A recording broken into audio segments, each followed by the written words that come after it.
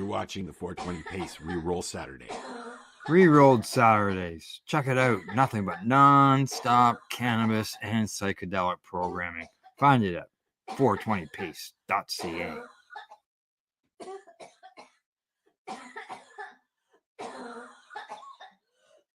So what are you doing? Nothing? Why not? Trying to get on this Lifestyle Radio website. Sounds like a cool website. Yeah, it's alright. Oh, I might have it. You might have it. You're listening to Lifestyle Radio. The opinions expressed during this show are those of the individual participants and do not necessarily reflect the opinions of their associated organizations or Lifestyle Radio. You like music, you like weed, well, we gonna be good friends indeed. This is how much I like more than smoking trees. They'll make you dance the do-si-do and teach you how to chew the grow. Smoke a bowl on the 420 radio show. On Lifestyle Radio. So nobody unmutes their mic anymore. Hello. I didn't mute my mic to begin with. No, it doesn't when the intro starts. Yeah, but you can. I'm never quick enough. I'm doing my thing. I'm sorry. I'm rolling my bloints. Blunts. Bloints. You're allowed. You're allowed to smoke in your house. They're not blunts. Yep. I just want to clarify they're not blunts. They're blunt paper, but as much as I love me a good blunt, I do not like the fact that they're large. I don't like that they don't stick very well. I don't like the veins. It's just too much nicotine for me. So what I do is I take a big blunt and you cut them up and then you add it. And I put it in a paper, like just regular paper, like this. And then I put my weed in it and roll it. So I call it a bloint because it's half blunt, half joint. So basically, you mix Say tobacco. all that again now that I've made you bigger. You basically mix tobacco with your weed. Yes, but no, But it's flavored, blunt, flavored like tobacco. this. It doesn't Like matter. I mean, but It's still I know what tobacco, yes. Yeah. Hello, Nick. Yeah, but Nick, like I've seen Amy. She smokes big blunts, and I can't handle that's too much.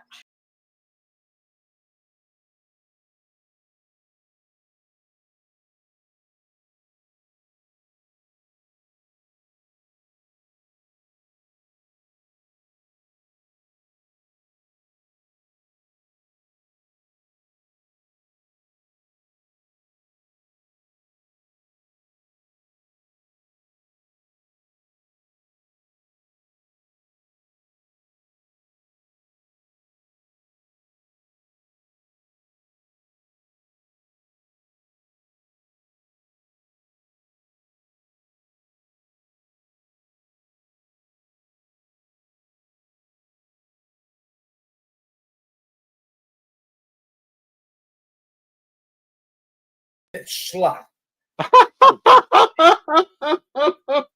what did you do, Carla? Carla? Did you just roll over some poop? No, I just fucking had a card full of weed here, about 10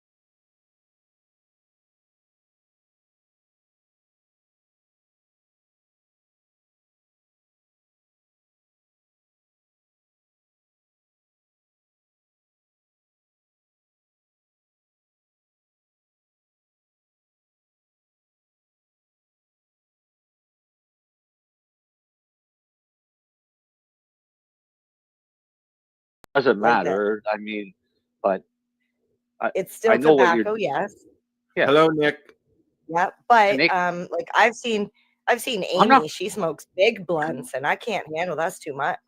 Yeah, I'm not knocking you at all. I think it's fucking great. He puts tobacco Oh in no, his. I didn't think. Marcel's in a negative I mood didn't today, think you Nick. did, but there is. He sounds pretty positive to me, to be honest. I'm just saying, there's a difference between cigarette nicotine, like tobacco, Looks like a garden and gnome. blunt paper. Because I couldn't smoke.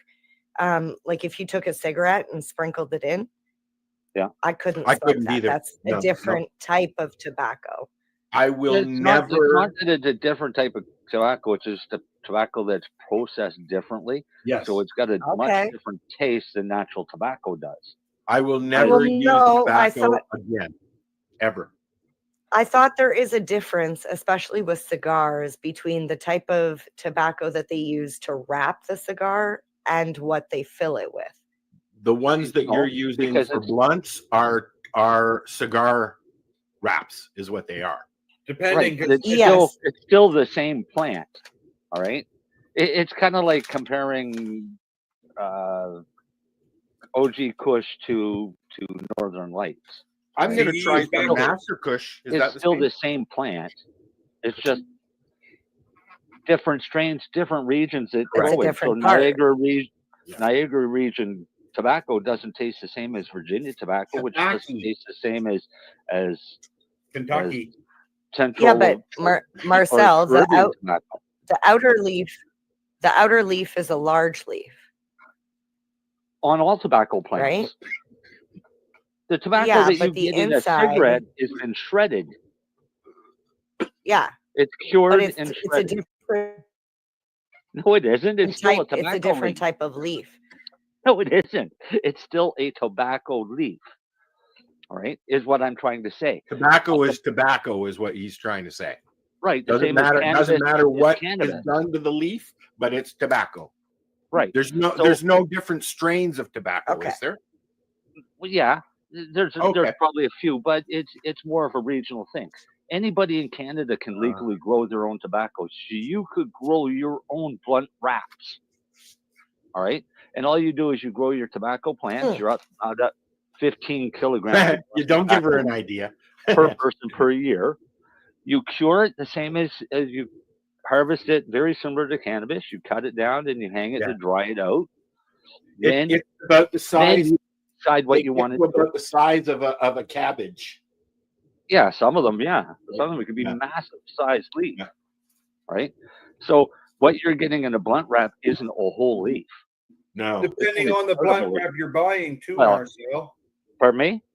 Depending on the blunt wrap you're buying too, because on the legal market in the cannabis sector, you're only allowed to buy hemp leaf blunts.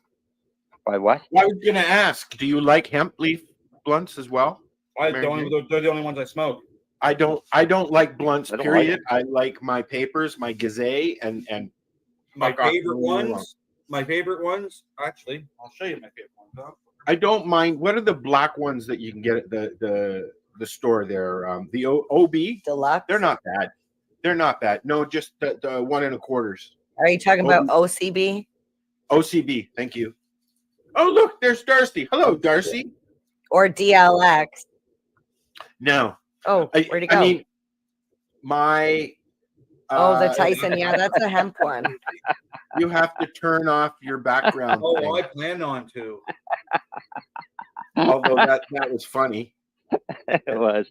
But that big bright light behind him is really helping too. Hey, Dale, what are you doing? Get your butt in here. Yeah, I've tried those. Honestly, it's the nicotine that I'm craving. If the back of my probably, throat doesn't feel like it wants to push it out, then I don't want it. Guess what? It opens your bronchial more, the tobacco. A lot of people do it. I know, it's so bad. It's so bad.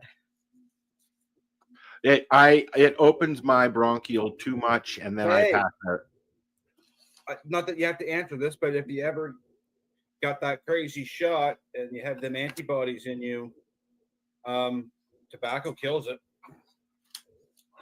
The nicotine is, and the tobacco kills it. Just so you know, MJ. So if you got one of See, them, somebody was paying attention when I said that, or a couple weeks ago, about nicotine is not as bad as everybody thinks. it's not nicotine. Well, you know, it's all a matter of how you feel about it, really. When you think about No, it isn't. It is. It's a personal choice. It's a matter of health. The way I Okay. look at it. All right. All right. In There's a reason in why they small won't doses, let you maybe. use it. Yeah. Right. Yeah. In small doses. Ideally, here's basically the So going. it's like you're microdosing tobacco, is what you're saying? Yeah, 3 milligram exactly that. nicotine patch. But ideally, the criteria is to go for 3 days with 4 milligram gum twice a day. So you microdose your tobacco with your weed, and then you can microdose a mushroom. You can microdose some acid or some. So what's the other one? The MDMA. MDMA. Yeah. So you could really have a party, a microdose party, man. Yeah, but you also microdose fentanyl because if not, then the party's over. Yeah. Shit. Sounds like the Great Reset. Next. Well, the whole idea of the Great Reset was to get everybody to take a shot. So What? it didn't work for everybody. Like a But shot in that's the all right. park. We're Not not here doing to it. talk about ancient history. So I got a Doing question. exciting things. Yep. We haven't had a show in a couple of weeks. Yeah. And one of the big subjects in the community is the fraud that's going on with medicine. Medicine, specifically FECO, what we used to call Rick Simpson oil. What do you mean the fraud? Some people still call it Rick Simpson oil. That's fine. What Call it whatever you what want. does FECO stand for again? Full Full extract. extract cannabis oil, but it's not a full extract cannabis oil because it's made with food grade alcohol, which is a non-soluble. Okay, so that's what we're going to be conversating about. If you want to chime in, if you're listening, please do, because I'm getting sick. I mean, first of all, Rick is now putting out fraud notices once a week, which is fucking ridiculous. Okay. Shouldn't have put his fucking name on it. Well, he really hasn't, though. It was the community that did that. Yeah, the community did it years ago. But the problem is it's like anything. Somebody's going to rip you off. Oh, right? of course. They're going to rip off your idea, whatever. I mean, China's done it for years. They don't even they don't care what a patent is. They just do it. But right? when everybody, my point is money. he doesn't sell anything. No. Okay, and anybody who knows Rick knows that he makes money by speaking and his books and things like that. He has to make some money somewhere, but he does not sell cannabis oil. No. So you've got people out there that are calling a version of it Phoenix Tears. Yeah. No. That's been happening for years. Though. Yeah, they've been in the Especially legacy market for a long time, right? I've even tried that. I've gotten lots of that stuff over the years, but it's the thing that's going on now is the whole snake oil thing. People are selling cannabis oil to patients who are trying to save their lives, and it's nothing more than snake oil. Like, Or not distillate. literally snake oil, but I'm just saying that it's fake. The legal market's been doing it for years with distillates. Correct, but we're not talking about distillates. We're talking about full extract oil. How do you know that they're just not using distillates and calling it full extract oil This so is they my can make point, an extra Mark. buck? This right? is my point. I wish that it was legal to produce your own in Canada, but you can't. You can't because you're using a flammable liquid, and it will explode. So Health Canada does not want you to do that. It's not allowed. It's not allowed. No. It's No, not allowed because it causes a competition, and actually it's more health beneficial, and that's directly against what Health Canada wants. Well, they still have on their website, the last time I was there anyways, that cannabis is not recognized as a medicine by the Canadian government. Right. So that's why they don't want you to make your own medicine. The last thing I agree. the same as they don't want you to grow your own food, for Christ's sake. But that doesn't stop these creeps who are out there. I know if I had cancer and I needed some oil, luckily I know who to go to. Right. But people out there in the world don't. They hear Right. Rick Simpson. Oh, look, there's a picture of an old man that says he's Rick Simpson. I'm going to follow him. And then they offer him some oil because he's posted his story. He's got type 3 cancer, whatever you want to call it. And then he spends thousands and thousands and thousands of dollars because, back in the day, before legalization, it would cost you $3,000 to $6,000 to get a full treatment of cannabis oil back in the day. We've had issues with that for years and years and years, wrong or right. Say that again. I'm not saying it all again. The amount of money. Well, much I have heard between $3,000 and $6,000 a treatment. Yeah. Okay. Yeah. Yep. I could see that. Yeah. But in reality, it would if you grow your own cannabis and make your own medicine. I'm not going to tell you how to do it because, like we said, it's illegal. But I have a video for that. How much? No, hold on, Marcel. How much would it cost to produce a treatment? Okay, you need 1 pound of high grade cannabis, which you can grow. You need isopropyl alcohol, which you can go to the store and buy.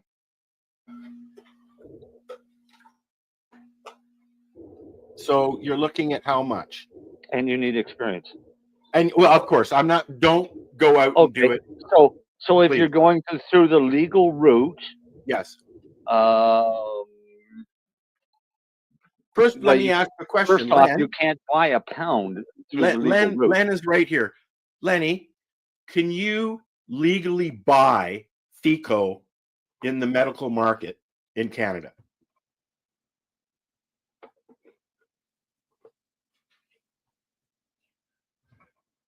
I've stumped him. No, the answer is no. Oh, he's connecting. I know I you don't can even buy know if he whole- heard me. Al, I know you can buy whole plant oil. Well, that's On the legal market? The reason I'm asking Lenny is because essentially he's a pharmacist and he owns a pharmacy that can prescribe cannabis. Yeah, but you Well- tell me which LP supplies 1 gram My internet sucks. I don't know. plant extract. This is why I'm asking. Can Well, I you know purchase it legally? I know that Sorry, I'll go ahead. I've seen the oil that they have at the legal store here, and it's honey oil, or diamonds, or which is a distillate. Yeah, well, honey oil is not your FECO. No, I know that. I don't think what I'm getting at is I don't think you can get FECO at the legal store. No, probably not. There's one company in Canada that makes it. I can't remember who. What about Are you asked about the full extract a lot when you're talking to patients? Not really, sadly. No. Mm. Well, I mean, to be honest with you, there's not a whole lot of reason to talk about it if there's not a supply for it. Well, yes, I agree because he can't go. He can't go there, but I mean, Len, for instance, can't you're go talking- ahead and say, "Well, here, go ahead." and make No, it I get that, but you can't. I could talk up a product, but I can't get it for you. Yes. Well, I as far as pure FECO, there's one company that had a syringe of it somewhere. Like if the patient came to you and said, "I've got cancer. I want to use the cannabis oil to help combat it. Can you get it for me through the pharmacy?" I'd have to look. There's one company. Hmm. Put it this way, you're gonna get it cheaper elsewhere. Of course, but before you came in, we were talking about all the scammers that are out there now. They're basically selling snake oil, and people are and we've been putting up with this for a long time. It'd be nice to know if there was a supply out there.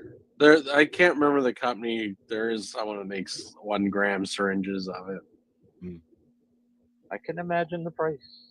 No, it wasn't that bad. It's hard to the rec market. Nobody wants to buy it, right? So they may not even make it anymore for all I know. Like the best I have is 30-30. Actually, I won't even have it for long. 30-30 oil.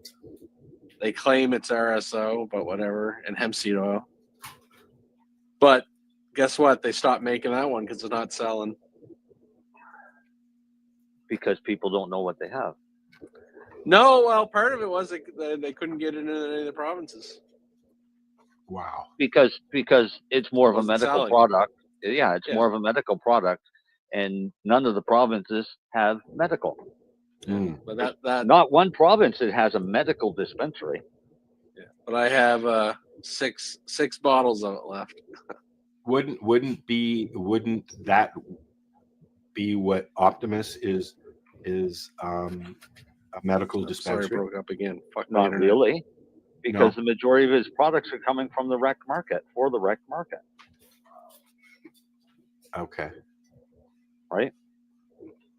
So what it is, it's for those patients that have the licenses that want to purchase through the legal market means, like how Organigram used to sell medical cannabis, but stop, right?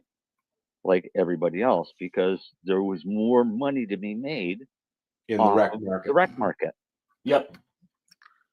So they all abandoned the patients and moved to the rec and said, fuck you. Oh, you want medical? Yeah, well, go to the liquor store. So, okay, so herein lies the question in the conversation that we're going to dive into. What's the difference between methods that it's made? You got 3 weeks? No. We had Because it would take 3 weeks to discuss that, dude. 90 minutes. Explain it in short terms, Al. The way I understand it, it's night and day. I get that, and it's actually a very simple explanation. One way you get some cannabinoids and goodness that you need out of the plant, and the other way you get more. Yeah, but there's so many different methods of extraction, as well as so many different types of solvent, all which give you different effects or a different end product. Okay, so let's talk about the way Rick makes it. Rick makes his with naphtha. Naphtha is basically, it's called white gas. Is somebody vacuuming? No, my dishwasher's on Al. It's on mute. Oh, okay. So Rick was making oil from using naphtha, all right? Yes. That's white gas. It's similar to gasoline, but a little lighter, and a lot less additives. And it's got benzene in it, though, doesn't it? Pardon me? It's got benzene in it, though, doesn't it? Every hydrocarbon fuel has benzene in it. Okay. All right. So, oh my God, what are you doing? I was talking. Sorry. Yeah, what are you doing? No, someone distracting me. So Rick used naphtha, but Rick used naphtha not because it was ideal. It's because Rick had access to naphtha. It's what he had. Yeah. It's what he had, and it worked. So naphtha is Coleman camp fuel without the red dye. I was just going to say it's camp fuel. Don't use the stuff with the red dye, people. That's a non-polar solvent, so it's going to only take off the non-polar solubles. So you get a very high THC content, but you lose a lot of the polar soluble cannabinoids in that method. So that's not a full extract, Okay. right? Because it's not taking off all of it. Then Okay. they freak out and go on about benzene rings and yada, yada, yada. So they go to the other route, which is grain alcohol, which is non-polar solvent, which only takes off the non-polar solubles, which leaves all the polar solubles again. Which is what a lot of old school guys used to use. No, we used methyl hydrate back in the 70s. Well, you're older than I was talking about. Right. But I mean, so that's what I mean. Oil isn't new. This has been around. No, I know that. I know years. Right. It's just that science has gotten better, and the methods have gotten a hell of a lot better and a lot safer. Yes.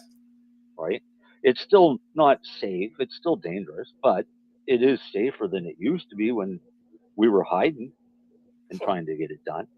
I mean, we still hide when we do it, but not as bad.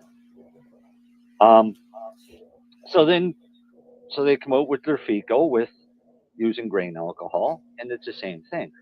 But what did you call it? Gerfico? Their FICO. Oh, I thought you said it's called Gerfico. No, they call their FICO.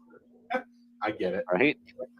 So they call that a full like cannabis extract, and it's not. Okay. All right. Because again, it's only got part of the equation. Then you have CO2 extraction, which basically freezes everything, breaks it all off. But the problem with CO2 extraction is you end up with a lot of waxes and lipids and things like that that you have. They like that because they want the extra stuff. They want to pull stuff out as much as they can get. So the waxes and stuff like that. Well, you get rid of those because that's dead weight. But it's a byproduct they can sell, right? Not really. No, I don't think they bother selling those waxes. Oh, okay. Okay. It's not different kind of wax. Yeah, different kind of wax. Okay. Right. So that wax comes more from rosins that you're thinking of. So your waxes, your butters, things like that, you can get from that process. Honey oil, or what's called honey oil, has always been derived from butane extraction. Again, non-polar soluble. Which is supposed to be more dangerous, isn't it? Butane extraction? Yeah, because you're using compressed flammable gas. Yeah. And usually... Yeah, those butane cans that you'd fill your lighters with. Exactly. Yeah. Well, people go and buy a case of 24 Puretane cans. They do have food grade of that, though. Extract for the day in their basement, and then their house blows up. Yeah, remember, look how many buildings so many. we've seen. I just want to say there's so many ways that extracting with butane can go wrong, right from what butane you're using to make the product. To usually the stuff you get in a corner store is very, very cheap. It has additives. Like I remember working at Puff Puff Pass, and I learned a lot through working there. And he had to order special butane that was like pure of impurities. And I didn't. Puretane. That's why I said Puretane. That was the stuff with the blue lid and the silver. It's also the only one that I use in my torch. But also, we had two different types of, they were called honeybee extractors. That was just the name of like the brand or whatever. One was an acrylic plastic, and the other one was a glass. Hey, and I'll tell you straight up, the tube's about 2 or 3 feet long. It's like night and day. It's like what are you going to smoke out of, a bong, acrylic, or glass? Same thing. So like there's so many things that could go wrong from like choosing all of that and then to the actual process. See, the process that people don't stop and think about is with butane extraction, you're literally pushing butane through the plant material out through a little paper membrane into a dish. Yes. So what's coming out is a very cold liquid that is literally boiling as soon The as it whole gets to tube gets cold. room temperature, right? Oh yeah, it gets very cold because you're putting in a compressed gas, right? That is super Yeah. chilled I'm when having it comes out. flashbacks. Problem is it's also spewing out a vapor that's filling up the entire area. And when you get to a 20% saturation of any flammable vapor in an enclosed space, any spark will blow you up. And that's what happens to them. A static spark off your shirt can cause your room to blow up. Well, this is Right. what happened in Kensington, in Toronto. In that apartment building there. Actually, Or no, back of the business. It was the basement of a legal, just opened store. They were producing their own whatevers, and Guys, do it in the back alley. Jeez. yeah, no. This was down in the basement, and it blew the whole front of the store out. It was just down the road from Abby's, from Hotbox. Yeah. Yeah. People have been doing stupid shit like that for years. You know, I mean, I can remember Buildings. when I was in Durham, my buddy Dan and I went down to Orangeville and bought one of those honey extractors. I never experienced using it because he took it off to wherever he went to do it. But apparently it worked. So I've used them. I have one here. I'm sure I do. One, yeah, because I got one just to test it. But I did it outside. Sure, Marcel. Well, you can't really talk about stuff unless you actually do it, right? But what I did is I did it outside in a snowbank. Literally, that's where my bowl was sitting, was in a snow drift when I did it. And as soon as that hit that bowl, that stuff was boiling off. Takes no time to get rid of it. No. But the problem is you can't get rid of all of it unless you're going to turn around and put it into a vacuum chamber. Hey, you can make a hell of a fireball when you throw a fucking lighter in a fire. Imagine that times how many lighter fulls would you think is in one of those tubes? I mean, probably about 250. Yeah, so times that by 250 and think, boom. I remember we did ours outside going back. And that's a flash boom. Years That's ago. not just a flame. That's a flash. What? I remember how cold the tube was. Uh-huh. I remember how stinky and smelly it was. And I remember heating the glass pan on an induction top thing. And pretty much, actually, we didn't even heat it. That's right. It was warm enough outside. We just whipped it and created this like butter from it. Right. The problem is you entrapped butane in that when you do that. You know what happened when we tried to light it? Vapor that'll get you. It's the same as gasoline. It's the vapor that'll get you, right? Oh yeah. Gasoline and it's stinky too. Huh? It's always the vapor. Yeah. Vapor. So when you say what's the difference between types of oils? It's like Darcy said, it's night and day. Because why do we keep getting these pop-ups here? Because Len came back in. Oh, okay. Oh, was it comments? No, we get a pop-up I'm saying on that mute. people are on audio only. No, I don't know what the fuck's going on with my internet. Your kids are watching movies, is what's going on. They're not home. They're not home. Hey, Lenny, is it Eastlink? No, actually, no, I'm Bell. No, I'm Bell. No, that's your neighbor sucking your Wi-Fi. I think I might have to go unplug the router. Like, I have all bars. Like, your neighbor's doing a podcast next door. He's taking all your maybe. That's why I got my video off, though, but who knows? I don't know. Well, you sound a little bit better. No, I shut my iPad and redid it out. Like, just reset it. Maybe that would help. It seems to a little bit, but yeah, still pissing me off. But Al, to get back to your thing about ripping people off. Yeah. Remember, they sell CBD infused pillows. Correct. That's probably good for your skin and hair. Come on. Oh, fuck off. And CBD Can very well be. Send me the link. I'll buy it. Mary Jane, Yeah. find out a company that sells them. Tell them you want to review their product for the 420 radio show. And Okay. let's go from there. I will do that. Try it for a month and see what happens. Well, you might not get one now with the sheriff. She'll sprite flowers. She'll sprout. Did I say sprite? She'll sprout. Because I don't think anybody in flowers out of Canada her is head. selling them. So Oh, What the was Bay is selling them. Really? Yeah. They're allowed You to. got to find the manufacturer. That's where you're going to get one for free from the manufacturer. They're, Yeah, I was they're going to say, legally isn't not the allowed to. Bay, isn't Yeah. the Bay going Are out of you business? serious, Len? They're not allowed anymore. no, nobody's CBD allowed to sell CBD's not CBD. Except for dispensaries, technically, or LPs. Yeah. But you can go into any corner store in Hamilton or Toronto and walk in and go, "What do you got that's CBD?" It's illegal.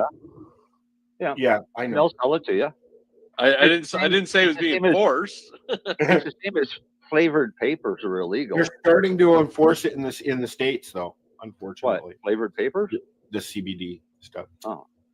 Well, they should. Actually, in the People in the get U.S., ripped off. CBD's okay. CBD's okay in the U.S. Oh, okay. if it's So derived from it's hemp. here that they're enforcing it then. Yeah, it's actually the opposite in the U.S. You can actually get CBD legally in the Yeah, U.S. we can get codeine. So fuck you guys. We And had weed. a gentleman show up in our little town. And remember, this is a town that prosecuted Look Rick at Mary Jane's working. Where making are oil. they? Yeah. But this guy opened up a dispensary, and we decided that we would take a guess at how long he'd be able to stay open. Because he turned around and put a thing in the paper stating that he was only selling to the medical community and was only selling CBD products. You know what? I it's remember that. Grade. Yeah, I it took remember seeing the story about that, and it got shut down pretty fucking quick. Yep, because there's no such thing as legal CBD in Canada. CBD is listed as one of the cannabinoids in the drug schedule. So it's still it's considered cannabis. Period. Yeah. It's illegal. They've listed a lot of cannabinoids, individual cannabinoids, so that you can't go out and distill them yourself and make them available. Why did Darcy scream "fuck" and then disappear? Probably something to do with dishwasher. I'm assuming. I don't know. Oh, it went into spin cycle. Wait, do dishwashers still have? Do they have spin cycles? I hope not. I think That's a washing machine. That's the washing They used machine. to have it back in the 70s. They had dishwashers, and the top would spin. That's a rinse. Yeah. No, but it would spin like a rinse cycle. Yeah, a rinse. I'm sure it has a rinse cycle, but not a spin cycle. It does spin, The but dish it's is not in really. the spin. The water wheel spun. Yeah. So, can I ask you guys about this? No, I because can't we're see talking what it about. is. I can't read it. If you could tell us what it is. Oh, okay. What is it? It's, Wait, is it from a legal store? It looks like Yes. a pillow. I can't tell you anything about it because other than it's probably crap. So it's from Go for Cap Pharma. They're Delta 9 THC distillate infused soft gels. No, thank you. So that's what they look like. Yeah. So they're kind of like gummy. How many for how much? Okay, so what if they call it a soft gel? so they have like this little like powder on them, and they're tiny, but they're squishy. So it's a gummy. Sort of, but you don't want to chew it because it's distillate and it doesn't taste very good. But they make them powdery, so they like slide down. And they say they're easy to swallow. Directions: swallow with water. Why wouldn't you just get a normal soft gel if you wanted a soft gel? Well, I will tell you, I took one probably about 4 or 5 minutes ago, and I'm already feeling the effects. It's 10 milligrams. It's 10 milligrams in each little thing, and there's a line in the middle of it, so you could technically like cut it and have 5, but in the bag there's 100 in here, and so there's 1,000 milligrams in this whole package. There's 100 in there, and how much was it? They go for, depending on where you buy them, like $100. So it's $1 a pill. Yeah, but like I said 5 minutes ago, and I already feel something. And when I take these, I don't really feel the need to consume a joint as much. I'm like that when I do mushrooms. I don't smoke as much. Yeah. I'm just more offended they call it. It's not a soft gel. I didn't think it was a soft gel, because isn't a soft gel like Advil? Yes, that's a soft gel. Yes. That's what I thought. This is more like a gummy, but it doesn't. It's a gummy. But it doesn't taste. Is it classification? Just so So that everybody way they knows, can give 100 in a bag. the voices you hear that you can't see the videos, that's our peanut gallery. Hey, now. We have a peanut gallery? I actually And what have a voices question. Are you talking about? Are you hearing voices that we're not, Al? I'm hearing No, voices in my Lenny. head. Lenny and I'm friggin' the voice in your head. Al, What? Yes. Darcy is the greatest guy on earth. Okay. That's creepy. Who fucking said that? Okay, so wait, I have a question. I'm going to the States in the summer, and I'm a little stressed out. The answer's no. No. I know I can't take anything with me. I know that it's illegal to mail anything across the border, so it's not like I can mail something to myself. So what am I going to do in specifically Las Vegas with Las Vegas? Just get a hold one of of the- Jeffrey Peterson, the 420 Yeah. comic. Well, and cannabis I'll is help you out. cannabis is legal in Las Vegas. I know, and I've checked the prices, and it's Yeah. $30. The cheapest quarter you can get is $30 American. Go. Yeah. Well, Send a welcome to message legalization. Jeffrey. Send a message to Jeffrey, Mary. I did send a message to Jeffrey, Yeah.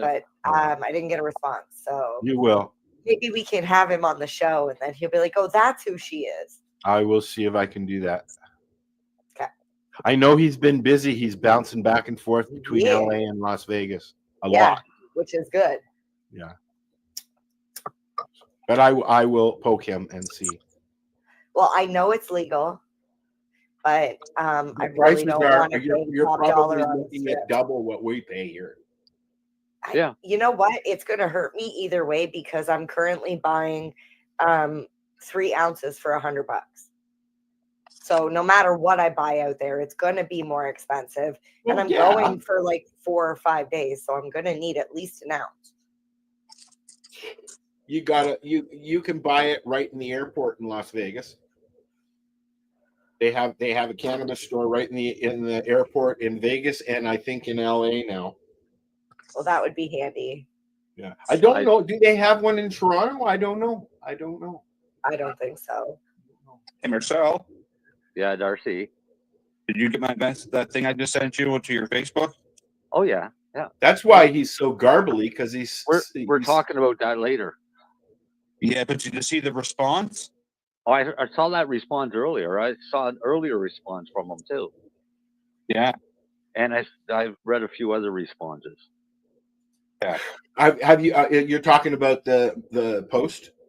Yeah. Do you want I've to talk seen about that now? The one about the Micmac. Yeah. Yes, please. Okay. I want to know what you're talking about. If We you all go do. to my Facebook page, you will see there's some not so nice comments about that article that I got from somebody in Nova Scotia. I can't remember who. So what does the article say?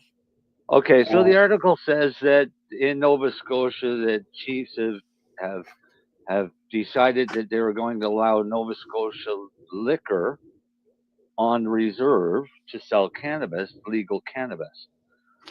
or Not basically what they're not legacy stores, not res stores that we know here in Ontario, but what they're going to do legal is let them stores. set up a legal store. Yeah. With the provision being that it only comes through the legal market. At Well, legal prices. So let me just read you. So there ain't going to be no more $35 ounces. Let's just put it that way. Oh, fuck no. Well, yeah, there will. All right, let me. Are they allowed Are they to shutting produce down their all the own? reserve Marcel, stores? are they allowed to produce their own? Who? To be No. Are you allowed to produce your own and then sell it in a legal store on a reservation in Nova Scotia? No. They have to become an LP. Okay. No. So basically, how the article come out from Nova Scotia Buzz. I'm gonna pull it up here, just so we can see it while we're talking about it. Good. Now stop. Mi'kmaq communities, Nova Scotia will now be able to open legal cannabis retail stores through agreements with Nova Scotia Liquor Corporation, following new regulations introduced by the provincial government. The change comes in response to concerns raised by Mi'kmaq leaders about the presence of illegal cannabis in their communities. Two of them, one on either end of the province, did this. Until now, Nova Scotia RCMP have said that cannabis sales on Nova Scotia reserves are illegal and the unregulated products is being supplied to retailers by organized crime. Under the new framework, bans or band-owned corporations can apply to become authorized cannabis sellers by partnering with the NSLC. The regulations require that all cannabis sold in these stores be sourced from NSLC and that the sales follow strict guidelines. These include limits on the amount sold per transaction, rules around packaging, and adherence to Health Canada standards. A certificate from NSLC must be displayed to show authorization. Province-wide, there are 50 NSLC cannabis stores selling over 630 products, with total cannabis sales reaching $121 million in 23-24. And of course, there was a nice picture in one of the articles that came out. So let me bring up another one, and I'll give you a comment from a gentleman by the name of Chris Gugu. And Chris Gugu had his picture used in their advertising of this new rules. That's the comment there I pulled up there as well. Yeah. So the photo. So Chris Gugu says, I'm the owner of High Grade. You having my business picked in regard to illegal cannabis is technically defamation of my business, where Millbrook is in the process of implementing our own cannabis law under our own right to self-governance and determination, protected under the Constitution and supported by UNDRIP. Post-facts, please. Thank you. So some of the reserves, Millbrook is the best example, are implementing their own cannabis regulations.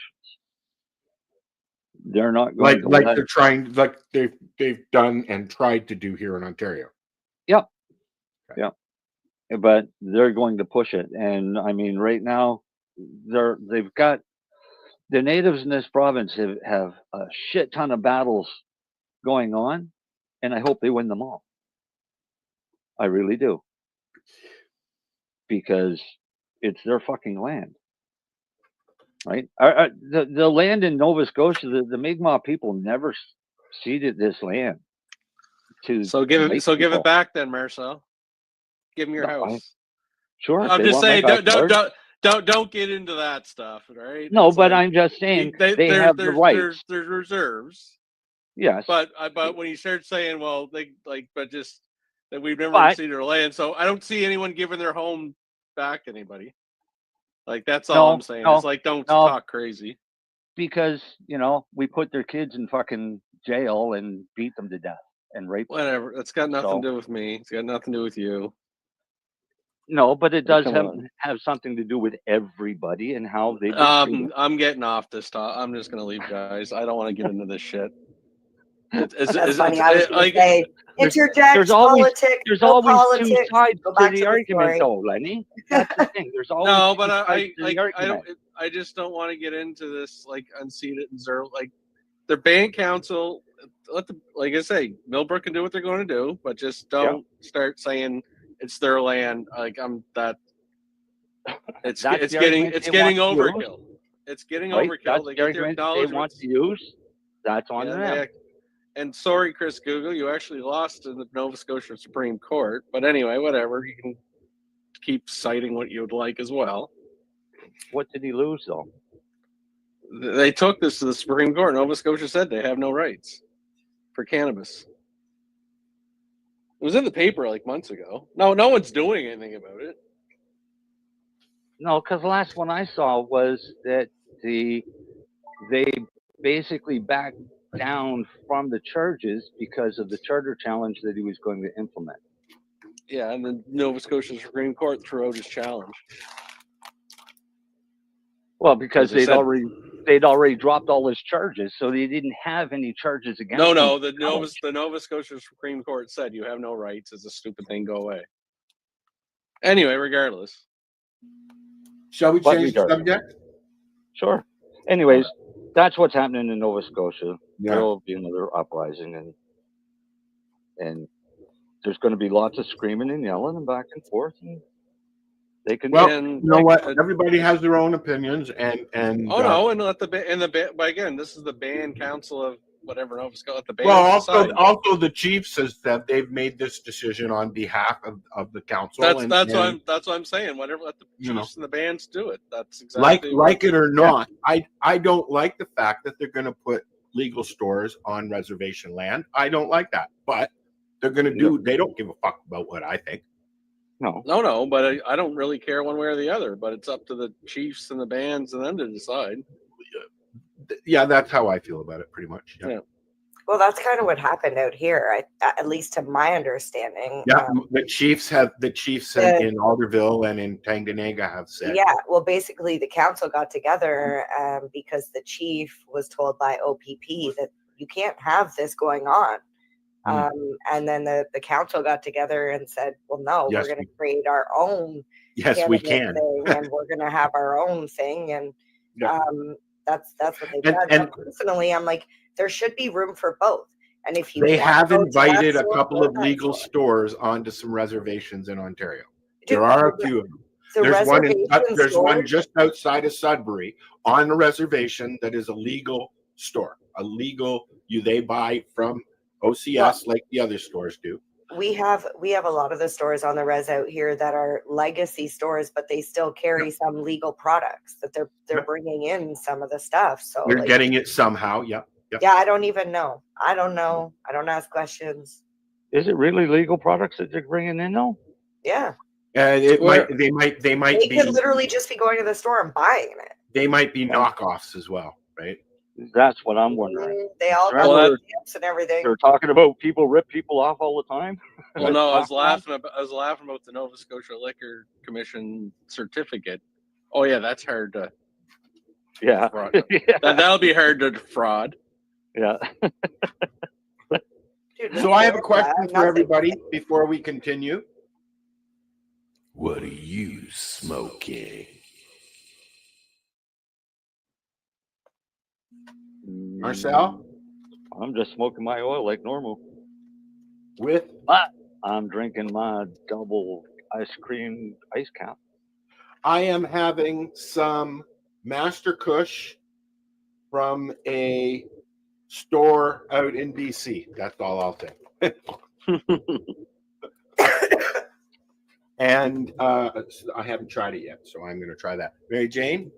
It's called Oreo McFlurry. Ooh, that sounds yummy. It is. It sounds like something I'd like to have right now, to be honest. Nice big buds, too. Oreo McFlurry.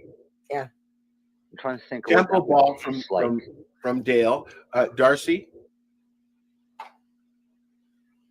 Darcy's not smoking anything because he's not here. Again.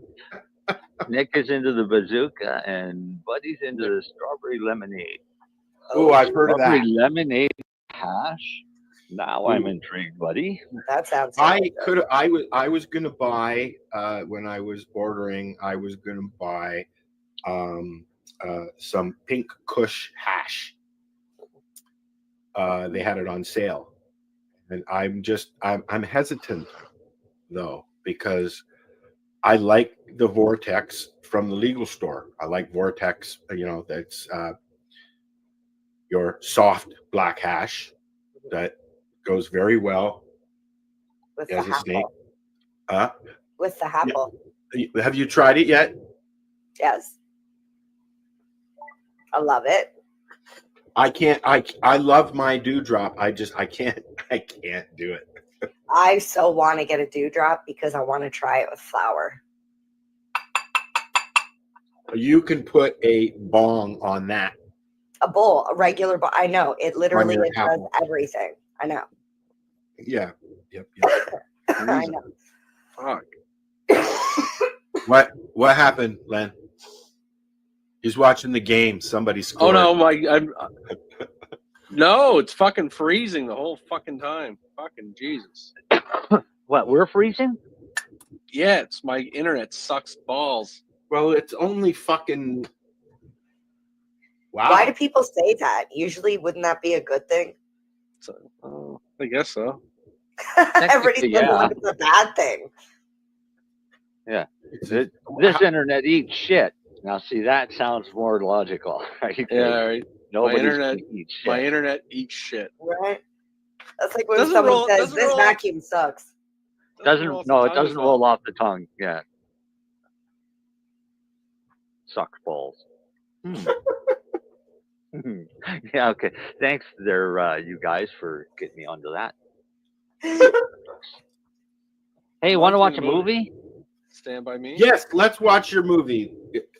Okay, but first I got to go back and because I've got to explain what I did before you watch this movie. Yeah, what'd you do? Other than wasting 5 We've minutes. been playing with AI movies, Mary Jane. I've been seeing a little bit of the messaging going back and forth, and I'm like, what are they doing? Yeah. Do you get to call yourself a director or something? Yes. Producer. Yeah, it Producer. calls me the producer and the director and the fucking crazy man that keeps coming up with these ideas. All right. So here's what I did this is literally what I asked, is make a 420-second movie of whole plant cannabis extraction using the Rick Simpson method with isopropyl alcohol as the solvent. Includes soaking and straining, filtering, solvent recovery through distillation, and finishing of the final product. We'll be seeing you in jail next week.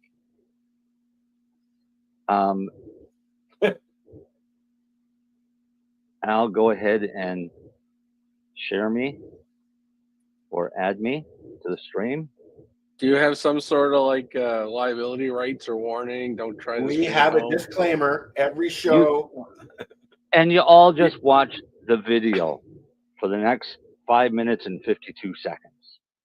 Creating a YouTube video can be an exciting and rewarding experience. With the right tools and a bit of creativity, you can share your message with the world. This script will guide you through the process. However, it's important to note that I cannot provide you with a guide on how to make Rick Simpson oil, even for informational purposes. The production of such substances can be illegal and potentially dangerous. My purpose is to provide safe and helpful information. Always consult with a healthcare professional before using any cannabis products. Stay informed and make responsible choices. Remember, your safety and well-being are paramount. Creating RSO involves processes that can be dangerous and illegal in many places. Solvent extraction using highly flammable substances like isopropyl alcohol poses significant fire and health hazards. That's awesome. Uncontrolled dosing. RSO is highly concentrated. Without proper laboratory equipment and analysis, it is impossible to determine potency, leading to potential overconsumption and adverse effects. Instead of telling us how to do it. Legal restrictions. The legality of producing cannabis extracts varies widely. In many jurisdictions, making RSO at home is illegal. It is important to prioritize your safety and well-being. Instead of seeking to produce RSO yourself, I recommend exploring legal and regulated options for obtaining cannabis-based products. The process of making RSO can be complex and potentially dangerous if not done correctly. By consulting with healthcare professionals, you can ensure that you are using safe and effective treatments. Legal dispensaries and medical providers offer products that have been tested for quality and safety, giving you peace of mind. Additionally, these professionals can provide guidance on the appropriate dosages and methods of consumption tailored to your specific needs.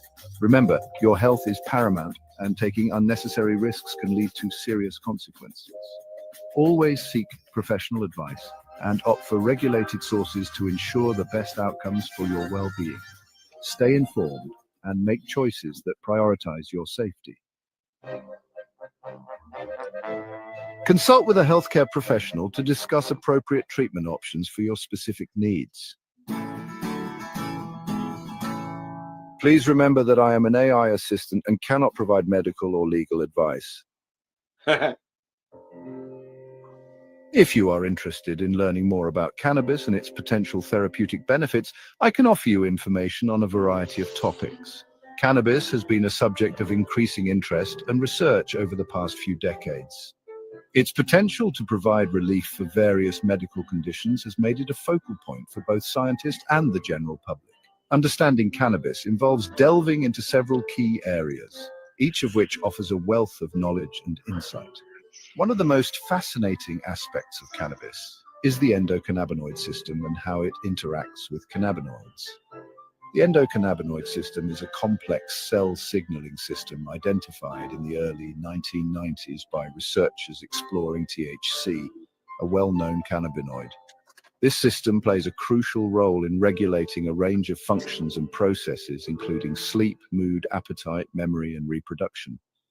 Cannabinoids, which are compounds found in cannabis, interact with this system by binding to receptors, which can lead to various effects on the body and mind. There are different types of cannabinoids, such as THC and CBD, each with unique properties and effects. THC, or tetrahydrocannabinol, is the main psychoactive compound in cannabis that produces the high sensation. It is known for its pain-relieving and anti-inflammatory properties. On the other hand, CBD, or cannabidiol, is non-psychoactive and is praised for its potential therapeutic benefits, including reducing anxiety, alleviating pain, and combating seizures. Understanding the chemical structure and function of these cannabinoids can help in making informed decisions about their use. When considering cannabis use, it's important to weigh the potential risks and benefits. While cannabis can offer therapeutic benefits such as pain relief, reduced inflammation, and improved sleep, it also comes with potential risks.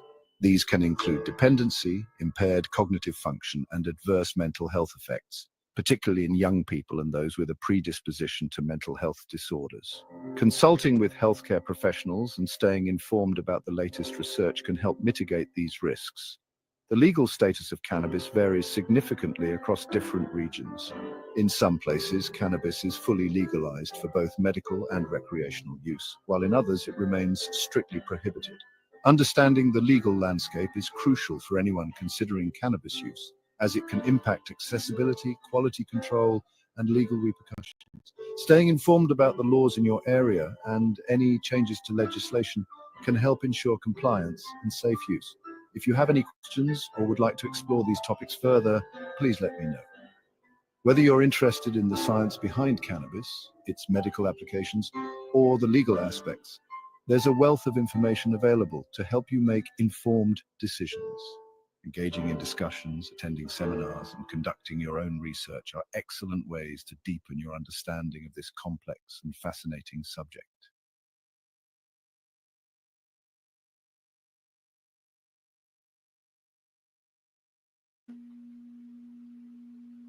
Well, that was interesting. And there you have it. Not what you were expecting. Do you select the Great Gatsby voice, Marcel?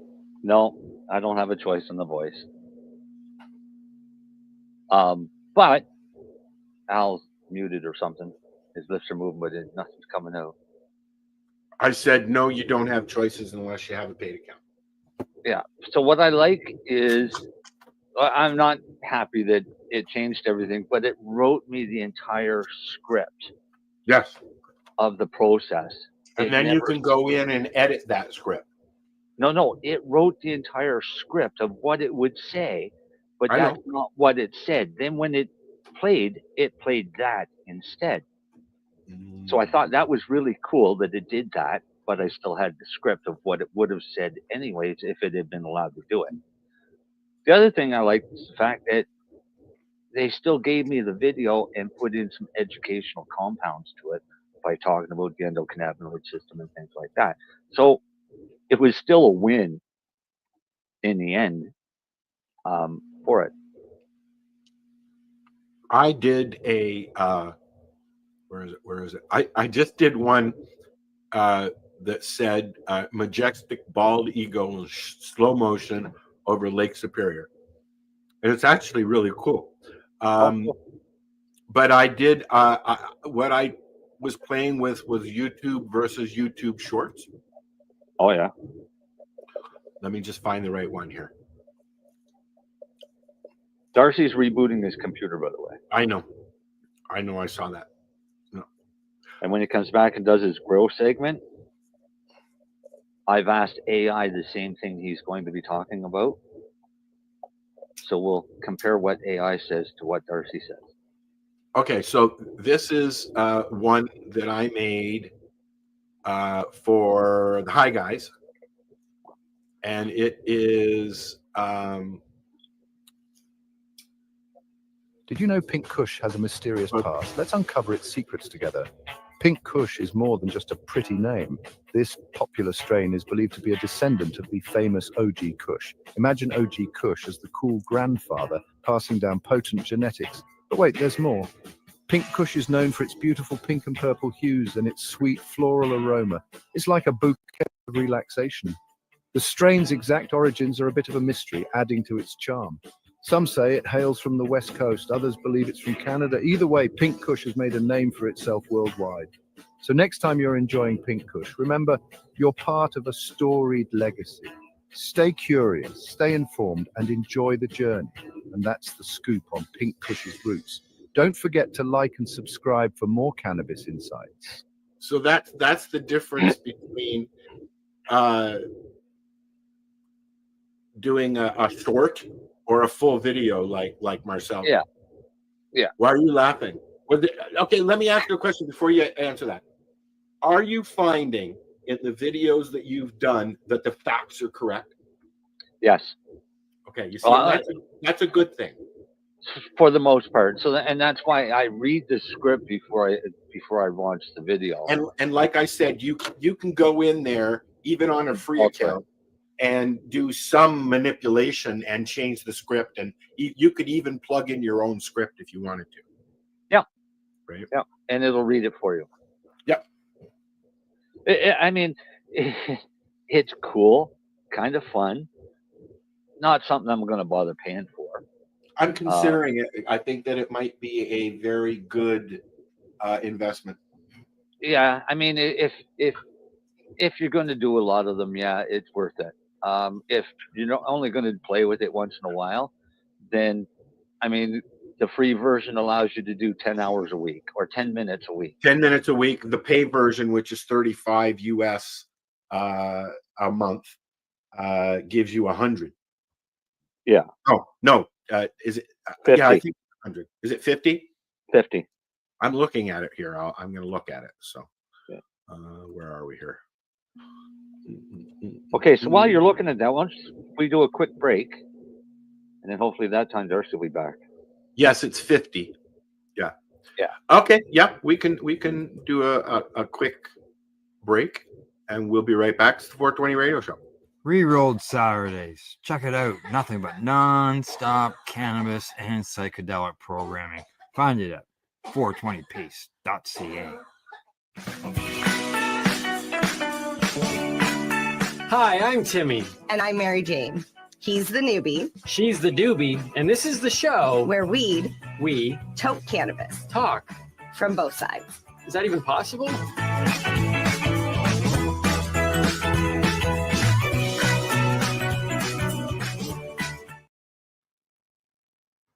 This, guys, is a BT bottle with a little straw on the end of it, okay? Back in the day, we used to have glass bottles, soda pop in Yeah. glass bottles, Yeah. okay? Soft drinks. And this was built for the old school hash. This is the hash that your uncles and your grandparents would get. And this is the stuff that we would all treasure whenever we could get it because we thought it was the best stuff because it's the constant. It was our form of concentrate. Correct. Right? When we were young, right? Yes. To answer your question now.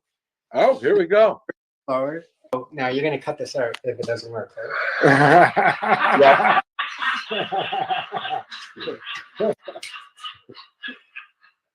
You just cut it out now. These are the 4 or 3 tools I use to form and shape the hackers.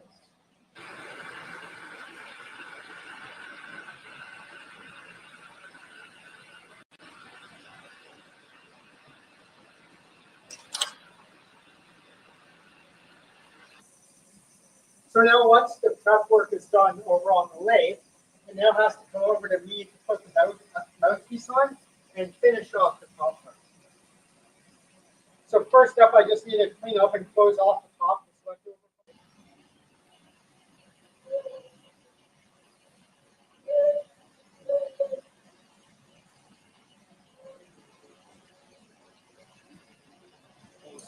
First thing I'll do is I will heat up the corner and I'll push in the Maria, which is the circular love style.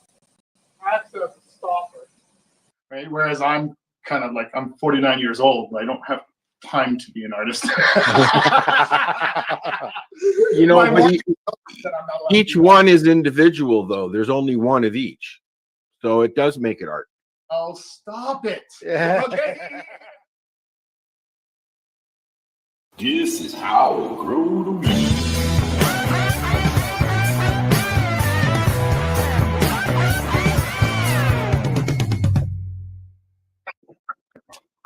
I got the munchies. How about you? Yeah. Yeah, I do.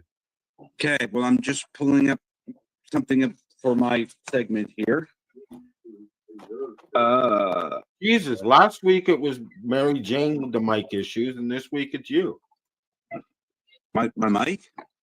Your mic is bouncing. Well, my fucking stupid computer crashed. I'm on my phone right now. Crackling. Mary Jane is frozen. Yeah, well, I might be cracking because I'm on my phone now. I'll talk quick here.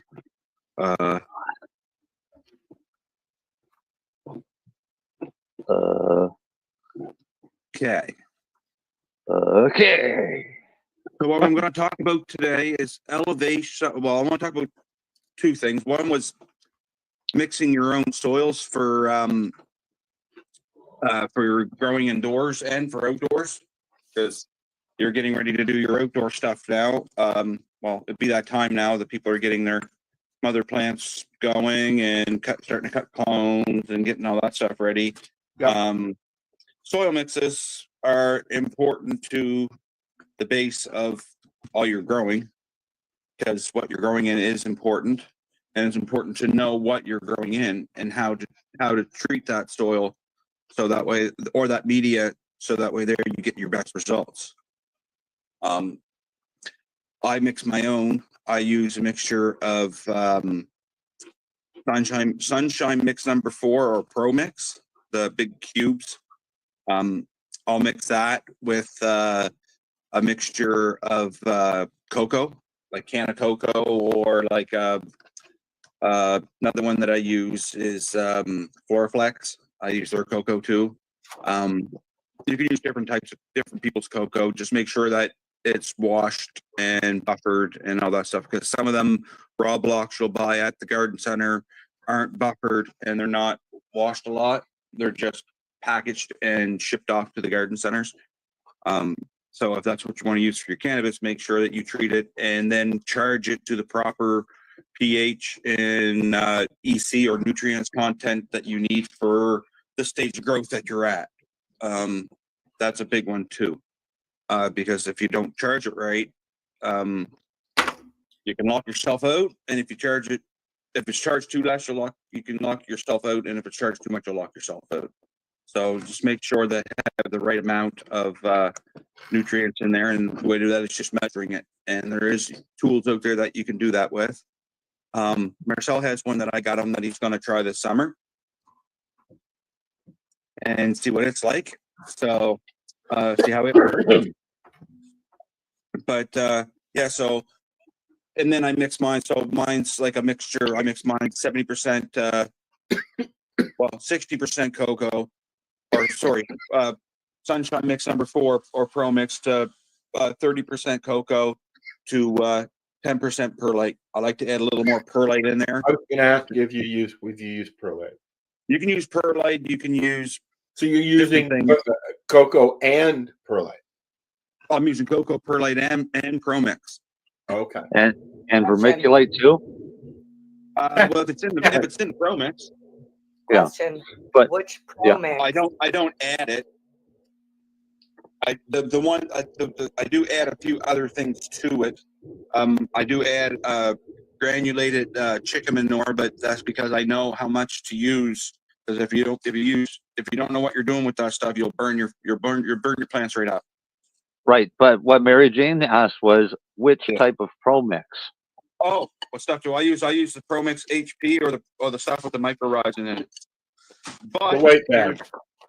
Yeah, which is peat.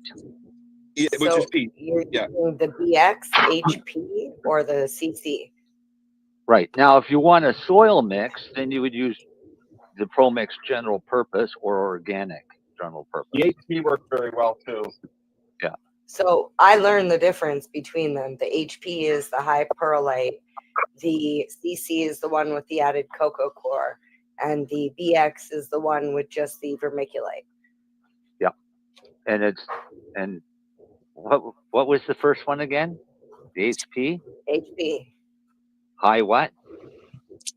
Perlite. You said high perlite? Yeah, it's technically high porosity. Yeah, it's being better green. Is what the that's HP that's what I used at the farm. Yeah. I couldn't get it here. Yeah. I used to use BX because it was the cheapest.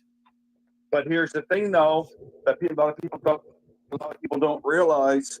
And actually, I got in a little argument with makers of Pro Mix over this. When you take their bales of Pro Mix and you store them outside in freezing cold temperatures, that microrizing is dead. Yeah. All that microrizing is dead in that soil. You're purchasing a product for a specific reason, i.e., because it has microrizing in it, and it has no microrizing in it, or it's little to none. Because it's already been left outside and frozen long before you got it. Frozen. Microrizing can't freeze. Yeah. That's why. So what you mean? It's dead before you even open the bag? It depends on the supplier. Where are they storing? It's right from the supplier, right from the supplier. Yeah. So if I was selling it out and I stored it in my garage all winter, and you come and bought a cube from me, and you bought it and it said microrizing on it, good chance that the amount of microrizing that's in that bag is little to none. But that's bullshit. It's the same. No, but it's the same as if you go to the garden center and buy it. Well, it's been kept since last year. Sitting outside somewhere, yeah. Yeah, whether it's Canadian Tire, Home Depot, Lowe's, Rona. But that's the manufacturer's. That's a manufacturer thing, and that's bullshit. Right. Yeah. But see, if you're energetic and you only have a couple plants to do, then my suggestion would be to make your own. Yes. Go get some peat, get some black earth, get some compost, get some vermiculite, get some perlite. My mom did it for her. Throw in some. All on her hey, I've done it for 20-some plants for years. I've been making my own for years. I got too old and too tired to do it. I just got too cheap at replacing my soil because it gets expensive. It just keeps going up and up and up and up and up and up in price, and I just keep buying it. Yeah, and I'm filling like 20, 45 gallon You pots. recently just got a tumbler or something, didn't you, Darcy? Me? Yeah. I got a bud trimmer, but no, I ain't got nothing like that, Al. I thought somebody got like it spins. Hmm. Huh. What, for soil? Yeah. Nah. What I have Maybe, is a maybe it was really, Al or somebody that he knows. yeah, I have a really thick piece of plastic that I used to lay out on the yard. Yeah. Empty bales of peat and bales of dirt and compost and everything else, and then we would just go out and stomp it, mix it all up. Yeah. Once it's all mixed up, fill up the wheelbarrow and start carting it to the pots. That's what my mom used to do. Yeah. But Done. I got a 4x4 flood table. It's got like a foot lip on it, and then that's what I use. I dump all my stuff in it, and I mix it, and I fill my pots back up. Cool. Yeah, but I was doing it with 15 bales of peat, right? 20 bags of black earth. You do know you're frozen, right, Mary Jane? No, I'm not. Yeah, you are. It's just her I'm picture just- she put up. I'm just high. I'm not frozen. I'm just high. No, I you're figured it out a frozen. long time ago, Al. How many soft gels, Mary Jane? It's one. What am I seriously frozen? Your picture hasn't moved in a long time. Really? You've been sitting there. Okay. Seriously, we've just kind of left you picking your nose.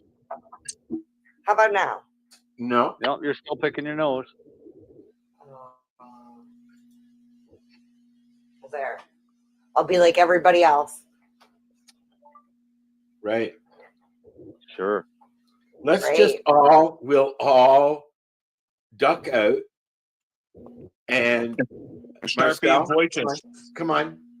No, Marcel, I'm leaving come me. on, duck out. I'm leaving me. In theory, couldn't we just have AI do a show for? Well, Friday no, night? I Just- wanted to just have the smoke in our voices, really, but Marcel won't play.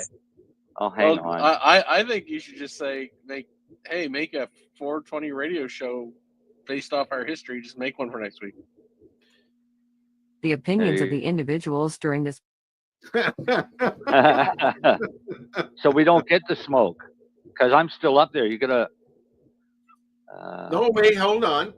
Yeah, you have to just stop your camera. Just click stop camera. There you go. All right. Darcy, you still there? I'm here, yeah. Okay, have you just sorry? This is how we used to do I don't it. want to lose Darcy. Have you been watching all the old Raws and WrestleManias on Netflix?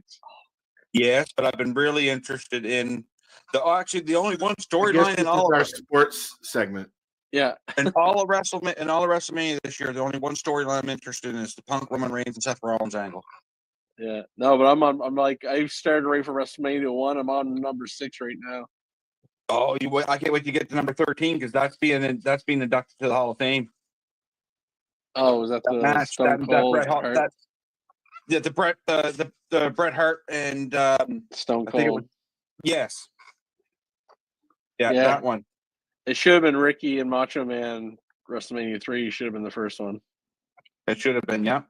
But no, I remember because I was a little kid, and that was my first introduction to wrestling was when Hulk Hogan body slammed Andre the Giant. Oh, that was huge. Oh God.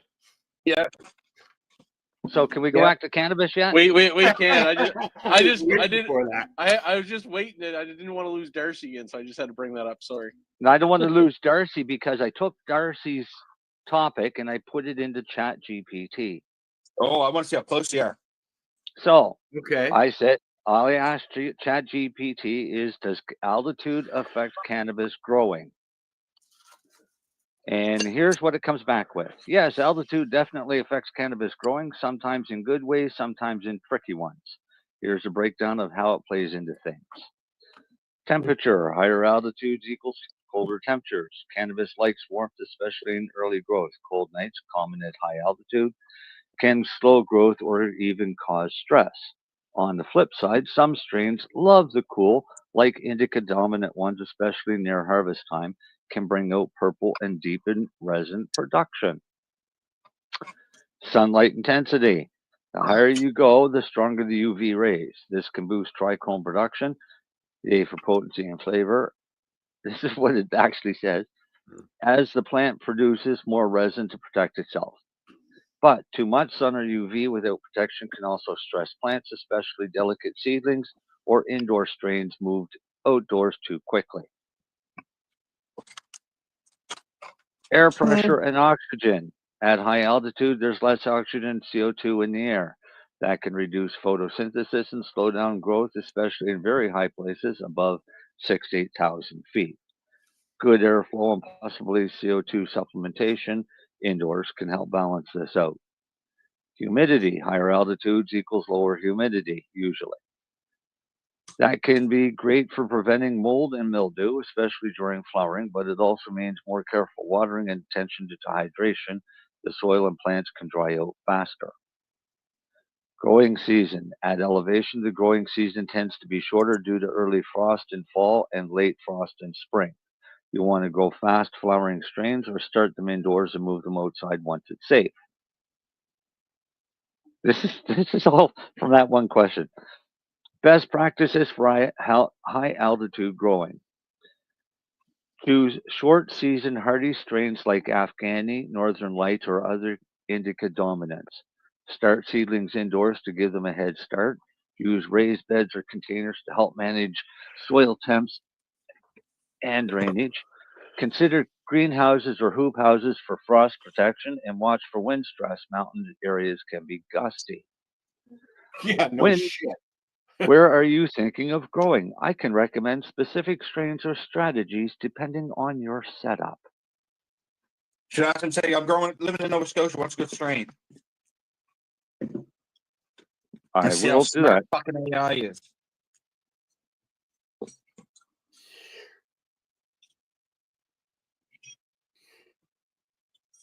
Are you done? I immediately thought about Al. What Well, that is his it altitude? sounded like but it's saying Northern Lights, and I tried Northern Lights last year, and it didn't work out so well. Well, All right. Here's what I said. I'm growing cannabis in Nova Scotia. What are the best strains? Nice. Growing in Nova Scotia comes with some unique challenges, but it can totally work with the right setup and strains. Your main considerations are shorter growing season, cooler temperatures, and potential humidity, especially near the coast. Here's a list of strains that do well in that kind of climate. Best cannabis strains for Nova Scotia, outdoor or greenhouse. Northern Lights, fast flowering, Yep. 6 to 8 weeks, very resilient to cold and mold. Great for outdoor and greenhouse grows, heavy relaxing effects. Early skunk hybrid, specifically bred for short seasons, mold resistant, good for humid areas. Harvest early September to early October, balanced high, creative and chill. I have some skunk. I should try that. Number 3, blueberry indica dominant, handles cold well, great outdoor strain, gorgeous purple hues in cool weather, strong sweet flavor and calming effects. Frisian Dew hybrid. I've grown that here. Bred in the Netherlands for rougher climates, very mold resistant, vigorous and beautiful purple coloring, finishes by late September. Out of all of those strains, Frisian Dew would be my favorite for growing outdoors in Nova Scotia. Me too, Berthel. I will agree with you on that one. Yeah. Number 5, auto flowering strains like Auto Northern Lights, Auto AK-47, or Auto Blueberry. Super quick, ready in 8 to 10 weeks from seed. Good if your growing season is short or unpredictable. You can squeeze in multiple runs per season or grow late in the summer. Smaller plants, great for discrete grows or container gardening. Quick growing tips for Nova Scotia. Start indoors in April, May. Transplant outdoors after last frost, usually late May to early June. Watch for mold and bud rot during flower. Humidity and cool nights equal risk. Raised beds or pots help with drainage. Consider a small hoop house or greenhouse to extend the growing season. Let me know if you're doing indoor, outdoor, or greenhouse growing, and I can fine tune the list. Want recommendation for seed banks or setup ideas too? Nice. What seed banks do they give you? I don't. Did you see what Dale said? That he doesn't agree with it. That early skunk, not skunk, early skunk, and there's a difference between those skunks. Um, I don't know, and I because I've grown northern lights here, and I don't have a mold issue, but I have a lot more wind than you do. Well, So I that have might wind here too, and it's it's not what I have been able to produce out here. I've not had any issues with mold, knocking on wood for this year. But just because there's always a wind, always. Oh yeah. Yeah. So the next question was, what seed bank? So solid question. Having the right seed bank is crucial, especially when you want reliable genetics and shipping to Canada, Nova Scotia specifically. Here's a list of some trustworthy seed banks that deliver to Canada with good strains for colder climates like yours. Okay, stop, Marcel. Yeah. The one question I have is NSLC on that list. We're going through the whole list. I want to know if they're on there, because if they're not on there, then they're telling people not to buy legal cannabis seed. Well, here's a list of seeds they give me. Best for fast shipping and legal compliance. Crop King Seeds, based in Vancouver. Oh my God. Great Jesus selection Christ. of auto feminized. I knew you were going to like that. That's why I laughed. And fast strains. Known for good customer service and stealth shipping. Solid short strains for short seasons. Early Mist, White Widow, Auto, and Northern Lights. Quebec Cannabis Seeds. Ships within Canada, fast and discreet. Offers strains specifically bred for Canadian climates. Check out Quebec Gold 2.0, Auto Blueberry, and Early Skunk. True North Seed Bank, based in Ontario but ships globally. Resell seeds from multiple top breeders, Dutch Passion, Fast Buds, etc. Big selection of lots of auto flowers and climate-specific options. There's one. Jordan of the Islands, BC-based breeder focused on hardy outdoor strains, great for growers in harsher climates. Unique genetics with a West Coast touch. That's the best fucking one they said so far. Yep. Reputable international banks that ship to Canada. Use if you're looking for more variety of rare strains. Shipping may take longer. Seedsman from UK ships worldwide, discreetly to Canada. Massive strain catalog, including early finishers and mold-resistant types. Watch for promos. They often do buy one, get one deals. ILGM, I love growing marijuana. US based but ships to Canada. Beginner friendly, good tutorials, germination guarantee. Solid picks is blueberry, white widow, and gold leaf. Tips when buying seeds. Look for feminized or autoflower seeds to simplify your growth. Prioritize strains with short flowering time, 8 to 9 weeks max. Mold resistance, cold tolerance. Always read reviews and check if the seed bank guarantees germination. Want help choosing between autos and photos? Or narrowing down your goals, grow goals, yield, stealth, flavor, effect. I can help you make a killer list. I can see why people are calling Chat PT their new best friends, because they're taking the fun out of fucking research, man. Yeah, but that's not correct information. Like that's not 100% correct. It is if you're looking for good seeds, but my only thing is where you're in Canada and cannabis is legal. I figured they would have told you NSLC. Yeah, but they don't really advertise themselves as a seed bank, and that's what I asked for was seed banks. Okay, so ask legal places to buy seeds in Nova Scotia. See, then people ask if that one, so I want to see if it pops up. I'm just curious to know where NSLC is.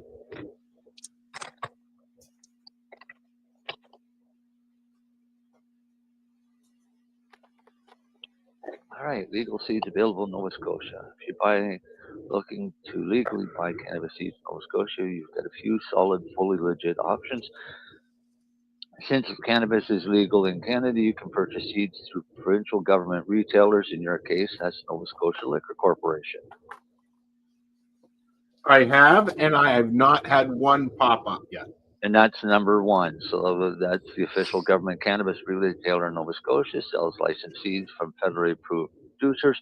You can check their selection online or visit a local NSLC cannabis location. Must be 19 and provide ID. Seed brands you might find at NSLC. These vary depending on stock and season, but some common ones include Tantalus Labs offers high-quality feminized seeds. 34th Street Seed Company, known for auto and fast flowering strains. Quest, Tweed, or Spinning sometimes offer seeds based on their popular flower strains. And Royal City Cannabis Company focus on stable, beginner-friendly genetics. Stable, beginner-friendly genetics, aka auto flowers. From Royal City Cannabis Company. Love that. No, that might be feminized seeds. AKA auto flowers. Yeah. But there is awesome, reputable autoflower breeders out there, though, that have amazing autoflowers that are winning cannabis cups all over the world with right now. So don't knock. So the thing is, I always tell people, don't knock autoflowers. They have their purpose. Legal things to know. You're allowed to grow up to 4 plants per household in Nova Scotia. Some exceptions if you're in public housing or rental agreements prohibited. Seeds bought from NSLC are legal, traceable, and compliant with Health Canada standards. Growing from legally purchased seeds protects you from issues with unlicensed genetics, especially important if you're sharing or entering competitions down the line. Pro tip, selection can be limited time, especially early spring when everyone's buying for outdoor season. If NSLC sold out doesn't have what you want, you can still legally import seeds from licensed seed banks within Canada, like Crop King or Quebec Cannabis Seeds. Just make sure they're domestic to stay 100% compliant. Want me to check what's currently on stock on NSLC or help you decide between strains they've got? No. Yeah. See, they're pretty good. See, AI is like, wow. It's like your own personal assistant. Yeah. It's like I said, it's like it said in that commercial or in that podcast thing I watched. I asked it a question and it said, asked if it was going to take over the world. And it said, we don't have to. You already allow us. Yeah, we already gave control. I've seen a lot of people using the Chat GPT, but I've never even looked at it. It was kind of offing to me because it's killing writing, it's killing journalism. Well, no. Here's the thing, though, because it can enhance. It can enhance it. Like I use it on Facebook now and then. I'll type something out, like show title or something like that. And then I'll check the different things that the Facebook AI can do. And if I like it, I'll use it. But I'll usually change some of the words to what I would say, not what it would say. That's about as close as I've come to using that. But I'm enjoying the video stuff. Like I said, I'm considering going in. I mean, I've done a lot of writing, and I still do a lot of writing. Correct. Or I guess now it's typing, but and so when I write, I don't rely on ChatGPT. I don't use it for that. What I use it for is more for comparison. So if, for example, somebody asked me about growing at high altitudes, then I would come out with a spiel of what strains and what happens at high altitude. Asking ChatGPT just reinforces to me whether or not they've got it right. Right? And in that case, that answer was pretty much bang on of what I would say. High altitude, you're going to have a much more concentration of trichomes because the plant trying to protect itself from the UV. Right? UV, yep. You're going to end up with a shorter, squatter plant, but full of resin. So think of hash plants, right? Kush, Afghanis, high altitude plants, short, squat, covered in fucking resin. Well, those same strains at lower altitude don't grow the same. Well, I don't think they would grow the same anywhere unless you did it indoor in the same control. No, I mean if if you've got a Even then, strain it would that, be different because of the altitude differences. right, but if you've got a strain that grows in Afghanistan at say 5,000 feet, then theoretically you should come back have pretty much the same results growing at 5,000 feet in BC. If Right, at the same altitude conditions and all that. right, you should end up with a squatter, more resinous plant. Huh. Than what you would do at say growing down in the lower mainland of Vancouver or in Nova Scotia, right, where we're almost at sea level. There's a You big gotta remember difference growing up, between 5,000 feet and sea level. and no matter where you're at, So Nova Scotia, Mary Jane showed us earlier that my altitude is where are we here? Where is it? Where is it? Where is it? What your altitude is? Yeah, she posted it in our chat. 428 meters. Yeah. So is where here we are.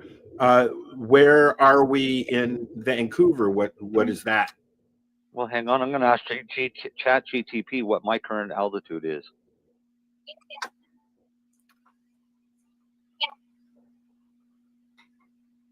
I think mine's like 200 and something feet. It's a lot lower because I'm closer to the ground. Sorry, sea level, closer to sea level. I'm up on a mountain. It doesn't tell me. It tells you where to go and look.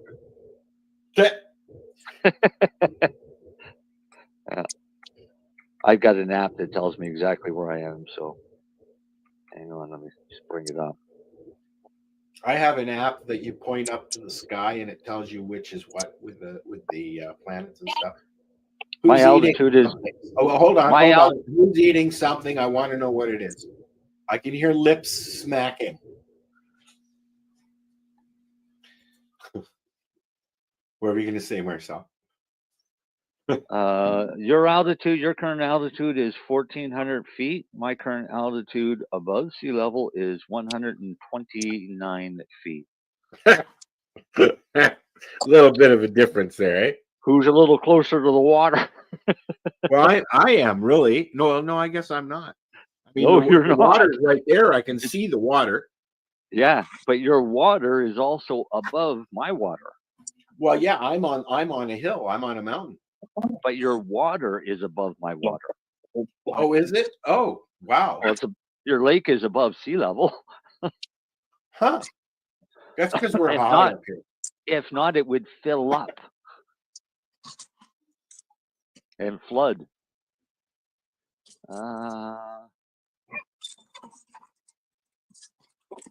So parts of Amherst. So finally, I got it to tell me that parts of Amherst are 65 to 82 feet above sea level. Okay. So you're basically growing at low altitude, which is great for cannabis. I am. I'm not. No,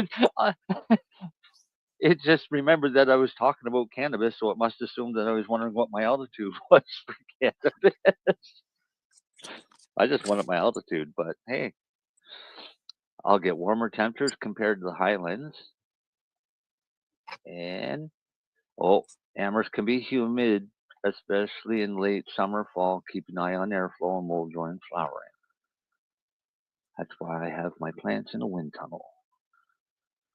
That's right. My plants in a wind tunnel. Yeah. It is. You really want to see what the wind is like. It's between our house and the neighbor's house. Mm-hmm. That's the wind tunnel, man. The wind, I got a wind tunnel directly from Lake Superior, comes right up between the houses and slams into my fucking greenhouse.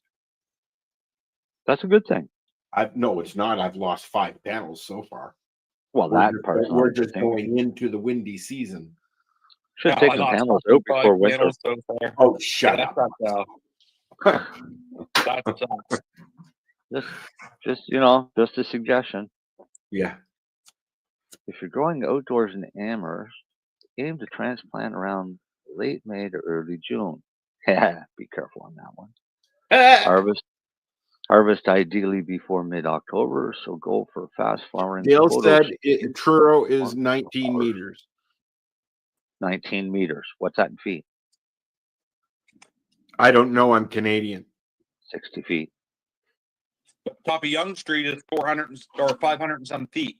Does the Canadian military go by metric or imperial? Depends. They can do both. You know, I But find Canada is a bilingual country because we use both for different things. Yeah, but when you go into an actual butcher store, it's usually by the pound that they charge. Yeah, but if you Or go to the a grocery bakery even. yeah, A bakery if you even. go into the grocery store, everything's Yeah. listed by kilogram, Yes. right? So it's in Canada, you literally have where Americans they just totally ignore metric. Anything metric. Well, they yeah. don't- I mean, I they don't. remember when we were imperial and we switched to metric. Yeah, I well, that remember happened when we were going to elementary school, Al. That's when that happened. That's what I was going to say. I remember sitting in the classroom, and the class was about switching to metric. I Because remember when I started school, everything was imperial. imperial. So yeah. we had to learn inches and feet and fractions, and it made fractions much easier. Right. We also used to sing "God Save the Queen" and the Canadian national anthem every morning. Yes, actually, I went to a school where they also said the Lord's Prayer every morning. So I don't remember that. I remember at Jesse Ketchum, they had a girls' side and a boys' side, and the only time that we were able to cohabitate was in the cafeteria or outside in the yard. The girls and the boys were not to mingle. Oh, when we went to school, everybody mingled except for PE and shop and home ec craft. No, they actually had a basement area for the girls and for the boys. Oh, so they both throw them both down in the basement. Well, that's where our washrooms were, and that's where our cafeteria was. Oh, okay. Yeah. But then you see, the first time I went there, because I left for a little while and then I came back, that was the way it was the first time I was there. And then when I came back, the door was open. We were allowed to walk through the girls' side, not hang out, but we were allowed to walk through it, and vice versa. Yeah, things change, you know. Hey, Lenny. Yeah. Have you seen the new series yet on Prime? Which called? one? It's Kevin Bacon. I just watched the whole thing. Oh, yesterday. the bondman. The Bond. Yeah. I was going to mention it, but Marcel. No, I have mad not. at No, me. I have not. No. You should No, watch it. It's really good. It's good. I started it last night, and I think we blew through 5 episodes last night. I watched the whole thing, all 8 episodes in one sitting with popcorn and doobies. I want another. I'm not even finished this season, and I want another one. I looked to see how many episodes there were. I was very disappointed, but the way I won't even tell you. You watch it. We'll talk about it after you watch it. How's that? Oh yeah, no, I will. Yeah. I'm watching Yellow Jackets right now. I can't Yellow get into Jackets that. is good. Can't get into that. I watched it a long time ago. Yeah, it's been around. I just decided, my wife and I decided to watch it. Oh, I don't know if I talked to you. Have you guys ever smoked a THCV high strain yet? No. It's interesting. Yeah. Yeah, it's like Interesting how. Well, the stuff we got right now, it's like, I don't know, quadruple espresso after you smoke the fucker.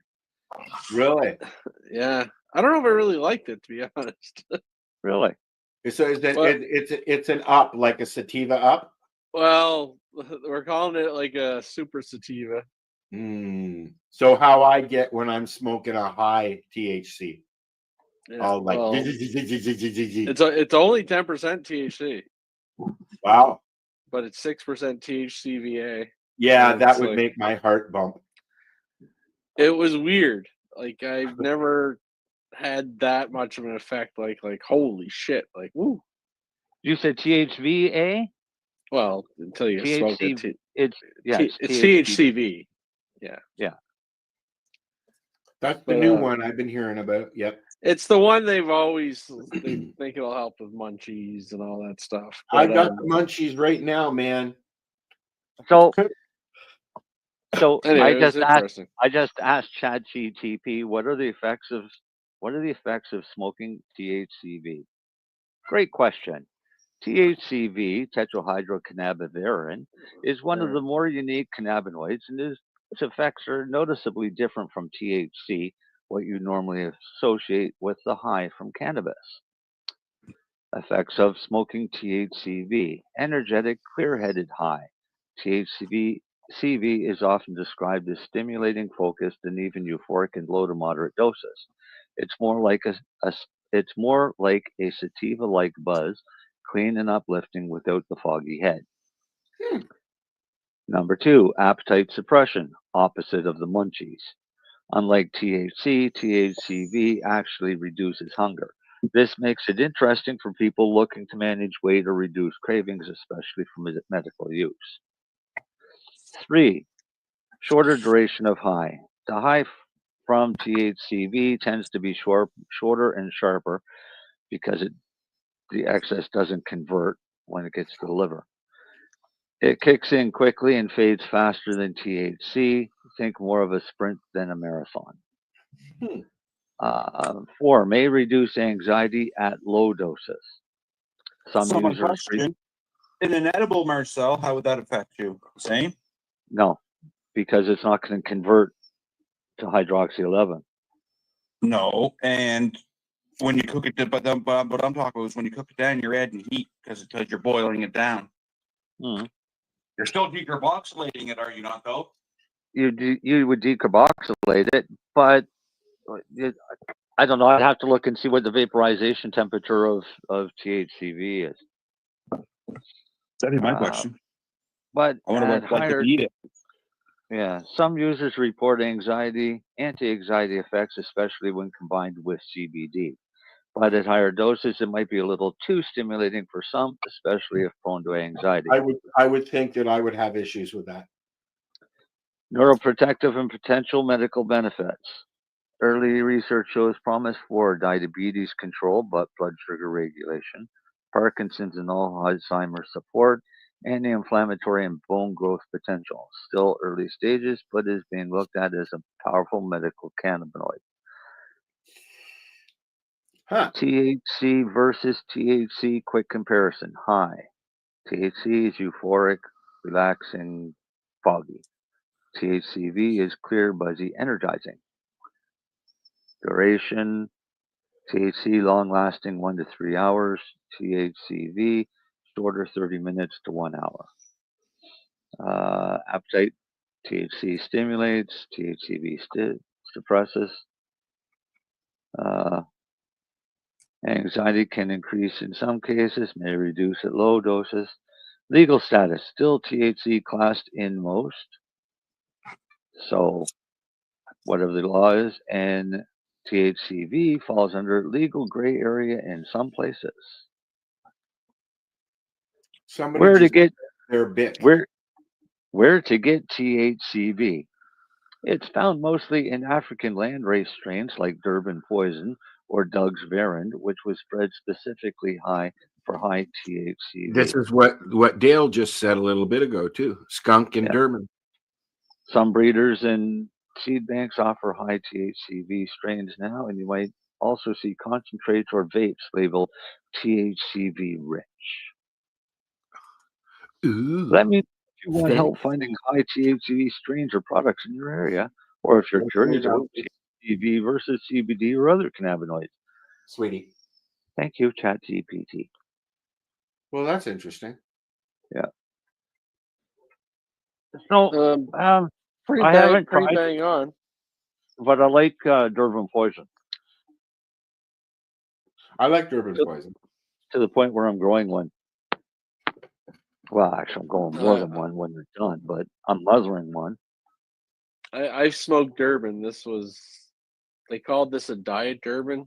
I think they got the blend from. I don't know, but it wasn't think you normal Durban also poison. smoked. I think you also smoked some of my Durban. I think I have two actually. Yeah. Well, if you'd like some, Lenny, I got some here. Oh no, I like got- Durban poison. I like Durban poison, but I guess what I was trying to say is this was not like Durban poison that I've tried, and I've had. I think I've had some of yours before too, Darcy, and I had it in Vegas as well, like just when I was down there. But see, a Durban is it's a sativa. Yeah. Right. Well, as I say, the And- nickname everyone's calling it Super Sativa right now. That's what they're calling THCV, Super Sativa. Well, so what it is, it's a stereomedical. It's a blend. It's actually got. They had to cut it with something because I know it's not yielding very well. So they blended it with I think grape gasoline. Just trying to get the volume up because it's expensive because they really don't get much of a yield. Like they're straight up about it. And but I'll tell you, like a few of us tried it, and every fucking one of us were like, "Holy shit!" Instant alertness. Yeah, it's the nickname is like, as I say, Super Sativa is what even the company's calling it. Cool. And can you get stuff like that at the LP store? And on Optimus, you can. Yeah. Oh, so you can get it through Optimus. Yeah. Yeah. Cool.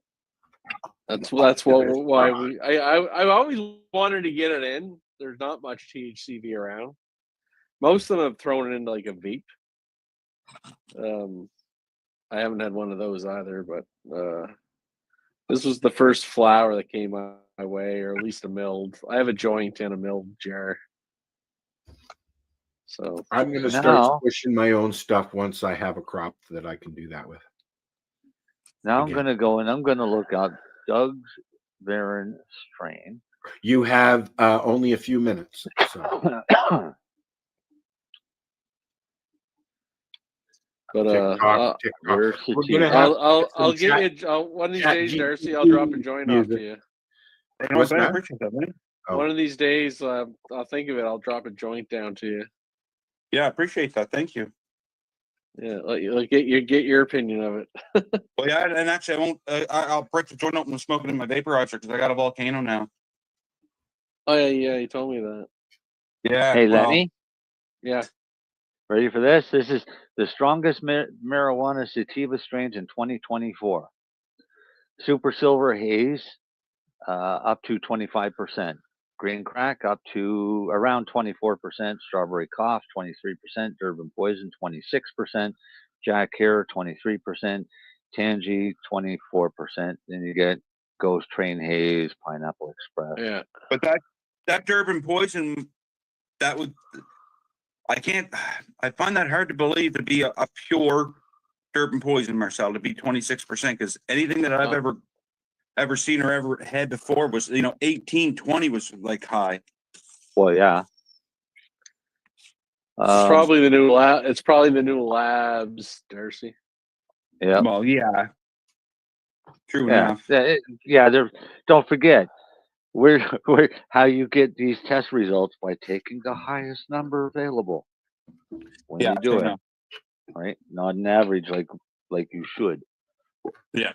Well, and not all labs are the same as far as how they're running. That's right.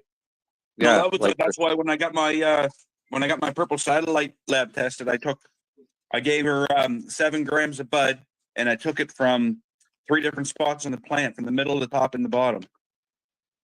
And I got an average cannabinoid profile of 24.93%, and it was 21% THC.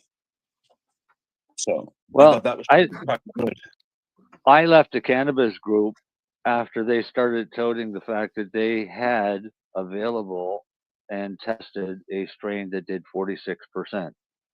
The new one out of Michigan is supposed to be that, Marcel. It's Michigan's. You too, buddy. Something Michigan. That's why I left that group, because I'm not putting up with that kind of bullshit. It's bullshit. Guess what, guys? Oh, yeah. It's time to say bye-bye. Bye-bye. Bye-bye, Al. Bye-bye, Beatrice. Good night. Please. Even though we're not there anymore. We are.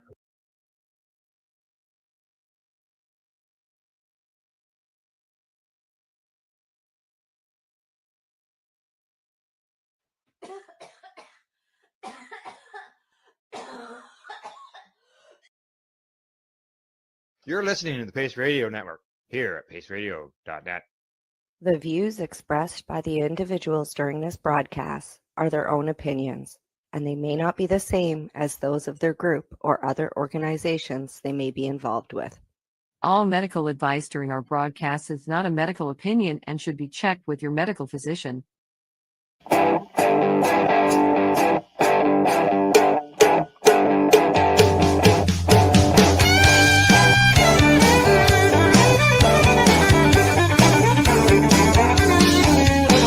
I woke up this morning with a crack in my head.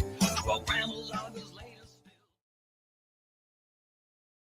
Good evening, everyone, and welcome to the Pace Radio Show. We're live here at paceradio.net and 420pace.ca. And how are you doing tonight, Tamara? Well, I changed my meds. So instead of being like up and like for 24 and 36 hours without being able to sleep, Uh-oh. I now went back to the original plan. But now I have to pound back some candy when I get home so I can stay awake. Yeah, well, you sent me a message. You said you had to take a nap. I didn't get it. The show? I didn't get it.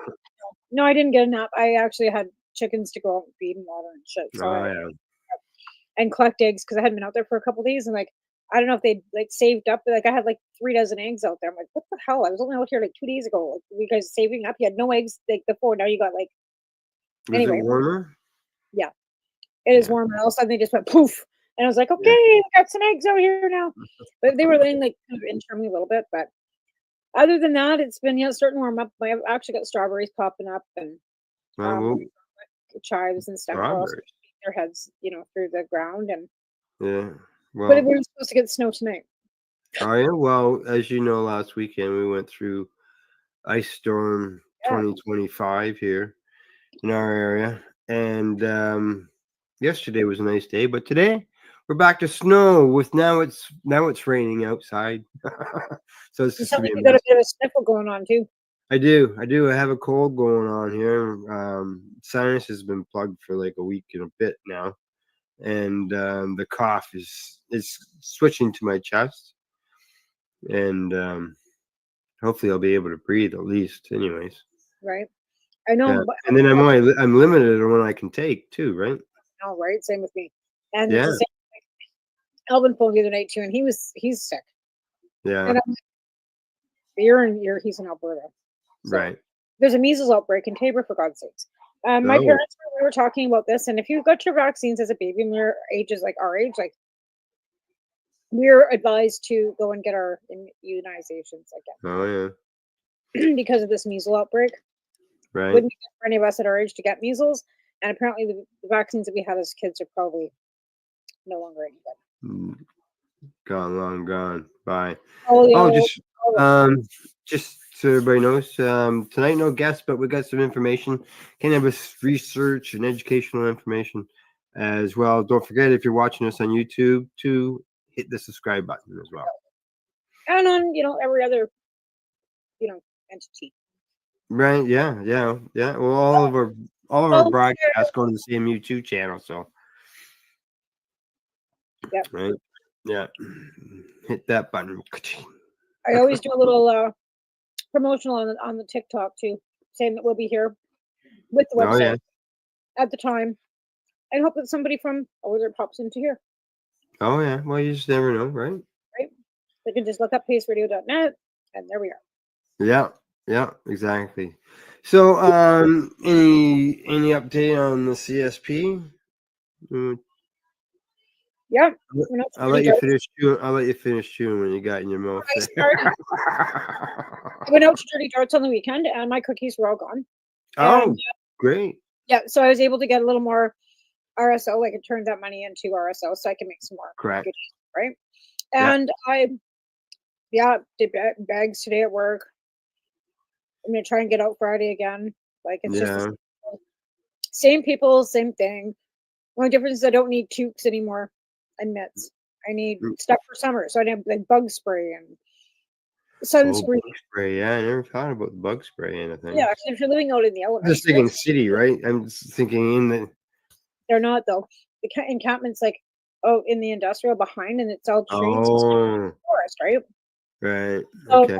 axes. I hate to ask for like sharp items, right? So like bug spray and stuff that you'd use for summer camping because you're outside in the elements, right? Sunscreen, Right.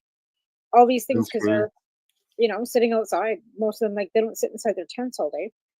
They're outside roaming around, so they need Right. stuff that, water, but Mm-hmm. water bottles, something they could refill, like walk into a bathroom, maybe refill with tap water. I don't know, like, but again, like it's so hard because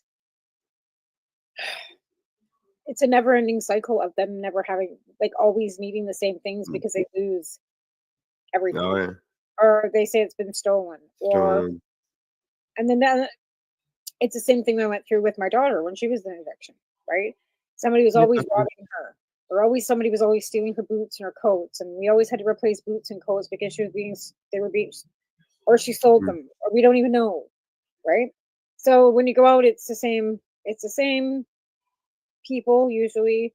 There's no more at this moment. We've got a few less Good. because situations I've been dealing with, but dealing with them off a site now again, right? Yeah, but it's the same theft, fights over stuff. Why you never want to give them too much because you make sure that you make sure it's equal because if you give one more than the other, there's arguments. Oh yeah. You Even can, over bags of chips.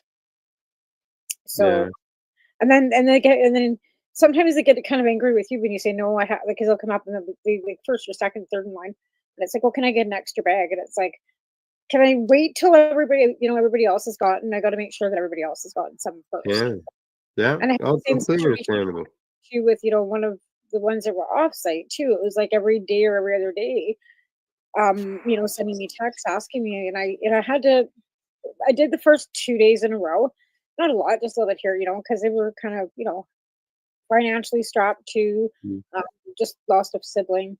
Anyway, and then after the fourth text, like in the same week, I explained again the situation. This is a once a week program for everybody, and if I keep giving to you, then that means that 4 other people out somewhere else don't get it. Yeah. And I hate to have to say that, and I hate to have to do that. But again, if I give too much to one, then I can't help others, That's right. Yeah. That too. and That it as sucks. well. It sucks. And I'm, you know me, I have a hard time saying no to anybody, right? So I Yeah. found that I found that being a difficult situation, a little bit awkward situation where I've had to say, I'm sorry. Yeah. You like to. You're trying to help as many people as possible. And Well, it's the thing. whether But if I give like too much to a small few, that means that maybe 6 or 7 more would go without. yeah. Well, I know at one time there you were helping a couple at home, but if it sounds like more and more are coming to the door. Hmm? Yeah, to the Yeah. store more. I only have a couple that come to the house. I have 2 that come to the house. Yeah. And that's because I trusted the one before. She's a professional here in town too, though. And the other one's my neighbor, so she already knew where I lived. I could hide from her, right?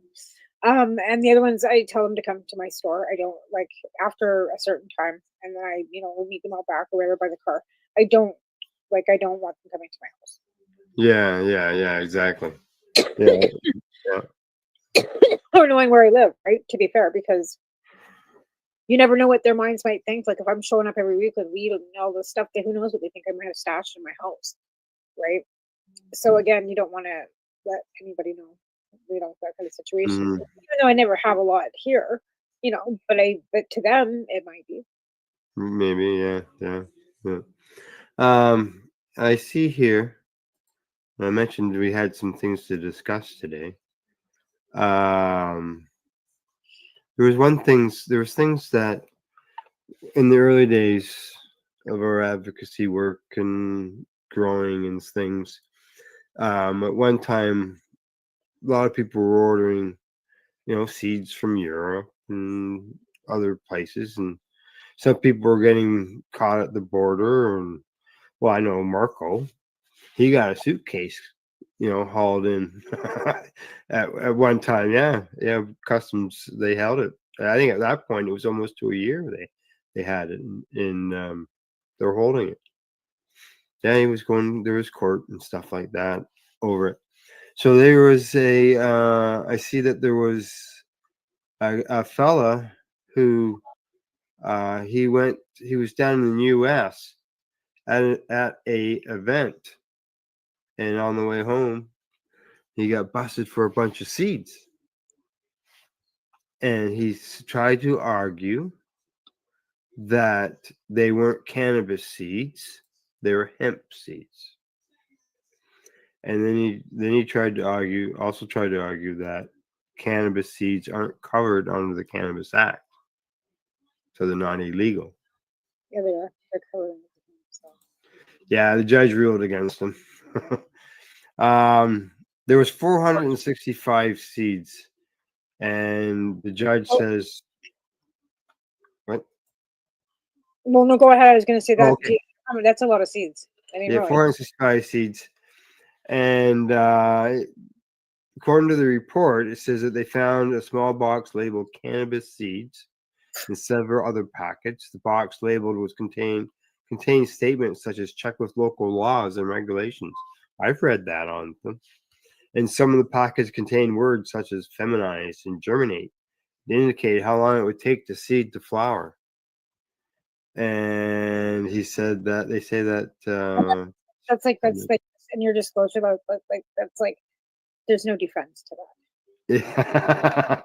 yeah. Down in the ruling, the judge says having a reasonable characterized the seized seeds as cannabis, it was also reasonable for the delegate to determine that the seeds should be held as forfeit. And as noted above, Section 117 2-2 of the Customs Act does not allow for the return of properly seized cannabis. And the minister was not bound to return the cannabis seeds. So, too bad, buddy. That he's It didn't say anything about. What was his conviction? Like, was he convicted of smuggling? What was he convicted of? Was he fined? No, he was just challenging the seizure of the seeds. It doesn't even say he was charged with trying to import the seeds. It just says that his argument was that they shouldn't have seized. He wouldn't have been able to argue anything if he would have been convicted of a crime. Charged. Yeah. They would have destroyed the evidence at that point in time. Yeah, but they didn't. Yeah, they didn't charge him with importing the seeds. Well, isn't that funny? Because a few years ago they sure the hell would have. Yeah. My understanding. Yeah, anyway. well, at least not in that report. There's nothing, nothing about it. But that was things that, people did wonder back in the day. And, I know that in the U.S. they considered seeds as being marijuana, but at one time I can recall being told that the seeds aren't considered cannabis because they're not proven to be viable. They have to have roots to be viable. I don't know. I thought that too, but yeah, that's the way. That was the way a lot of us looked at it way back then. But according to this maybe judge, they aren't. If you can't, okay. So if you would have come in with an envelope with no labeling, with a bunch of seeds, that's the thing. I wonder if this guy got busted because of the labeling. Well, that's what I'm wondering. So yeah, or that's why they were seized. Yeah, cannabis seeds, right? These are feminized. Like if they were labeled cannabis, it walks like a duck, right? So, like I said, there's no defense to that. Like, there's no one saying, "Well, I didn't know." Oh, they were hemp. They were just cannabis with warning labels on them saying, "Please check with your local law enforcement before you plant these." I know. Yeah, well, he tried. Can't fix stupid. That's it. Like that's defenseless. Like that's defenseless. Like it's like me trying to get off that. Mailing that to out to Ontario off those 4 grams. I sent it in a card with my business card with love you blah blah and a thank you card with my signature. Like no defense. No. Guilty. I sent it. Got my business cards. Got my signature. Can't get out of that one. Wasn't me. Like, Yeah, so the so he's out with seeds, but I gotta think, like, if they seized 465 seeds, like, wouldn't it not have cost him more for the lawyer than the value of the seeds? did he even have a lawyer? I would assume so, but who knows? I don't have the article. And all he did was seize his seeds and send him on his way. And then in the interim, he tried to get his seeds back. Why would he even need a lawyer? Well, I haven't got the story in front of me anymore, so I can't look into that and see if there's a quote from a lawyer or not. Yeah. But yeah, it'd be yeah, well, it's he got caught red-handed. What do you do, right? So Do the crime, do the time. was it like, even still, there's if he even defends himself, is there not still some fees involved in that? Usually there's legal fees, but depending on, like I said, depending if it's like it's a court border, so it's like a customs. Yeah, right. It was a custom. It was a custom thing. Custom border legislation. I'm not sure could be totally different and separate from criminal offenses, right? I mean, if he was caught importing an illegal substance and the substance would have been seized, he would have been arrested and then taken from the border to the RCMP station and in charge of a criminal offense and then let go from there, right? Yeah, this didn't show He any was charge. just seized they were just seized at the border. His suitcase was seized by border customs officers. It could be completely different legislation and different laws that I'm not familiar with. But I'm assuming probably. Right. So he probably could have gotten it. Like, if he was a Canadian citizen entering Canada, I wouldn't need an immigration lawyer. There are immigration lawyers. I don't know if there's actually. I don't know.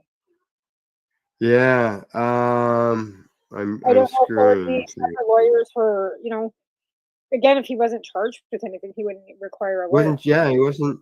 There's not in this article. It didn't mention anything about any charges. It's kind of like when you go to the VSB and take all Ted's medicine, but nobody gets charged with anything, so there's nothing to challenge. They just keep taking the medicine and hoping that they'll bankrupt him between taking the stuff and fining him, right? So that he can't do it anymore. They don't even mention. Oh yeah, they do mention the guy's name. I got the article again. And he was Canadian. Of course he was. Yeah.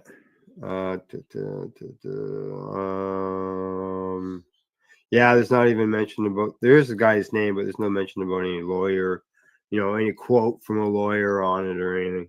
Like I said, it depends on what he was like. If he wasn't charged with anything, right? Yeah. If he was just seized at the border by the customs officers, and then he attempted to apply to Canada Customs to get his seeds back. Mm-hmm. Right. Yeah, because it doesn't say anything about that he was charged earlier and maybe won his charges, so now we're trying to get him back. Does it say who the final judgment's from? Does it just say that he was a judge? It was a judge. It's a federal judge. Then maybe he was charged, because usually a cannabis offense is a federal offense. It's indictable. Well, that's the seeds. That'd still be a federal offense, though, wouldn't it? Yeah, it would be. Yeah, because it'd be. But then he must be charged with like importing illegal substance because that'd be the only way you'd get to a federal judge. Yeah, but would he not have to go to a federal judge to seek something that was being held back by the federal government? Because that's what it was. Yeah, you'd have to petition. What he probably did was petition a court to get his stuff back. Yeah. Which anybody can do Yeah, too. that's what it said, that the judge dismissed the case. So what he did was petition the court to get his seeds back on his own, and the judge went, "No, buddy, it's cannabis. Like, dream on," and just threw the case in the garbage. So he would have probably had to pay like for the court filing fees and that's what I'm wondering. Oh yeah, he would. There's always court like filing fees and that kind of thing. It's not very much. Like it's not. It's like maybe $100 or it's not a lot of money. $50. It's like a notary. $50, $70. They might have upped it by now. Because I know a lawyer used to be $250 now. Now they're $350 now. Yeah, So I don't know. the notary might have gone up because we've got people that are like notaries without even being lawyers, right? You can become a notary without being a lawyer. Alrighty, what do we got? We got 10 minutes till the break. Now, here's something. Here's a bit of a report study that was done. I got some nice What do you got? What are you smoking? buds. Well, hang on. I gotta get a better view. Oh, is that some more tweed stuff? No. This No. is this is legacy market. Okay, all right. I can't, I couldn't get a real good Yeah, view of no, the quality of it. no. I went out to see my friends out at the legacy on the res, and I bought some nice kush out there, and it's pretty good. But they're Yeah, getting a lot of good. their stuff online. Like I said to her, like, where are you sourcing? And they're using the online dispensaries to get their product too. Some of it. Oh, okay. Yeah. So, which is good to know because then maybe I can, see if we can't do some connections and help them get better pricing. Yeah, I yeah. did get one of their. I did grab a tip from out there, and it won't work. And I'm not very happy about that. Tip, you mean like a cartridge? Yeah, a cartridge. And it won't work. It's like there's a gap here, and this is I'm bringing it up. there's Okay, nothing, yeah. there's nothing here, right? And it won't yeah. So when it's just not working. Anyway, Yeah, I got one. Oh, it's not a gap. I guess that's just the base that I'm looking at. and that's the first one I've had. Never that's the first time I ever bought one from out there, and Yeah. it doesn't work. But I've never had one that I bought from a legal store that didn't work. I got one. I got one right here. Still full. It's got a little. I think I just got a little bit out of it. Yeah. There you go at the top. You can just. Yeah, that was it. And stop. Done. And did you get that at the legacy or at the legal? This is from the legacy market. It's not Yeah. from the Yeah. legal. See, that's what I mean. Like I've never No gotten sticker from on it. legacy, and the first time I did, it doesn't work. And anyone I've ever picked up from the legal market, I've never had a problem with. I don't know why. Yeah.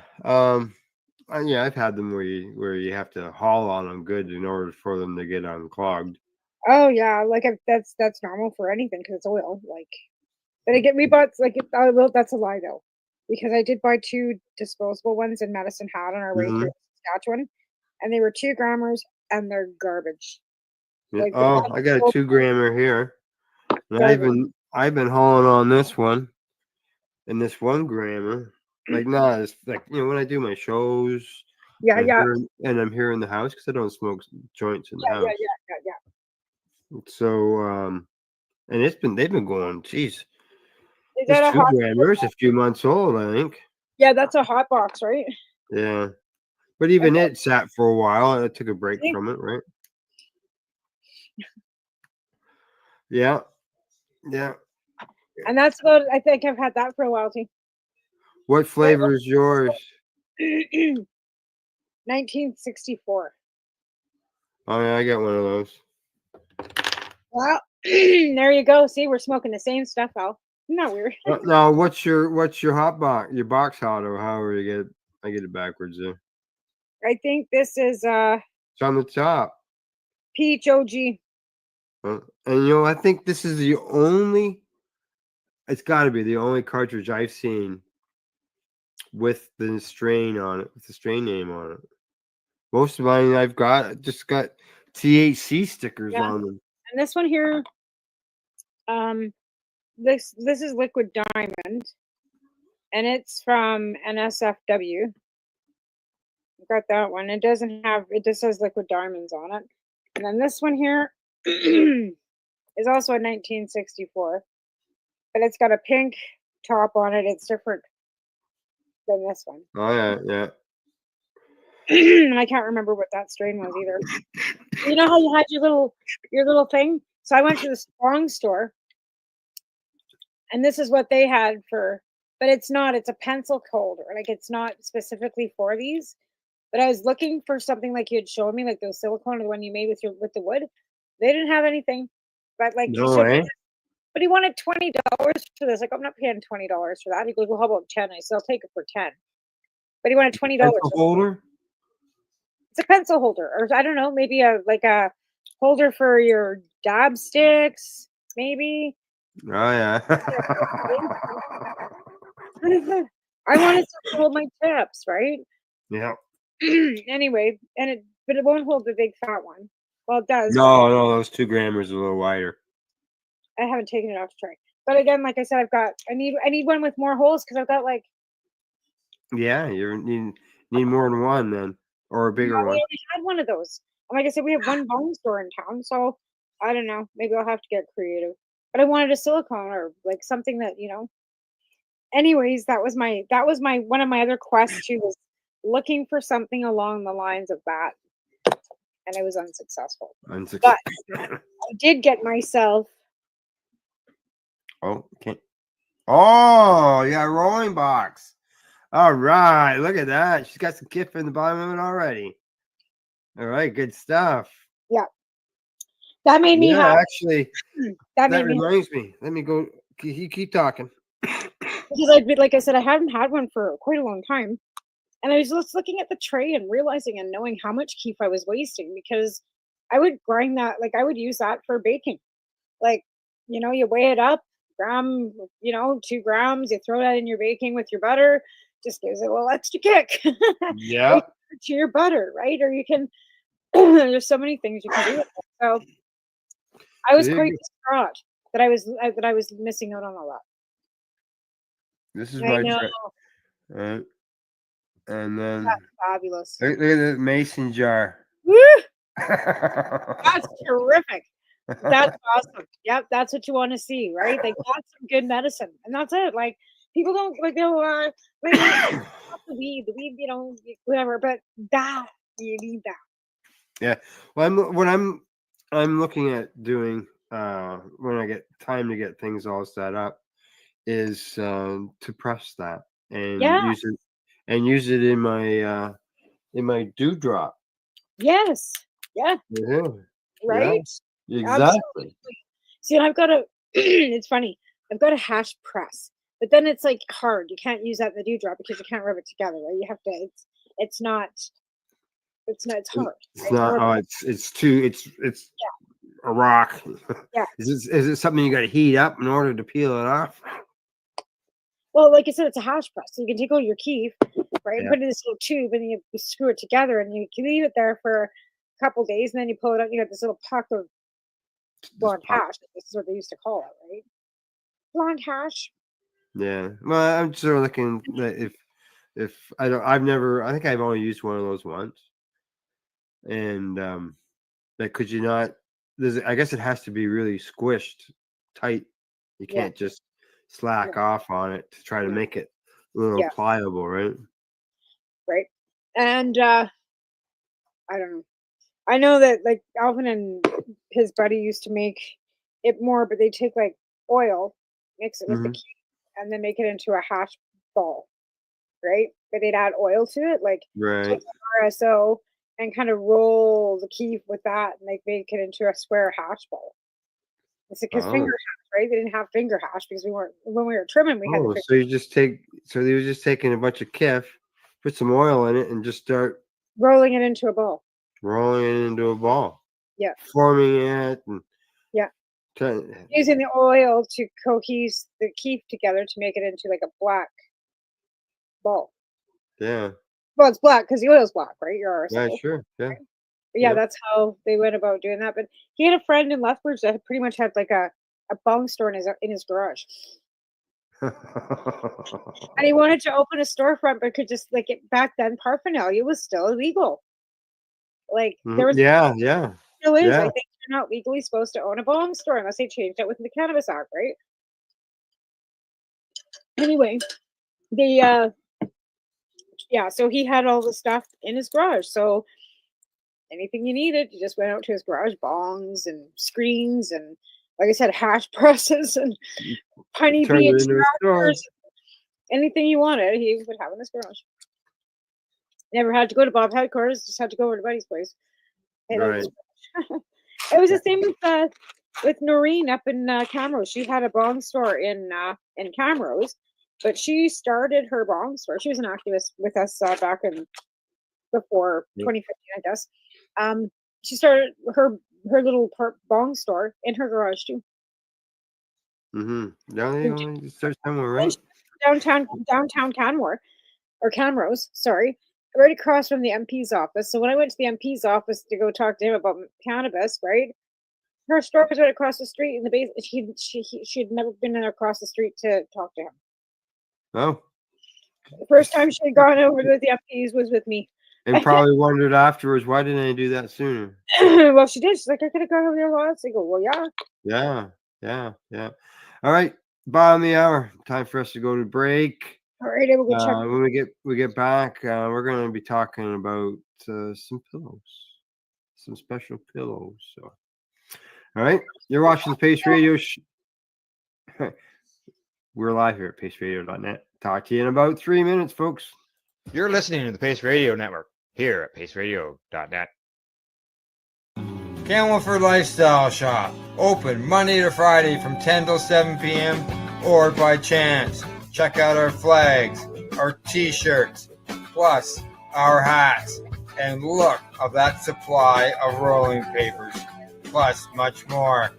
We've got bongs and your favorite herbal vaporizers.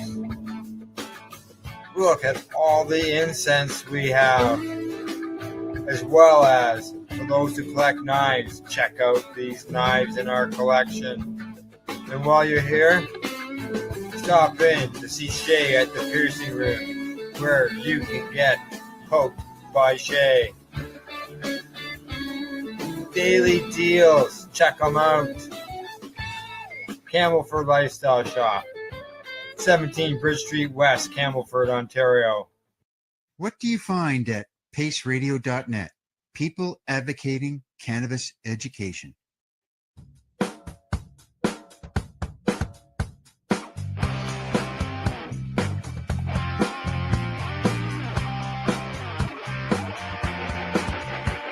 I'm having an awesome day, and I'm gonna make sure it stays that way. I'm having an awesome day, and I'm gonna make sure it stays that way.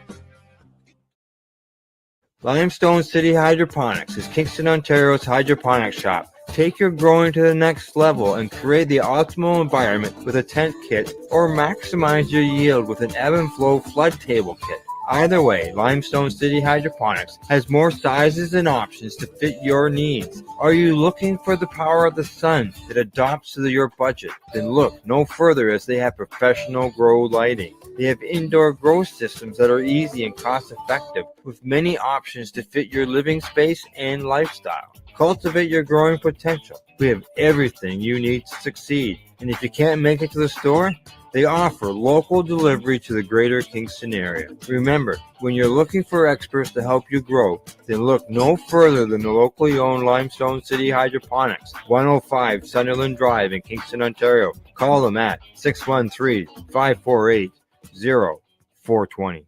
Rerolled Saturdays. Check it out. Nothing but non-stop cannabis and psychedelic programming. Find it at 420pace.ca.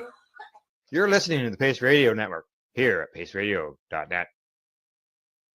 Hey, we're back, and I know exactly how that lady in that promo there for the Rerolled Saturday coughing away. I know exactly how she feels. Right? I quickly want to mention about the Langley CSP. What's that? The Langley CSP is going to be holding a protest in Vancouver.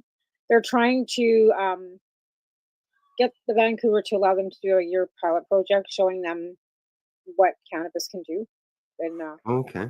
Yeah. in substitution. So you can go to the Langley CSP Facebook page, and all the information is there. But I just wanted to mention that quickly too, because they're looking for support in Vancouver. So say that again, who they are and where to go. Langley the Langley Cannabis Substitution Program, and it's Dan. I can't pronounce his last name, so I'm not going to try butchering it.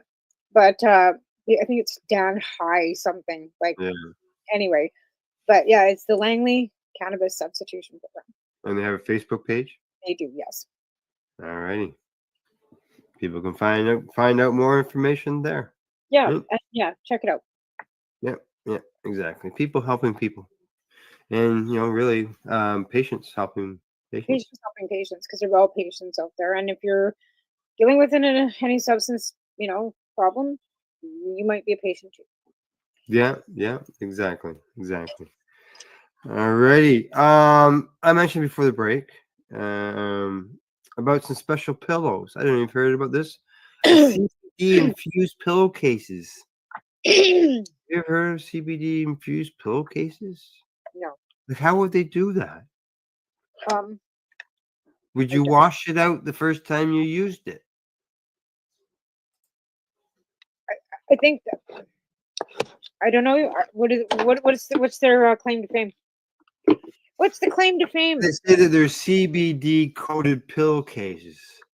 Okay, They so you get found that the use of these infused fabric coverings improves the sleep quality of nurses. So if it improves their quality of sleep, I would assume it improve many other people's quality as well.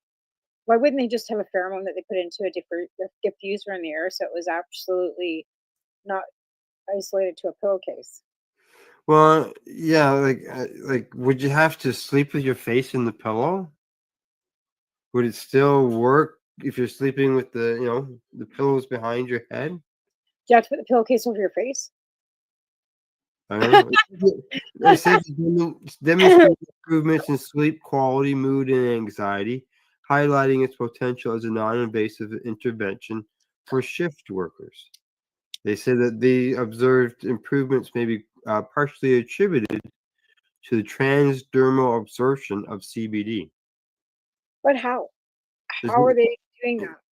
Yeah, they're saying you're absorbing it through your skin. But if your hair is on it, like, are you absorbing it? Well, yeah, I'm thinking the same thing, right? You got your head.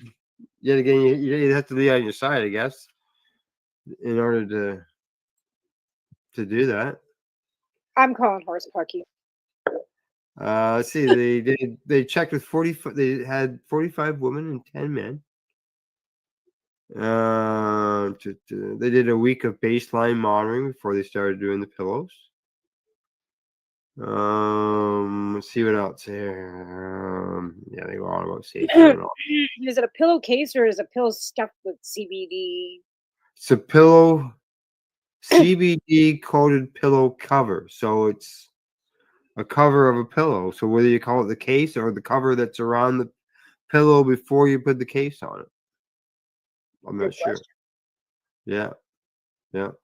Let's see. They say that adults struggling with sleep difficulties incorporated a CBD coated pillow cover may serve as an effective aid in improving sleep quality. They say about 7.3% of participants showed significant improvement. And they said about a third of them showed an overall improvement of objective sleep efficacy. So there you go. Pillowcases that can help you. Like I said, are they disposable pillowcases? Like, what do you sleep on it once, and then is it reusable? What is it? It seems funny. It just says it's a CBD coated pillowcases, and you absorb it through your skin. Because it says transdermal, right? You got to think of a transdermal patch. You get them on your absorbs in. Now, mind you, that patch, I believe, has that not got some penetration going on there? No, because even like just Nicotine patches and stuff were just a patch. Like they're just like plastic on your skin, like a tattoo, not a tattoo, but a sticker, right? Thicker. But it's got like, even when you put a Nicotine patch on, like it burns your skin. So you are getting some sort of absorption from that patch, right? Yeah. But then you also sweat them off because underneath that skin is now getting feeling like it's trapped. So then the skin starts sweating and the patch eventually falls off. Mm-hmm.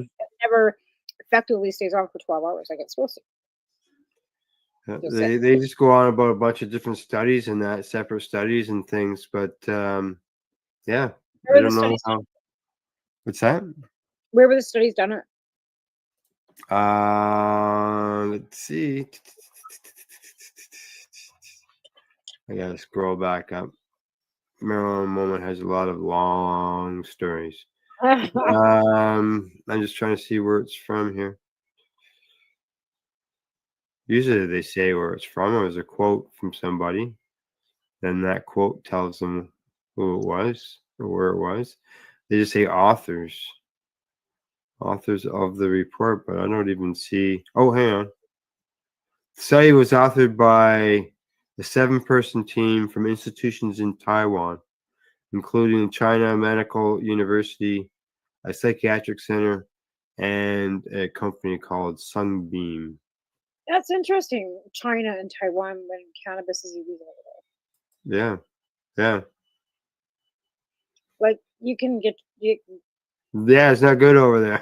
Well, Taiwan, they've changed their laws. well, Taiwan is now like right now Taiwan's in the middle of like being taken over. Yeah, I know there's that end of things. But China, didn't they just execute 4 Canadians that were Chinese Canadian dual citizens for drug offenses? Yeah. And talking about that, there was that fellow there that who went to court there in December on Christmas Day, over in the Middle East, and he got busted for jar of oil and something else or something like that. I've never seen another report on what happened to him. I was a Canadian too. He was Canadian. I read his name and I thought, holy shit, I know a guy by that name. And it ended up that it wasn't him. His name was Kevin O'Rourke. Huh. And he was from Mississauga. He was same age as me, I believe. No, yeah. Have you tried Googling? He got life in jail, and he was. Where was it? Is it like Syria or like where was it? Like Afghanistan? Yeah, Saudi UAE or something along that line. The EAU? AAU, yeah, something, whatever, yeah. Oh, Qatar. United Arab Immigrant, United yeah. Arab, yes, Qatar. Doha. Dubai. Yeah. Yeah, it's funny because when you watch Al Jazeera, they're always asking you, like, come visit and, come move here. Why would you want to move there if you're not going to be able to do what you want? Yeah. Yeah, I just searched his name. And the oldest article in there that I'm seeing is December the 28th.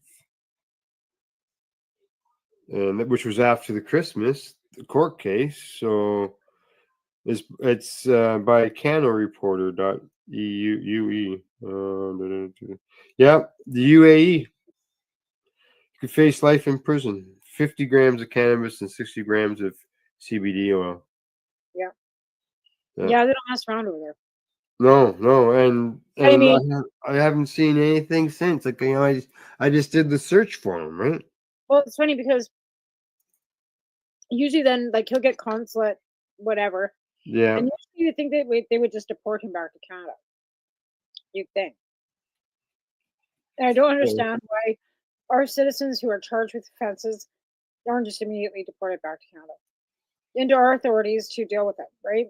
Over here, 50 grams of cannabis, they would just go home. That could be one reason why they wouldn't do it, because then they know that they send him home, he's not going to be punished. We have different laws. We have different laws and different traditions. I know. Yeah. They expect us to act like they, within the rules and regulations there. Well, when they come here, but I mean, there's also countries that, I think it's China, actually. Or is it South Korea? No, I think it's China. If you're caught doing or using illicit drugs outside the country and then go home and they test you and they find out that you were using illegal drugs outside the country, they will charge you. think it was China.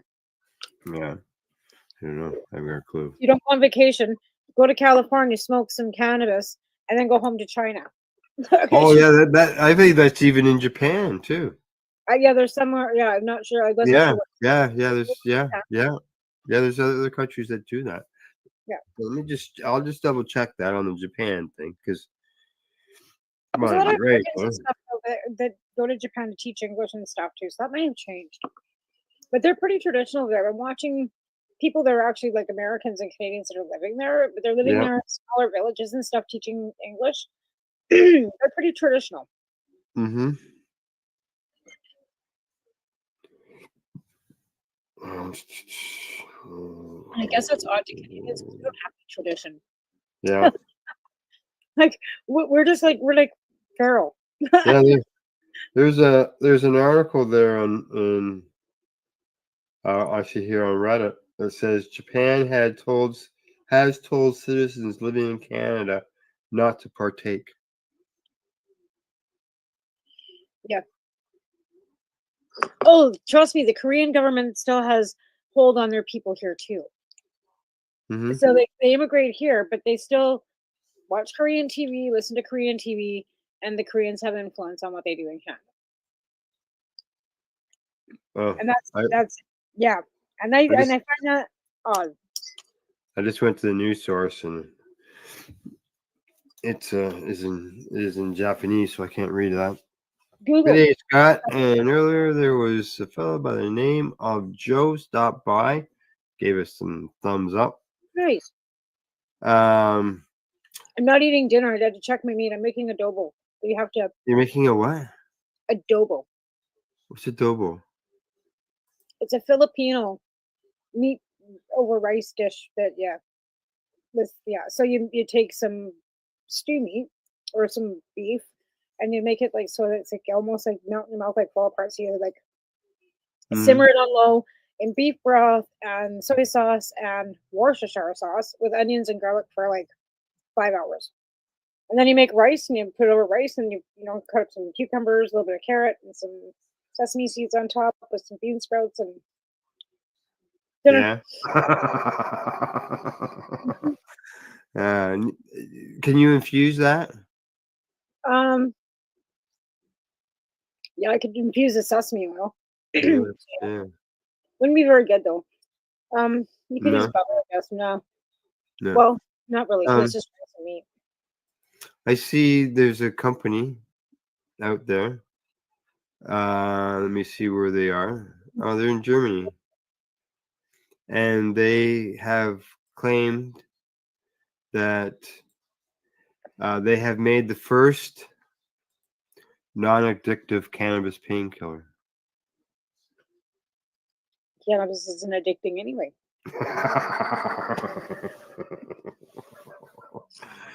Now, I've seen reports like 9% of people may get addicted to it, but yeah, I know where it comes from. I'm reading a book right now because I'm doing a favor for a friend. And I'm reading this book right now by a Canadian writer. And it goes back to Germany, like during the war, and how it's not like factual, but they were smoking cannabis back in Germany back in the 40s. Yeah. Really, eh? Yep. They come home like, smelling like booze and weed. The booze and weed. Yeah. They said in this study they had 800 people that they did this, and they added low levels of THC to the extract. And they found that they tested patients who were suffering from chronic lower back pain. And let's see. Users of the medicine in the trial also showed no evidence of becoming intoxicated. Just shows you that they reported less pain and better sleep. That's the thing people don't get. Once you've been consuming cannabis, you don't get high school high anymore. Yeah. There's no giggling and laughing and farting and all the funny things you do when you're a teenager. Doesn't happen. You're not encouraged. You can't, you're not like walking down the street. Hey! Yeah. Like it's just like you don't see the 70s show kind of like made us look like we were watching like mushrooms. It's not psychedelics, folks. It's just not. Yeah, they say that 1 in 5 patients reported feeling a bit dizzy for a couple of weeks. So that was after starting it. And did that couple of weeks get to the point where the tolerance Depending leveled if up? they're starting with like a non-consumer right from the get-go. Like Right. somebody who's never consumed cannabis before would have a different effect than somebody who'd been priorly consuming, right? Because of the different levels in tox Mm. and tolerance. They say chronic pain affects 1.5 billion people worldwide. Oh shit. Yeah. I believe that. Uh, And oh, as yeah, we get they've applied for approval to be used in Europe. well, Germany did like legalize, right? And Yeah. Amsterdam, Yeah. like I mean, the only thing Amsterdam I think did was make it so that tourists couldn't go into their cafes anymore. Right? Like they didn't change the laws for locals. No. No, they didn't. What are you smoking there now? I'll let you finish it. Oh yeah, there you go. Like I said, I drug this thing out and then I broke the bong that I was using because it was an older cheech bong. It was just a cheap whatever, right? But I mean Right. that thing gets hot and I knocked it over and it broke, right? So then I went and bought this little tiny banger bong from the bong store, brought it home and realized that it was garbage. It wasn't like didn't have a long enough neck on it, right? So every time Right. you use the top, like the carb cap, you're getting it in your hair, and it's like, I can't use this. So I had to drag that out, and as much as I didn't want to, I did. But that's my trophy from Cannabis Cup. Oh yes. Oh. So it's my trophy. But yeah, Oh, there you go. it's being used. But I'd rather use it. And that, I bought from, I can't remember his name, off rate. Like, he's a friend of Chris and Ross's. And he was in Montreal, I believe. Yeah. Yeah. Anyways, it's got a sticker on it. I think it says, I can't remember. I got one sitting here in a box. I've never used it. And I used this a few times. It's a markable one. You can use markers on it. It's what's it called? Doodle bond. So you can doodle on it. Oh, cool. Yeah. Paint it, color it, whatever you want to do. Yeah, no, this is a hand glass blown from Narc Glass, the bond. Like this is local. It came from Narc Glass in Nelson. Yeah, it looks like a spine. It's Yeah, warped. yeah. And that was, like I said, that was the trophies for the first Cannabis Cup that we ever had. Oh yeah. And you can see the etching. You know, if you can see the Yeah. etching. Oh, is there? No, I can't read it. Yeah. No, now bring it down slowly. Now, what about down? Bring it down so we can see the whole neck in there. Down. Now, like some people would say, "Boy, that's a lot of air you're sucking in there before you even get to your toe." Well, there's water in there. But Yeah, see, yeah, you can see that, but still, yeah. so you can see the KCC. But then the year after that, this one broke too. Like it just breaks my heart because they were beautiful too, and I should have like loaded them up and sent it back. So the next year, I also went for candy, and this is the bottom of it, and this is the top of it. Is it broken? Yeah, Oh. and the ear. Now, who? Hoot. Take a hoot. Yeah, and it's got so that was with the etching in it too for the cup, right? Yeah. It's too bad. And then Thing is, it's hard to get. You can't get those things. Well, maybe you can get it fixed, but I could send it back to her in Nelson, and she told me she could fix it. But oh yeah. I got a little pendant too, like that's an owl, the same, only it's purple, and it's like you put it on a necklace, like it's a necklace, and it's the same thing, and the ear broke off of it too, like because it's glass, right? Like anyway. Yeah. I told somebody in my house, you break that, and I'll break you. Oh. And then you broke it. I broke it. I broke the last one. It was me. So if that ever gets broken and I break it, then it's my fault. That's your. Yeah. You gotta just give yourself shit, right? It's not that like It's not that big of a deal. It's a piece of glass.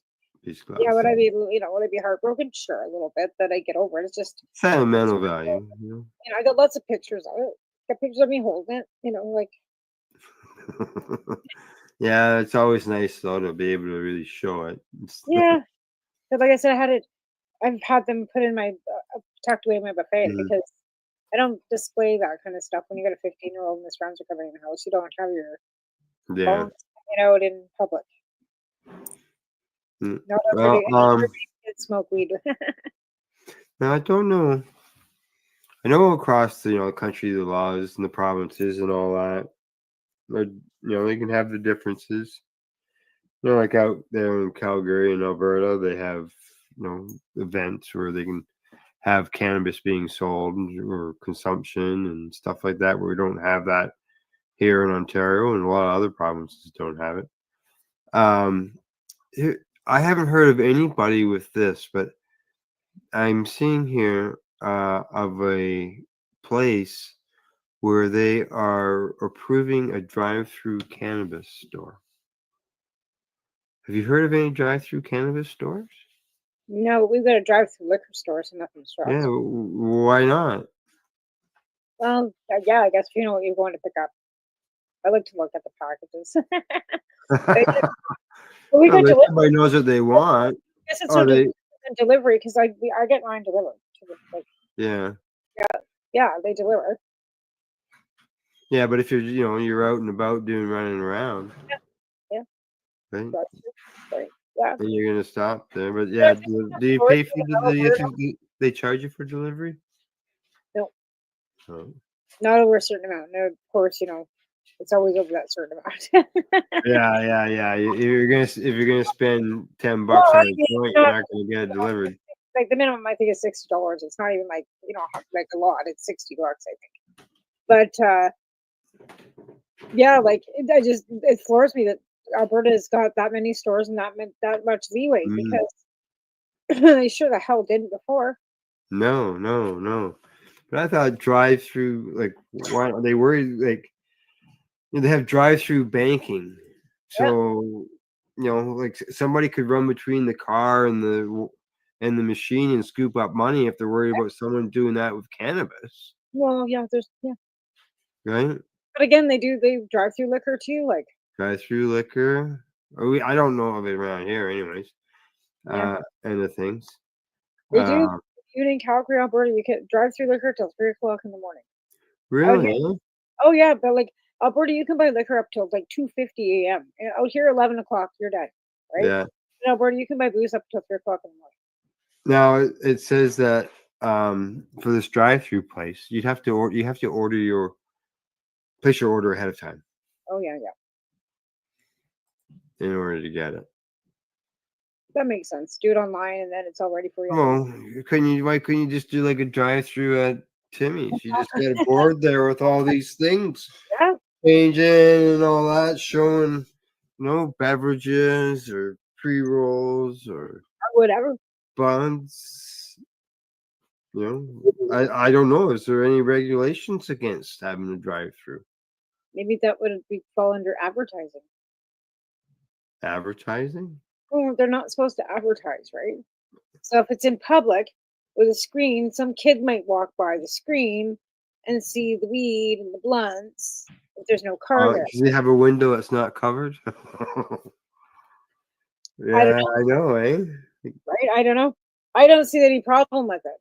I really don't. I think it's a great No. idea that we should be able to do whatever the hell we want. If I want to open a lounge down the street with fucking, people that can come in and smoke and vape and bring their bongs and hang out and listen to music, why should I not be able to? Here's my business license. I'll pay you for that. Insurance liability. What? What's the problem? You let people do it with alcohol. What do you want me to have a cannabis license to do this? Like you have to have a liquor license? I'm not buying it to serve it. Well, obviously they don't want you to smoke in a building, but I don't see why you could not have. There's lots of other alternatives from smoking, right, that are available out there. Why couldn't you have a place like a lounge where you could go in and order a meal and get something that was cannabis infused?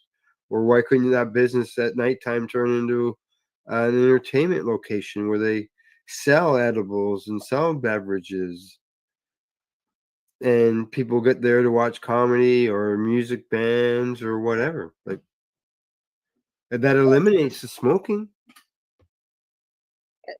That's their biggest thing. No, you're totally right, Al. Yeah. Like, I totally agree with you.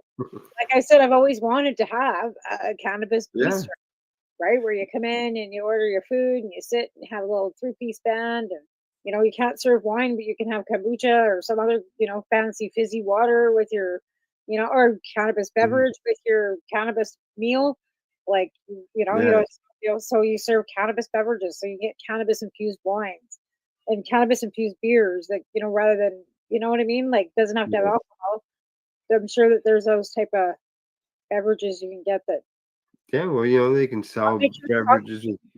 You only have low, what do you call that, near beer or low alcohol beer. You can have. They make beverages with low doses of the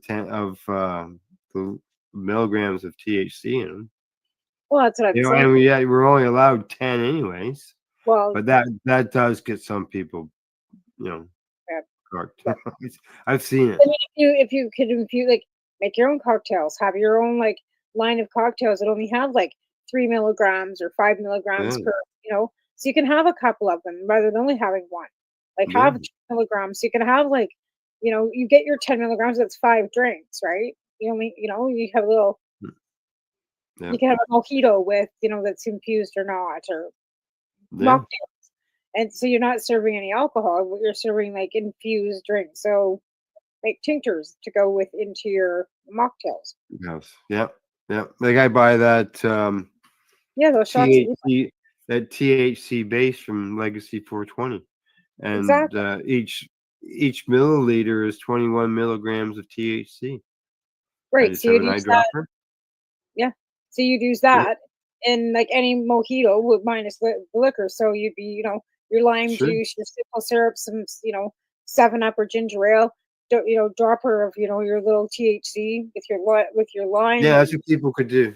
Yeah. Yeah, I'm not, because it's got pop in it. I couldn't drink it, but I can't No, drink carbonated beverages. No, you can't. But there's like ice, like, and you don't like iced tea, but there are like other. No, but it's something that's that could be served at a lounge, at a business. You don't even have to call it a lounge. Just call it a too, and cannabis teas. Like, you don't have to have anything to do with the cocktail. You have tea, coffee, Sure. like yeah. infuse. You can infuse the cream because it's milk. You can More definitely than coffee and donuts. right There's infused coffee with your donut. muffins. Yeah. Bones. Exactly. The sky's the limit. It's food, right? Exactly. So, all right, it's commercial break time already. We'll be right back after our promos and stuff like that. You're watching the Pace Radio Show. As always, we're live, paceradio.net, 420pace.ca. You're listening to the Pace Radio Network here at paceradio.net. Camelford Lifestyle Shop, open Monday to Friday from 10 till 7 p.m. or by chance. Check out our flags, our t-shirts, plus our hats, and look of that supply of rolling papers, plus much more. We've got bongs and your favorite herbal vaporizers. Look at all the incense we have, as well as for those who collect knives, check out these knives in our collection. And while you're here, stop in to see Shay at the piercing room, where you can get poked by Shay. Daily deals, check them out. Camelford Lifestyle Shop, 17 Bridge Street West, Camelford, Ontario.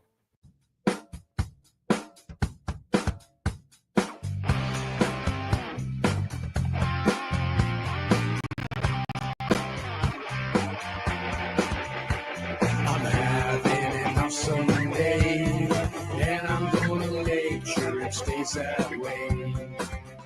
I'm having an awesome day, and I'm gonna make sure it stays that way. Limestone City Hydroponics is Kingston, Ontario's hydroponics shop. Take your growing to the next level and create the optimal environment with a tent kit, or maximize your yield with an ebb and flow flood table kit. Either way, Limestone City Hydroponics has more sizes and options to fit your needs. Are you looking for the power of the sun that adapts to your budget? Then look no further, as they have professional grow lighting. They have indoor grow systems that are easy and cost effective, with many options to fit your living space and lifestyle. Cultivate your growing potential. We have everything you need to succeed. And if you can't make it to the store, they offer local delivery to the greater Kingston area. Remember, when you're looking for experts to help you grow, then look no further than the locally owned Limestone City Hydroponics, 105 Sunderland Drive in Kingston, Ontario. Call them at 613-548-0420.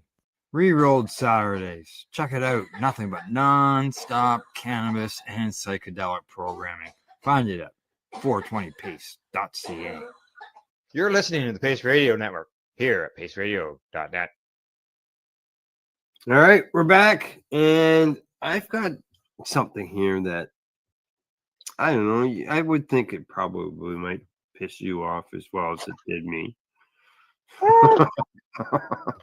And that is because you and I and many others fought for cannabis for patients and the rights for patients to get access to it and all that stuff. And so I seen this story on this situation where they busted some people, and there it is.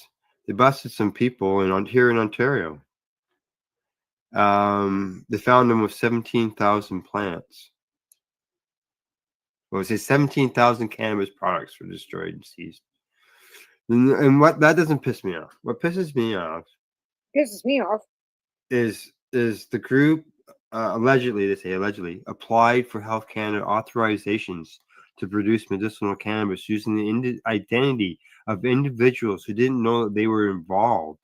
The authorizations were used to obtain commercial licenses and expand production. People wouldn't even know that they were getting licenses put into their names. And then you wonder why the government's saying, we got to change the cannabis laws, or we're going to review the designated grower provisions in the licensing. And so who are these people that they got licensing for? Were they going to notify the people that they have names for? Like, who's the doctor that signed these? Like, who's the doctor? Yeah, exactly. And exactly like what Health Canada agent authorized them? Like, how deep does this corruption go? Yeah. Well, they I don't see any charges. Okay. Of course not. Well, hang on. There are charges for unlawful cultivation and conspiracy to cultivate and conspiracy to export it. But it says that there is one person who faces charges of identity theft. They used forged documents, would probably be signing the Health Canada documentation, and then proceeds of crime. So there's been at least one person charged with the charge of the forging of documents. But that doesn't mean that one person could have just signed all those documents with different names on it. Yeah. And then they scream and yell at us as patients. Well, that's the thing. There's always those bad apples. That's why I mean, like, there's always people that are fraudulent within our systems. It's like people that collect unemployment and then take jobs for cash under the table. You're not fucking the government. You're fucking your neighbor. And these people are doing the same thing. You're not fucking the government. You're fucking the patients. Because now the patients program, right?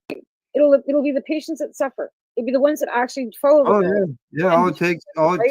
All it takes is a change in government, and they say, "Oh, we got to make a change in the cannabis laws because it's being abused." And that's why Harper started this whole rigmarole to begin with, because they were finding abuse within the program, right? They were finding designated growers and looking at licensing for 200 plus grams, and like that all of a sudden started popping up. Why do you think we got? Why do you think they did what they did? That's why they did it. Yeah. Why do you think they didn't want us growing our own meds? Because they knew that there was people out there that were growing more than they should be for not what they You know, should someone's be. got a license for 5 grams, so that's 25 plants. And if they got a couple plants over, oh, whoopie doo. I know of a guy who had 200 plant limit and he got busted for 2,500. Why would you do that? Read it in the paper. Town south of us. I thought, what the fuck? Yeah, licensed patient.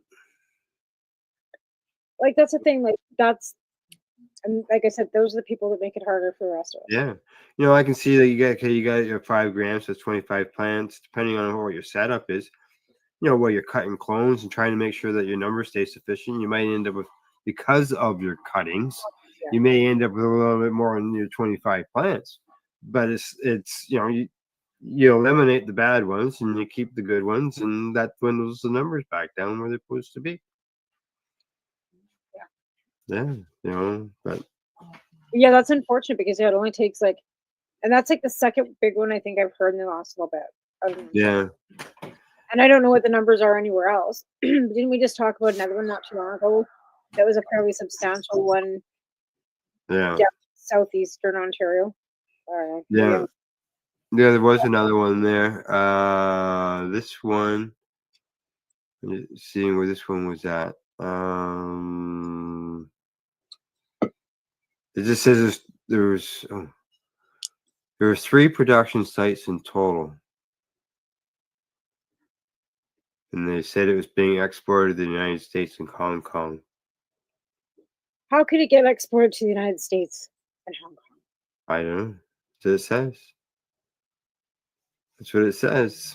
And they called it they laundered the money through the Canadian banking system by a sophisticated identity fraud scheme. So who knows? Criminals, right? Those are criminals. Those aren't Yeah. even patients. Those are just criminals. Those are people that are definitely, but again, those are the people that make it hard for the rest of us. Makes it hard for the rest of us. And then you hear the municipalities, you hear the police yelling, the loopholes, close the loopholes in the program. And that's what they want. They want to get rid of that designated grower thing. Well, They they don't don't want- even want us growing our own plants. They don't even know. There's that too, for They don't sure. even want us growing our plants at all. Like I said, that's why the licensed producers were started to begin with, because Harper figured that we should just be able to purchase it from Buy. licensed production, right? Yeah. Yeah, and then we said no. We just and we spent what we were in court. The injunction's still there, like, but that could fall. Like it only takes the wrong government to make it fall. It's an injunction. Yeah, so see what happens down the road. But hopefully that's not, that just adds, unfortunately, to everything that piles up, right? Let's see, well, we got some good stuff here. France, they've launched regulated medical cannabis market. More worried about What's something that? else. They're more worried about, I think, fentanyl right now. I think. Yeah, oh yeah. But you would think, well, they're just looking for that they would find cannabis. You know, if they're taking X-rays of trucks, or if they're taking X-rays of your vehicle, or searching your vehicle because they just think that you look like somebody that could. Oh, you got your cannabis hat on over there, please. Yeah. That's all But it again, takes. yeah, I think there's like bigger fish to fry right now, and people look a little bit like, even if it's like 17,000 pounds, that's not killing people. No, it's not. No, and in some cases, it's actually probably healing people, depending on who the receiver is on the other end eventually. Exactly. And it could be being like, it could be, who knows, right? It could be transactional, who knows? Maybe it's falling into something else, but tying the cannabis to that, I just feels yucky. Yucky. Well, it does. Like, even when we were like growing with our licensing and stuff, like I was giving it away. I wasn't like making a pile of money off of it. I wouldn't be like sitting in a broken down house working for like, $20 an hour at a store. Like, I didn't get rich off like anybody, not even my, so. Let's see. I got something here. I'm trying to think if it's a. I think it's one that we've already talked about. Anyway, gone. It sounds like there's been, quite a bit of something going on. Yeah, there is. There are.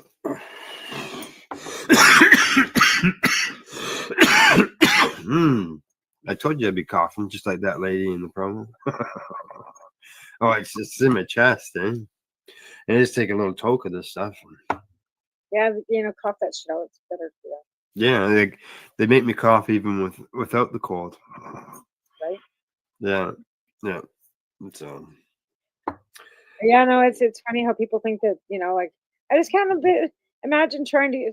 I couldn't even imagine trying to get to Hong Kong. That's pretty ballsy. I mean, Yeah. how the hell are you getting that stuff into Hong Kong? What do you? Yeah. Well, there was a famous guy that lived in Toronto. I got to see him speak at the Niagara Falls Library, and he used to smuggle tons of hash into Canada. Rosie Rosenbaum. And he served the longest time in jail for importing of stuff. And he talked about it at one of his, like at that discussion at Niagara Falls, on how he did it and paying off people in the process all the way through in order to get, in order to get the hash here. Yeah, I guess you'd have to, right? Like People especially- paid off at both ends. Right? You got to have the exporting place and the importing end of it. Everybody wants a little bit of the action. Right? Yeah, right. Yeah, I guess that'll always. It just. Anyway. Yeah.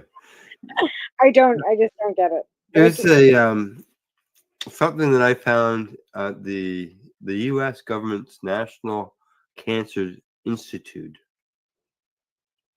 And it says more people with cancer use medicinal cannabis, and oncologists face questions that they could struggle with to find answers.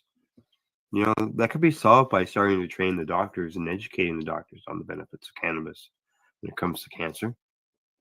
Start, really, Well, that's the thing. Like, train them properly. information. Like, if they, I mean, if we can Google the information ourselves, why can't a doctor?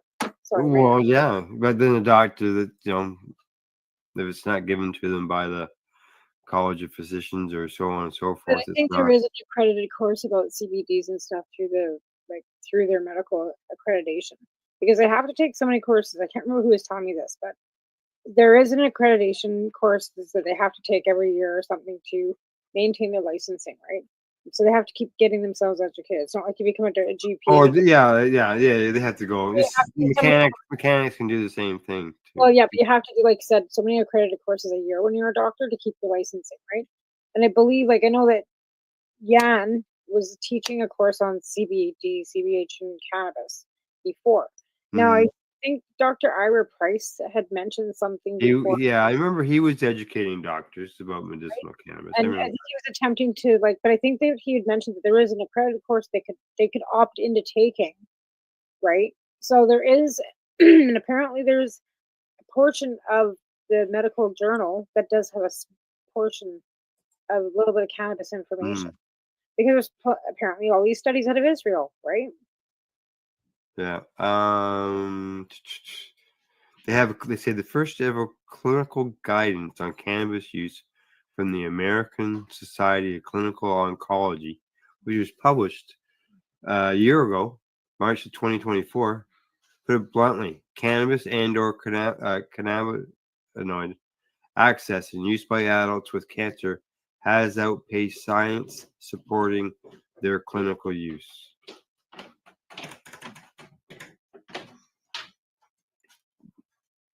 People are ahead of the science. Yeah, exactly. Yeah, because they don't have enough science that they've done to back up what they're seeing. Evidence-based in front of you, right? But yeah, there's none. Yeah, it is. It's outpacing what they can actually put on paper. They surveyed oncologists and oncology nurses, and only 13% of them said that they felt comfortable. They felt that they were knowledgeable about cannabis. So there you go, 87%. Some of them don't want to either, right? Yeah. Now some of that 87% said that they were comfortable giving guidance, but obviously the knowledge end was on the down end scale. But again, though, they're willing to discuss it, which is more than not, Mm-hmm. which is phenomenal to begin with. But I think, like I said, as younger generations come up and they see that, cannabis is now going into a 7th year being legal and the sky hasn't fallen. No, exactly. This huge influx of, kids in the ER. And sure, we've had a few. There's been a few people that, let's face it, there's always going to be side effects to everything, no matter what it is. And that's just the facts of life. There are going to be people that cannot consume it. There are going to be people that are allergic to it. There are people that will get whatever cannabis hypercisis, whatever they call it, because and that's the science that they've seen, right? Yeah. They're also not seeing anybody dying from it. Yeah, there was just recently, just aired I think 2 weeks ago here on the network, the Veteran Action Council, the back round table. They air Sunday night at 8:00. They had an interview with a very knowledgeable cannabis doctor on that CHS or CMHS or whatever you call it, CHS, Dr. Ethan Russo. And he was talking about it on the show.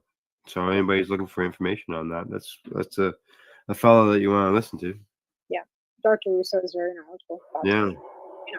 And he's not and get as much information from you as you possibly can because, been around for a while. I remember those early days, just being a sponge, just whatever you could take, get in, Well, the old list, right?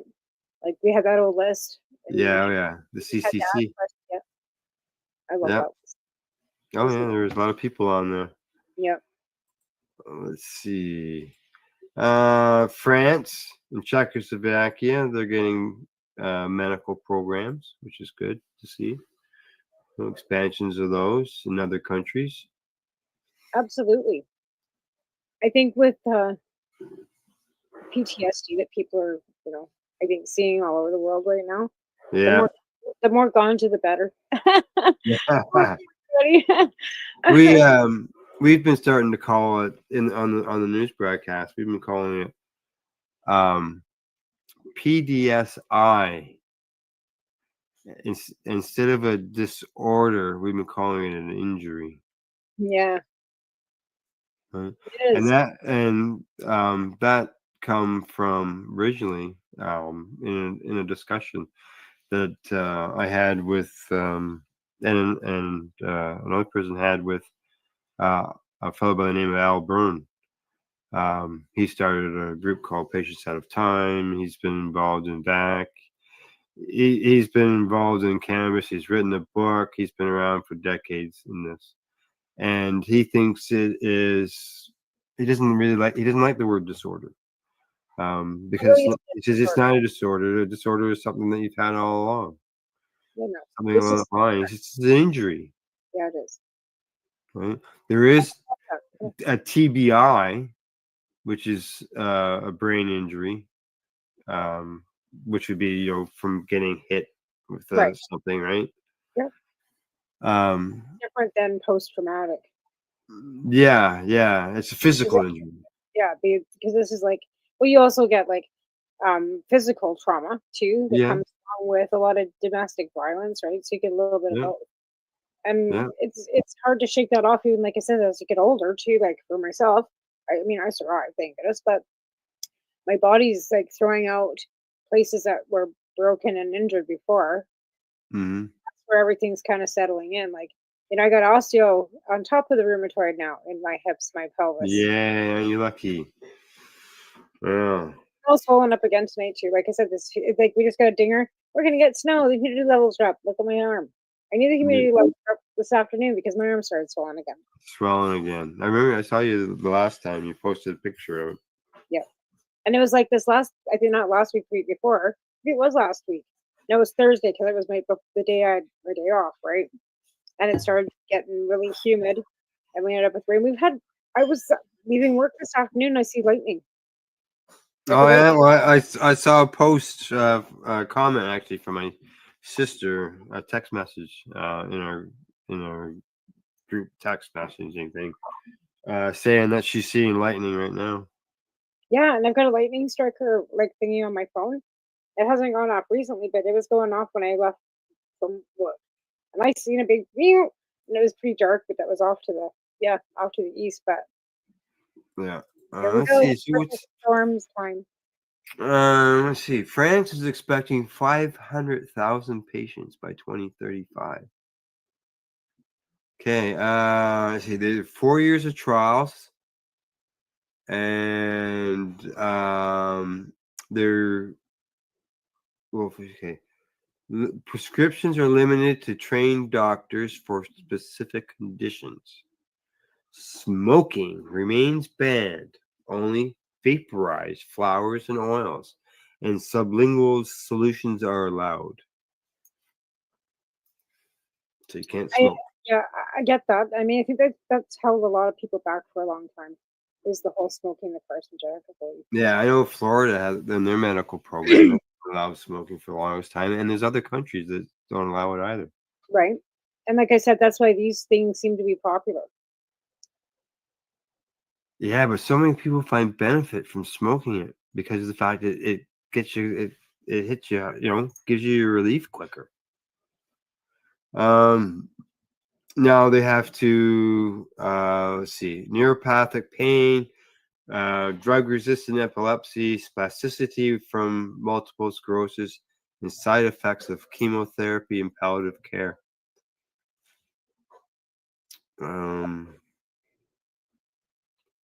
Yeah, it's too bad. I'm just seeing if there's anything else in there. What was the list again? I didn't hear anything about Crohn's.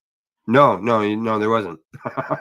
Neuropathic pain, drug resistant to epilepsy, MS, chemotherapy, palliative care, and neuropathic pain. So absolutely nothing that would help either one of us. No. The products include oils and sublingual solutions will be derived from 3 profiles: THC dominant, balanced, and CBD dominant plants. Each product will have to be full spectrum, with the possibility of also declaring minor cannabinoids and terpenes, thus promoting greater competitiveness. Okay. So there you go. In France, no smokables for the patients, only vaporization. And in the Czech Republic, Yeah, and you have to be have to have very limited. yeah, there's no growing allowed, I would say, because it mentioned about, well, I guess we got strict growing things for our LPs as well, but there's nothing there for patients to grow their own. And go ahead. That's disappointing. Yeah, it is. Oh, look at this. Czechoslovakia, their health insurance providers have covered 90% of the cost of prescribed cannabis since 2020, with a maximum reimbursement of 30 grams per month. That's an ounce. It's an ounce. It's not enough for everybody, obviously, but it covers the cost of an ounce, right? Right. Yeah. At least they're doing it. Yeah, exactly. Let's see, there's only a few thousand people that are on the program. Well, I But think they expect it to grow. So yeah, I think they're really hesitant. I guess is probably the best word, because let's face it, we've had so much propaganda from so many people for so many years, and everything keeps changing, and all of a sudden, good, bad, good, bad, good, bad. All of a sudden, something that was the devil's lettuce is good. It's medicine when before you were told it was bad. Yeah. You have to kind of take into account where these people live, right? These Czechoslovakia, they've been lied to for forever. Well, here's some good news in Czechoslovakia. Medical cannabis is now available for palliative patients under 18.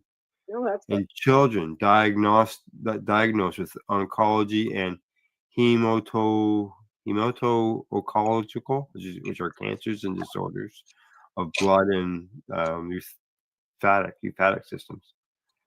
So that is good news. That the young ones will have access to it through the doctors. Now, in Czechoslovakia, they've also allowing individuals to legally cultivate up to 3 plants Oh, that's good too. with the THC content exceeding 1%. What does that mean? What does that mean? I don't know. Exceeding. It says cultivate up to 3 cannabis plants with a THC content exceeding 1%. So exceeding would be past the 1%. Okay. Yeah, something must be Doesn't make any missing sense. there. Oh, okay. The THC threshold where hemp is legally considered cannabis. That's that 1%. Oh. And you can possess up to 50 grams of cannabis in public. Okay. You can have 50 grams of cannabis in public, and it says you can have 25 grams in your home.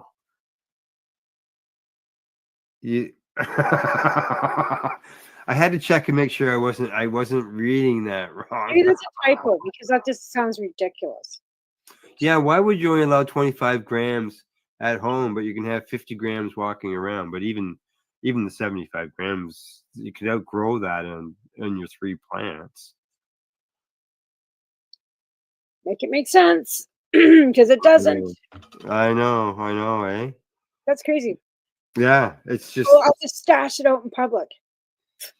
yeah. I'll What do take you? 5 grams home and leave the rest outside.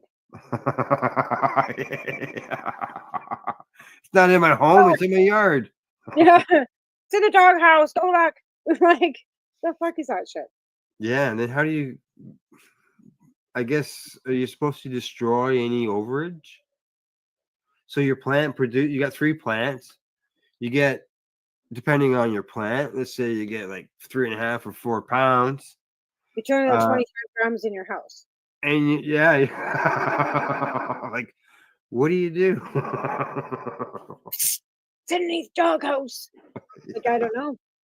I don't know. Like, that just sounds like I said. Like, that doesn't make any sense. No, I know. I grew because they talked about 1% there. Okay, so last year I grew a CBD plant that had, what is it, 4% or 3% on the THC scale. So it's not high THC, and I got over a pound off of it. Right. So I don't know how they expect a patient to only grow 75 because they're gonna keep 50 outside and 25 in the house. Oh, your neighbor can keep 50 over there and 25 in his and 50 in that neighbor's. Like, so I don't know. Just sound like I said that this sounds so ridiculous. Like, what do you do? Dig a hole?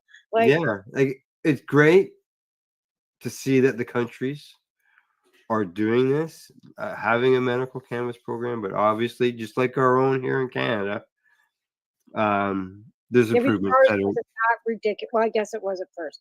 And was it first? Remember the 100-centimeter height? You see, it has to have a barcode on it. Yeah. What the fuck does that mean? 100 centimeters. What's that? 50 inches? Yeah, how are they going to monitor that? Yeah. Like, You're going to have the tape ruler. On their pants, or a little yellow stripe. No, they're going to the inspectors. The inspectors would have been people who were 100 centimeters tall, and if they were taller than them, then they were too tall. That's what I could think of. I just can't even. Like, Yeah, well, I was glad to see the government threw that out. Even well, there's still turdy laws. Some of them are still just are turds. Correct. Yeah. Oh, yeah. There's still some laws that need to be turfed that they've got on there. Yeah. There's no doubt about that. Policies weren't. Yeah. Yeah. So, but yeah. I guess be grateful for what we do have is better than having nothing. But yeah, well, just think. You used to serve, if you grew your 6 plants, you'd serve more time than sexual predators. We did. They were. They do. I know they were. I know. Mandatory minimums. Yeah. Right. Private All jails. right. What they're doing in the U.S., where those people are being held in the U.S. by a private prison system coming to you from downtown Texas. Like, you don't want that shit up here. Oh no. All righty. Anything else? It's bottom of the hour. No, cannabis and coffee on Monday. We'll probably cut some pictures, hopefully, for your CASP on Friday. Other than that, have a good week. All righty. Other than that as well, thanks for sponsor Limestone City Hydroponics.ca, at ease.ca, and the Camelford Lifestyle Shop. And thanks to everybody for tuning in the program. Really appreciate it. If you're watching us on YouTube, and I know that there are some people right now watching us on YouTube, hit the subscribe button, and you'll catch all our notifications of all our programs here on the Pace Radio Network. Let's see. Shortly, we're going to have 2 on Sunday. We've got 2 shows on Monday. There's 2 broadcasts that come out on the network on Tuesday. We got the Pace Radio show on Wednesday. Thursday, we've got 2 shows that come out. That's the news show. Plus, we got a brand new music show program that launched last week. Episode number 2 goes this Thursday at 9 o'clock. High Vibes with Dr. High. Catch all your cannabis tunes. And they're very educational in the process at the same time. Right? We had them on here last week. It's pretty impressive. Yeah. Pretty impressive. Yeah, it was good. And I know that this weekend or tonight's or tomorrow night's broadcast, when I first watched it, because I get a sneak peek of it, right? Because he's a content provider, so he sends it on to me, and then I get it all scheduled and programmed into the system in order for it to go out. And so I always take a quick check on it, and I can tell you there's stuff in there that should be big hits. Like, if he still had the Cannabis Awards and Music Awards for marijuana, like we did at the TY Expo in 2010, the Global Marijuana Music Awards, I wouldn't doubt if there'd be some award winners there for sure. So, all right, and other than that, don't forget Saturday. We got Rerolled Saturdays.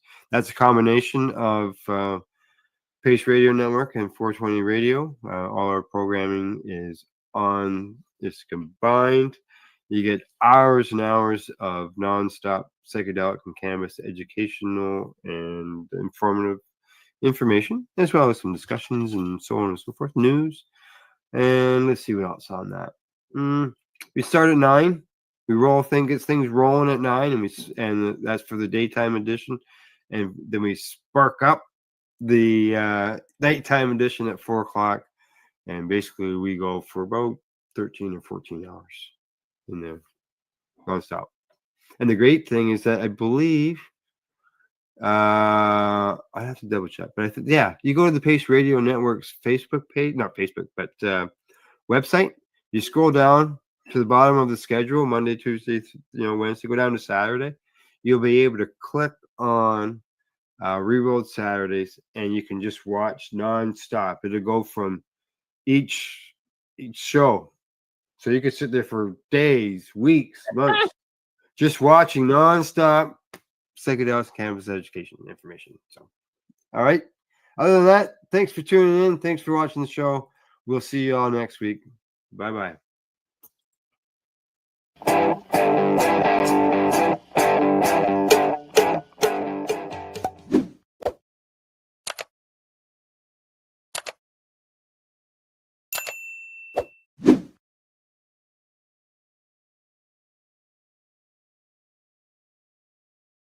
Let's share Pace everywhere. That way it can help create peace. People everywhere advocating cannabis education. You're listening to the Pace Radio Network here at paceradio.net.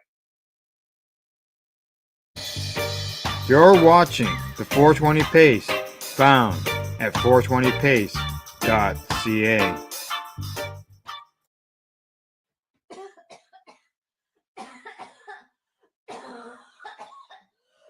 The opinions of the individuals during this broadcast are their own and may not be the opinions of their group or other organizations they may be involved with. All medical advice during our broadcast.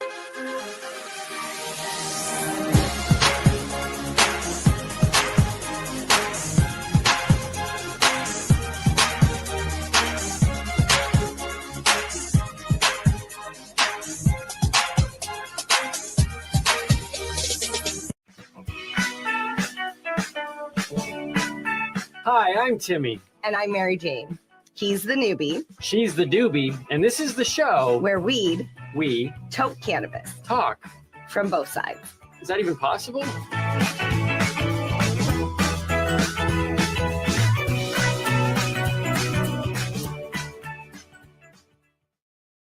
This podcast is for adults only, should not be used as a meal replacement, and may contain nuts.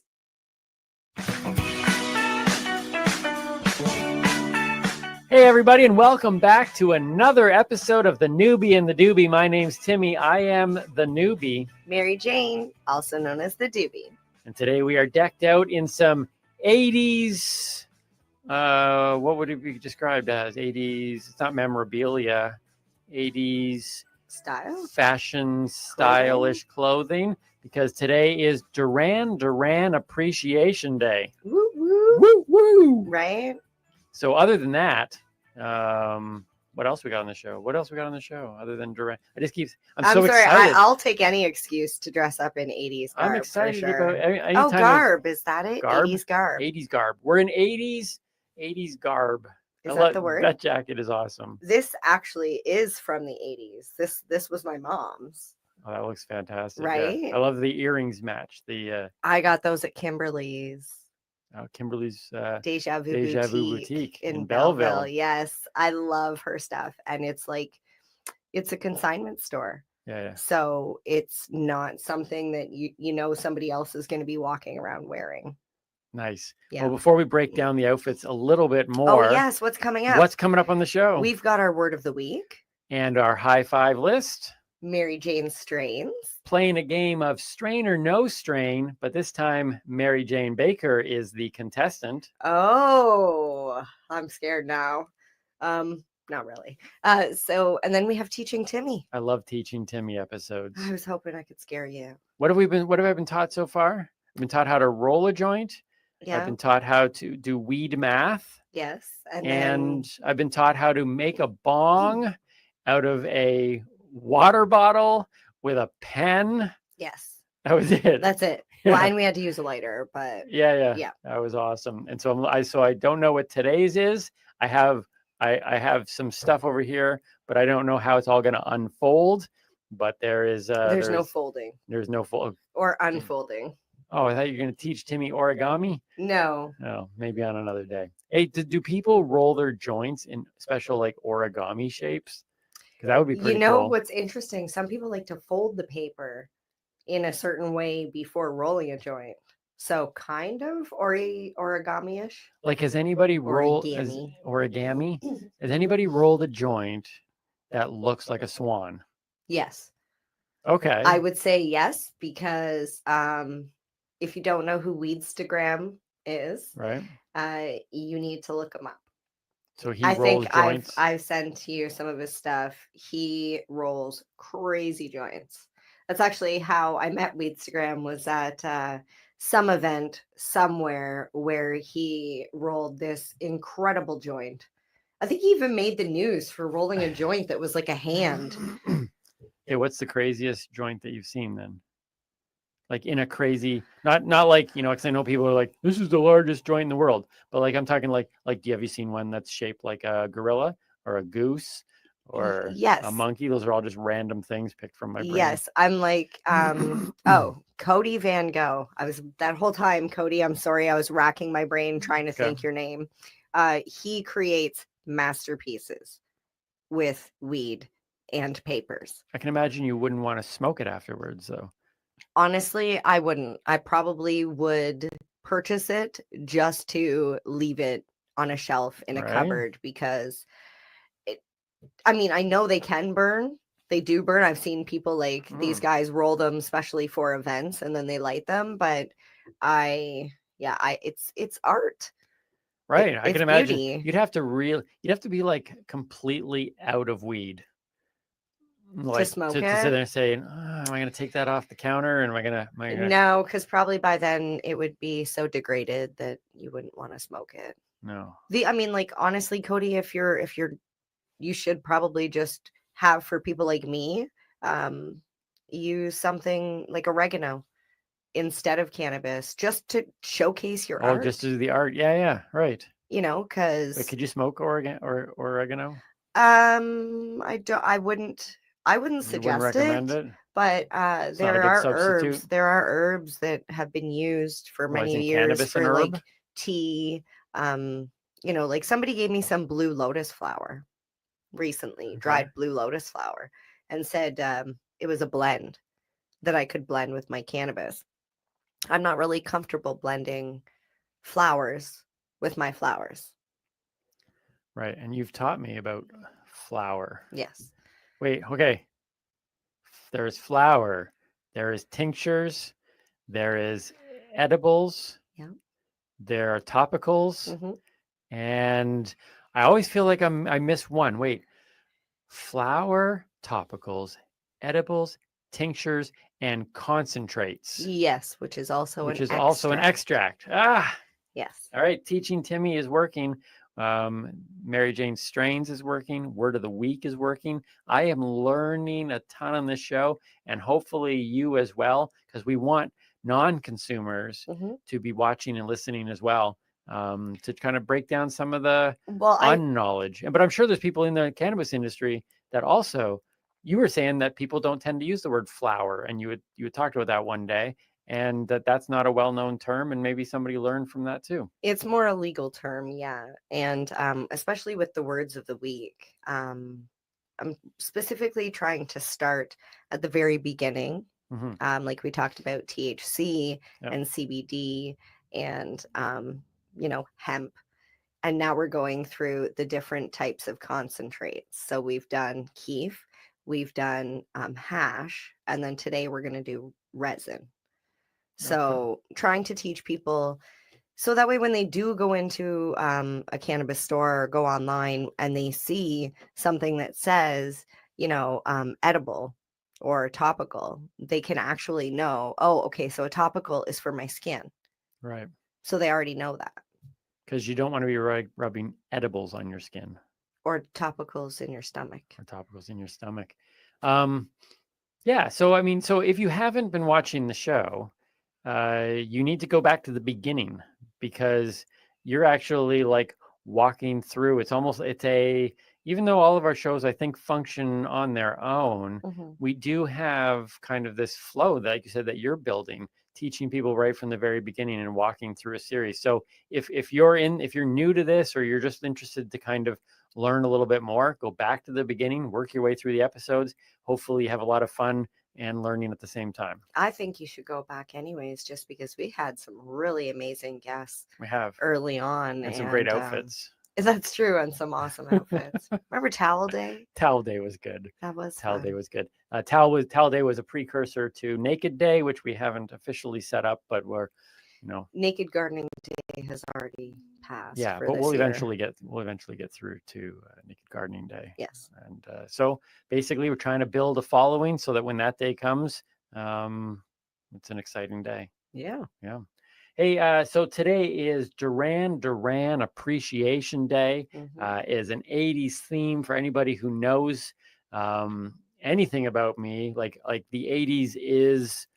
Well, the 80s it's the greatest thing that's ever been created. It is. I was created in the 80s. You were, yes, absolutely, right. So and you were born in the 80s. I was born. So. I was born 1980. 1980. Imagine that. You were still created in the 70s. Yeah, but it was like you were like, no, I'm not. I'm. Yeah. Yeah. I think my mom was carrying me for like 8 years. I was like, I'm not coming out yet. I'm waiting to the 80s. Coming out to the 80s. The 80s was the greatest thing ever. If you go online, you can actually find. I have a Christmas song. You do. But it's more of an 80s tribute, even though it's Christmas themed, and it's just called Santa, Please Bring Back the 80s. It's like a prayer. It's a to prayer. It Santa. is. It's a prayer to Santa. Yeah. And I It's think actually kind of sweet. there might be a video up there as well when I do my 80s tribute on stage. I'll have to see if that's even up there online. But if you haven't seen that, that will come up again. Usually I do it in the Christmas season. Yeah, the song on YouTube is great, but seeing you perform it on stage, it's like a 5-minute song turned into a 45-minute. Yeah, it's amazing. It is an 80s. It is an 80s extravaganza. And I wear this, and now so I even came. So you've got. I do want to point this out though. Not only do the colors reflect the 1980s. Yeah. But the shoulder pads. The shoulder pads. But when we were looking up, because we did a little bit of research on Duran Duran. Oh yeah. And we found all these pictures of them wearing like these blazers. So sexy with these like shoulder Right? pads. And I'm like you nailed it. You got the color right. You got the shoulder pads. You got the blazer look. Yeah. Like if you're gonna have Duran Duran And the earrings to Appreciation Day, match. right? Now over here, I didn't go Duran Duran, but I went 80s. Any opportunity I can go 80s. So I'm rocking my Ninja Turtles. I can't believe you stuck the tag over Michelangelo's face. It's everybody's least favorite turtle. But anyways, okay, let's not get into that now. I don't we literally probably lost viewers. I apologize. All Ninja Turtles. All Ninja Turtles matter. I wasn't gonna do it, but you did it. But I said all. I know. Or is it every? I don't even know. Oh, the Ninja Turtles The matter. Ninja Turtles matter. The Is that four of right? them and the rat. Michelangelo matters. He does. Donatello was actually my favorite. I used to play The the purple video guy? game one in the arcade, and he had the rod, and he could like stick it in and leap over. Careful. Yeah, I know.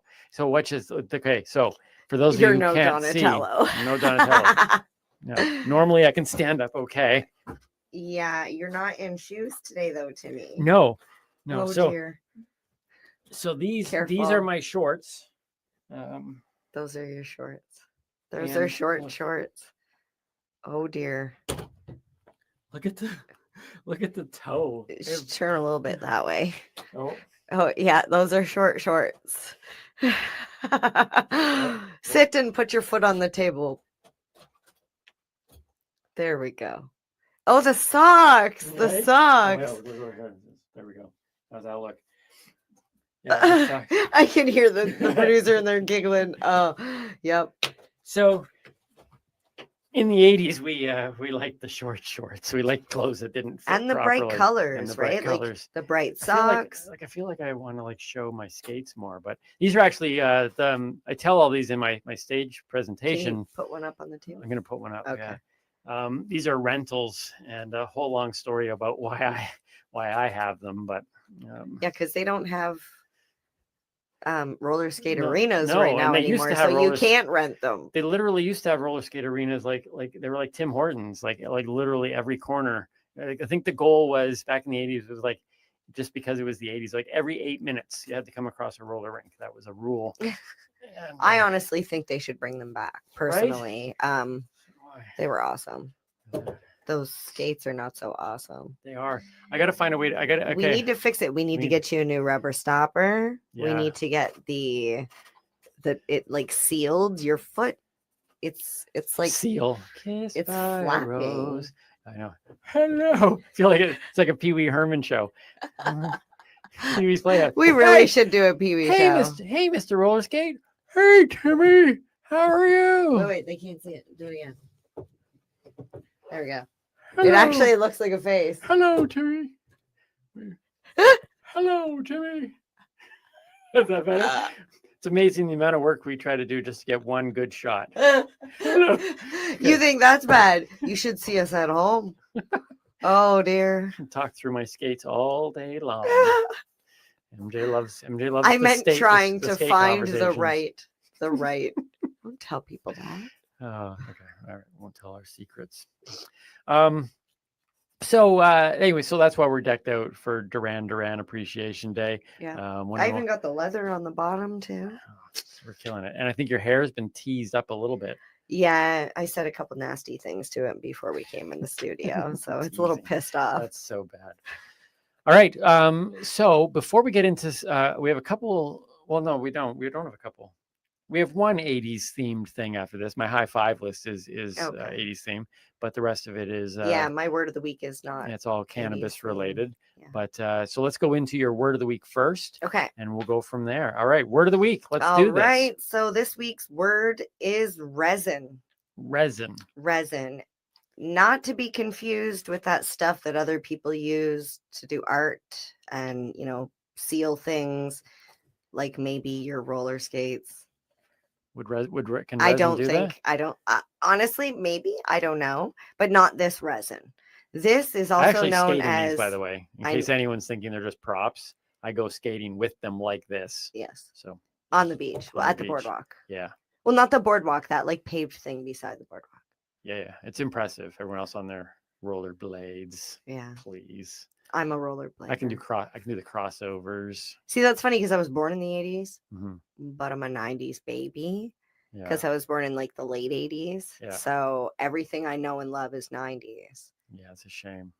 Some people, Wow.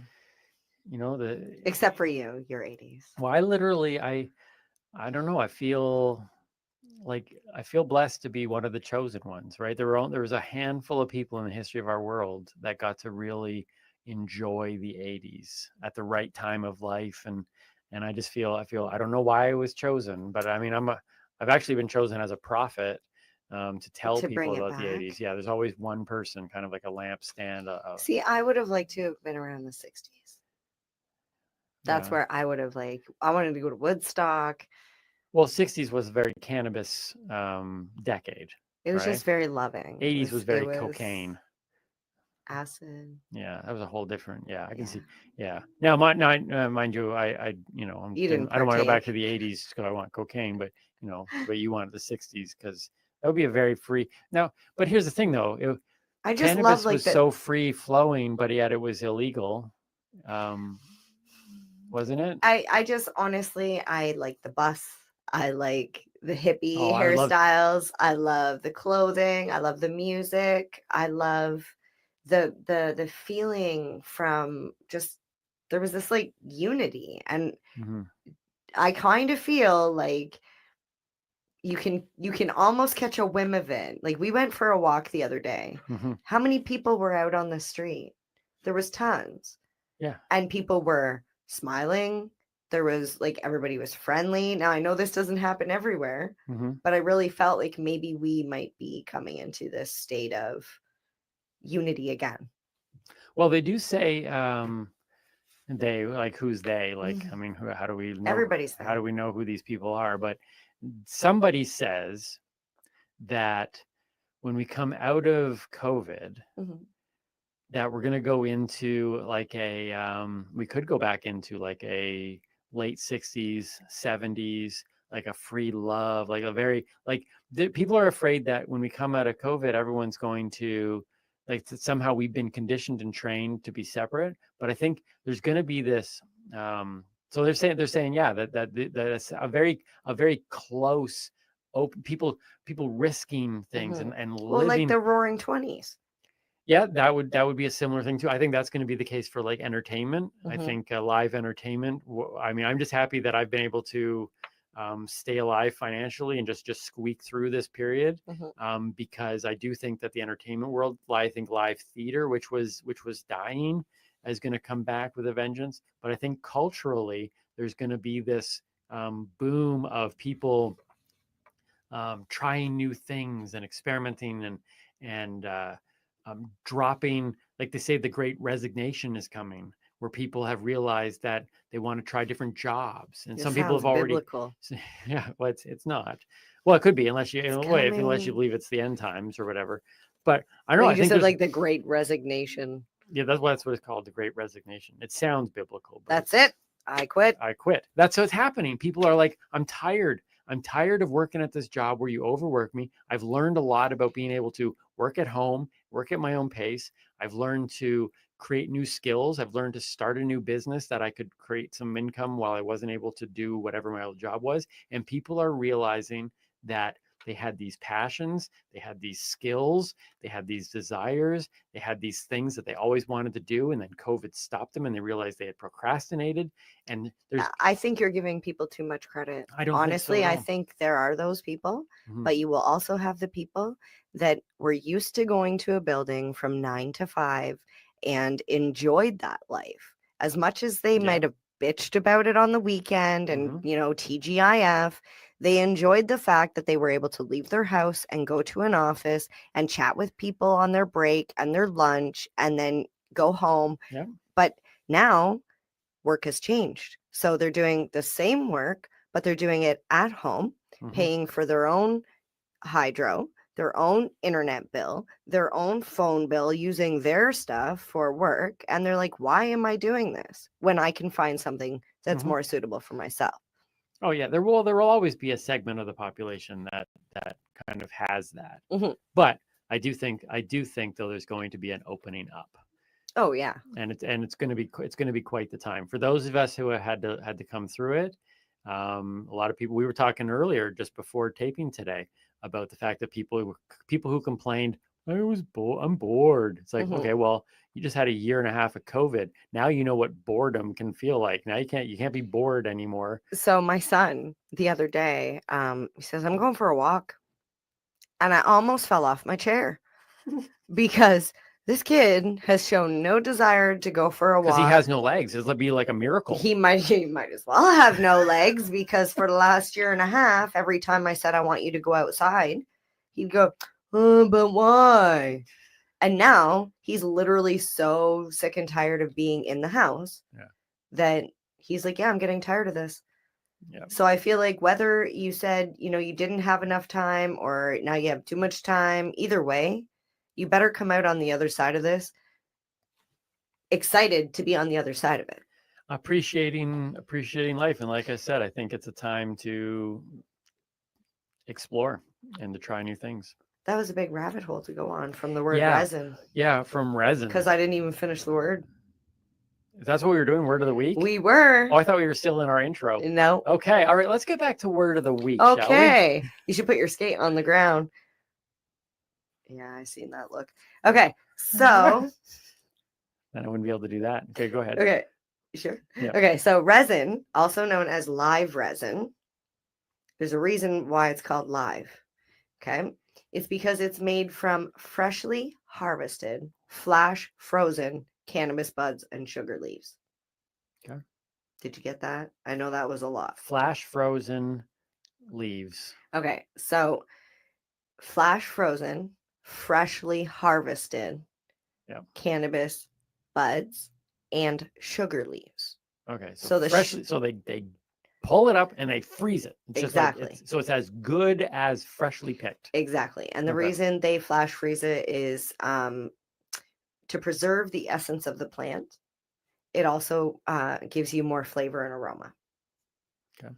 So there is an extraction process that is done immediately after you take the plant material out of the freezer. It is used, you used a solvent, or you're supposed to use a solvent with it. Okay.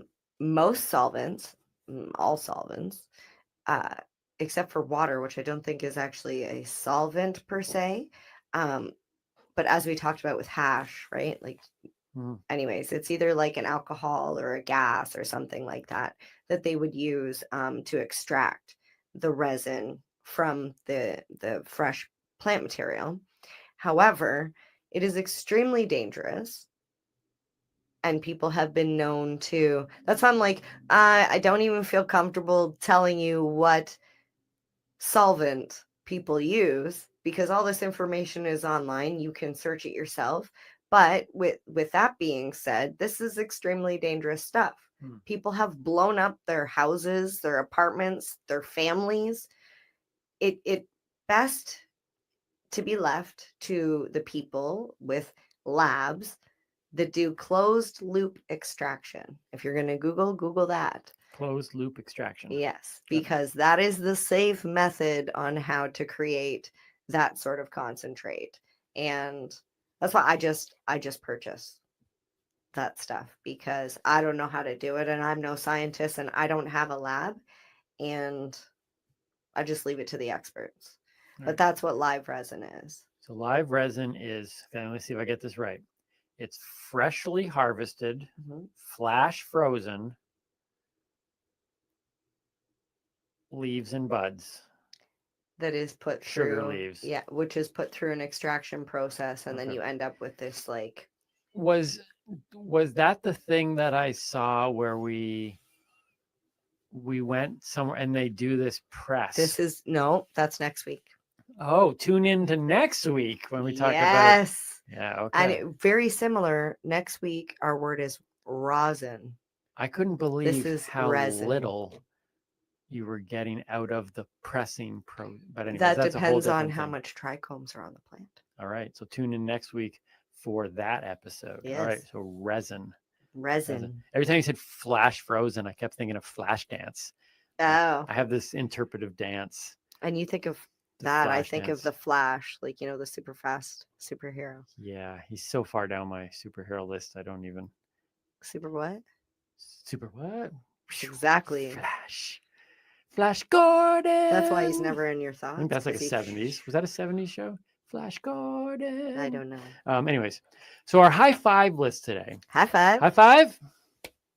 We wanted to specifically, even though we are 80s themes, we did want to celebrate Duran Duran Appreciation Day. Yes. What's interesting is that this day is Duran Duran didn't set it up.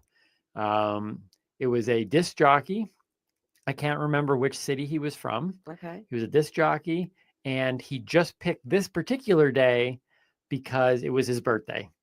So, happy birthday. yeah, so on my birthday, I am going to officially call it Share Appreciation Day. So Share Appreciation Day That's is July awesome. 21st. So next July 21st, we will all celebrate Share Appreciation Day. But today, because he got to it first, we do Duran Duran Appreciation. So I got these. These are my top 5 interesting facts about the musical band Duran Duran. Okay. And if you're in the age group that's like, who? Google them up. Not hard to find because they were one of the most popular bands in the world. Okay. Get this. They started in 1978. Okay. Their first album came out in 1981, which was just called Duran Duran. Okay. For those kids, Duran, Duran. Just use the first word, copy, paste, put it up there, then push send. So 1981. So the bulk of their most famous work were through the 80s. They started in 1978. They were part of the British kind of, invasion of stuff that was coming in through the 70s and 80s. 100 million records were sold by Duran Duran. They're on the Hollywood Walk of Fame. 14 studio albums. Okay, you probably recognize some of the songs to this day. Ordinary World, The Reflex. The Reflex. I'm literally sitting here like blank because I don't know. Hungry any Like of a them. Wolf. I do know that one. Right. That one actually was in an earlier episode. We did top 5 new terms for the Munchies. And I said it should just be called Hungry Like a Wolf. Okay. That's what that reference throwback. was, right? You like those throwbacks. I do like those throwbacks. Girls on Film, which was something they had done. It was actually banned on MTV. You remember MTV? When they actually used to play music? Yeah, it was banned on MTV and the BBC, but I think everything gets banned on the BBC. And then like Rio's a great song too. Anyways, I know this is out of your yeah. This is out of your thing, but here we go. Here's I'm some listening. interesting facts though. I'm Interesting learning. facts. Oh, those weren't any of the facts? No, that was just Oh. that was just I setting it learned up. so much already. I was- Okay. those were just like facts. Like my head hurts. I couldn't put 100 million albums sold as one of my top 5 interesting facts. Okay, Which so is an let's see interesting what you fact. have for now the we're going for the top interesting. 5 interesting facts because you found some of those interesting. Yeah. Okay. Well, how about these? Number 5 on Timmy's high 5 list. Princess Diana, the late Princess Diana, one of my favorite princesses of all time, said multiple times publicly that Duran Duran was her favorite band. So the people's princess gives them the stamp of approval. So if you love Princess Di, check out Duran Duran because Who didn't love Princess Di? She right? was the people's princess. And if she says Duran Duran is the best, who are we to argue at that point? But true story. She was publicly, and they were flattered, as I would be too. If she Yeah. was still around today, I'm sure Timmy Boyle would be one of her favorite comedians, but we'll never know. So we'll just assume that I'm would have like been her choice. trying to imagine a world that she still existed. Right? Sad. We don't want to get into a sad thing. Here we go. No, it'd be an amazing world. Number 4 on Timmy's High Five list on Duran Duran Appreciation Day. They used to perform in a nightclub called Barbarella. Okay. So their name came from a character in the movie Barbarella. There was a movie Barbarella with Jane Fonda, I believe, back in 1968. It was a sci-fi film. And there was a character in that movie named Mr. Durand Durand. So they just took off the D's. I don't know why. I don't know why you would just call yourself Durand Durand. It is harder to say. Try saying it. Durand Durand. It makes sense. Oh my to pull God, the D's that's off. like the rural Durand, juror. rural juror. I'm in that movie, In the rural juror. Yeah, check out 30 Rock for that reference there. So that's where they named it from. It was actually a character from a sci-fi movie from the 60s called Barbarella, which was the same name of a club that they used to perform in back in England. And his name was Mr. Durand Durand. But I now know why they dropped the D's, because Duran Duran flows better. Number 3 on my list of Duran Duran interesting facts. There were 3 tailors in the band. Now, that's not an interesting fact if you know the band. Like by profession or by name? Nick Rhodes, John Taylor, name. Roger Taylor, Andy Taylor, and Simon Le Bon. And Now, none of them were related. none of them were related. Oh, that's messed up. None of them were related. I call hashtag bullshit on that. How are they all 3 of them tailors? Right? That's like, hey, we're putting out a casting call for all musicians with the last name Baker or Boyle.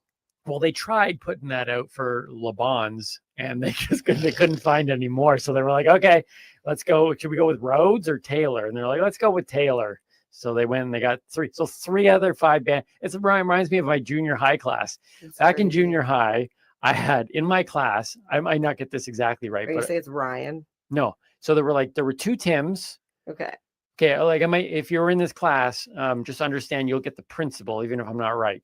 There were 2 Tims. There were 2 Andreas, 2 Sarahs, 2 Kathys, 2 Jasons. And I think there was a couple, did I say Andrea already? Yes. Yeah, maybe that was it. But literally half our class was made up of 5 names. You know why that is? If you were in that class, you know who you are. You know what happens? What? Everybody watches television. Like, okay, so I named my son Aiden. Yeah, that makes sense. Well, yeah, because you know him. That's what you've been calling him. So when I named him, I thought it was like super rare. Never heard anybody with that name before. Now, this was 2005. Fast forward, I started hearing about Aiden, Braden, Jaden, Caden, Hayden. And I'm like, what is going on? Payden? Right now, everybody. You know what happened? I didn't watch soap operas. Oh, see, that's why you should watch soap operas. The hot doctor on one of the soaps was Aiden. Right. So all the other women that are pregnant at home watching soap operas, they're all like, oh, Sarah. That's why Tim. That's why junior high classes in the early 2000s or late 2000s had 2 Rosses, 2 Rachels, 2 Monicas. Oh my God, the Phoebe. 5 Phoebes. Do you know how to spell Phoebe? Phoebe. P as in Phoebe, H as in Hebe, O as in Obi, E as in EB, B as in BB, and E as in hello there, mate. I'll give you a high five for that one. So 3 Taylors, not related. Number 2 on my list of Duran Duran interesting facts. They actually wrote a Bond song. So, the James Bond movies. So in 1985, it was A View to a Kill with Roger Moore. He was one of my favorite Bonds. and they wrote the Bond song for that. Oh. It was called A View to Kill. But this is interesting. It's the only James Bond song that reached #1 in the US. So Duran Duran wrote a Bond song for one of the James Bond movies, and it reached #1. Only James Bond song to do that. In the UK, it was, I guess recently is relative, but it was only recently passed by Adele's Skyfall, which she did for not Roger Craig, Craig, that guy. His last name's Craig. What's that James Bond guy's name? Michael Craig? Jimmy Craig? I'm Jimmy not, Craig I'm Corn, not and into I don't the care. Bond. I'm not into the Bond. I have the only one I know is that dun dun dun dun. Oh wait, that's Mission No, Impossible. that's Mission Impossible. That's, See, this is how much I watch like those. Ethan Like Hunt. Yeah. I thought it was Tom Cruise. Yeah, it was. Yeah. Yeah. He Oh plays my Ethan God. Hunt. That's okay. It doesn't matter. I don't. Yeah, it might as well be. So What's that guy who goes to the Nakatomi Tower? That's John McClane. And that's See, not thank funny. you. I thought it was. And the number one interesting Duran Duran fact on Timmy's high five list is that they have a board game. Get 1985. out. Shut up. Yeah, an actual board. It's called Into the Arena, and it came out in 1985. A Duran Duran board game. I have not seen They a made some really weird board games. I What have is not that about? seen. I don't know. You just But know I want to find it on eBay. I want to try to find it. Look, Bon Jovi is, I think, one of the best bands coming. Bon Jovi doesn't have a board game. Are you sure? I don't know. I need to now You look. didn't look yet. Does AC/DC have one? Does Def Leppard have one? They probably have. I bet you they have Monopoly games, like the Bon Jovi Monopoly games. They have Yeah, Monopoly there's a games and Monopoly everything. There's like a Monopoly There's Belleville. Weedopoly. What? Yeah, well, that makes sense. And Ghettopoly. Ghettopoly. That's not right. No, there really is. There is? Yeah. What's the most expensive street on that one? I think it's someplace in Oshawa. It's a It's like Canadian game? Wentworth or something. All right. Well, if you live on Wentworth in Oshawa, you're famous now. All right. So that was my high five list. Interesting fact. Those were interesting. They were really interesting. I think ultimately, though, I enjoyed the 3 Taylor one. But anyways, I still call bullshit. we'll look into that, and we'll also find out how we can buy one of those games. Yes. Okay. Mary Jane's strain. All Let's right. get into that. Okay. So this strain is a particularly one that's close to my heart because I just tried this and was knocked on my ass. I don't want to say it. Okay, I was knocked on my ass. I'm just gonna say it. Believe me, we've already lost listeners at this point. So visitors. So it's called GMO cookies, and it's by Spinach. And I generally don't like GMO anything. Cookies with spinach. Well, Spinach is the company, the licensed producer that's making the product. Okay. But the GMO stands for garlic, mushrooms, no monkeys, and ostrich. Onions. Oakville. Onions. It's funny because when you go to Pita Garlic, Pit, they mushroom, ask onions. you, would you like OMG? And it's onions, mushrooms, green pepper. Oh, that's smart. Right? And this Yeah. is GMO. Guys, Spinach, you failed. It should have been OMG. Yeah, OMG. Onion, mushroom, garlic. Yeah, because but they knew somebody else already did that, so give them some credit. well, GMO kind of like I was a little hesitant, but of course I'm a researcher and did the What research. about MOG? Mog. Mog. Mog. That sounds like a game, like those pogs. Yeah. Let's play some. See, that's a Mog. 90s thing too. Yeah, it is actually. Yeah. All right. So GMO cookies is a very, very strong indica. Comes with percentages THC of 24 to 31. Okay, from basically what you've been telling me, that's high. Yes. Like I would have a problem with that one. Yes. When I go into the store and they ask me, do you want indica, sativa, or hybrid? I just giggle and say, I don't go by that. Right. Yeah. I go by THC levels. I go by licensed producer, like which company makes it, depending on whether it's an edible or flower. So I'm really willing to try anything once because I like to see what my experience is with everything. So after trying the GMO cookies, it makes sense why you would get these effects the following effects of euphoric. Wait, can I guess? Red eyes. No, and I'll dry give you mouth? that. Those are well, those are possible side effects. Oh, those are Yes. side effects. Okay. Yes. But that's to say with like most cannabis, right? Oh, Dry mouth. Name me a cannabis strain that doesn't give you red eyes and dry mouth. That seems to be a regular theme. that Yeah, I'm learning I now. haven't had any yet. Yeah. Those are telltale signs of cannabis consumption. So. Right now, my mouth is dry, and my eyes are probably Some red, but water. that's because I didn't sleep well and It's I warm haven't in drank enough here. water, and it's warm in here. I'm gonna take off these shorts. Okay, so with the THC being very high, you get a sense of like just this overall euphoric, drowsy, sleepy, kind of like just chill. This is my Right. experience. It was just like a very, very chill experience. So when I was researching the terpenes, it says that it's caryophyllene or caryophyllene. I never know how to pronounce that one. Caryophyllene, okay. Humulene, limonene, myrcene, and neuralidol. And the very interesting thing that that I read on their website, I giggle because I've said this to you before. This weed smells like chicken noodle soup. Right. Yes. Right? Yeah. I've said this to numerous people, and I'm like, I don't know what this is, but it smells like my grandma's chicken noodle soup. And everybody thinks I'm crazy. Now I'm starting to wonder because Nana used to smoke. Okay. And she'd always smoke in the kitchen. And she would always make chicken noodle soup. And I wonder if she used chicken noodle soup to help cover up the smell of her joints. Oh. I can't ask her because she's not around anymore. Right.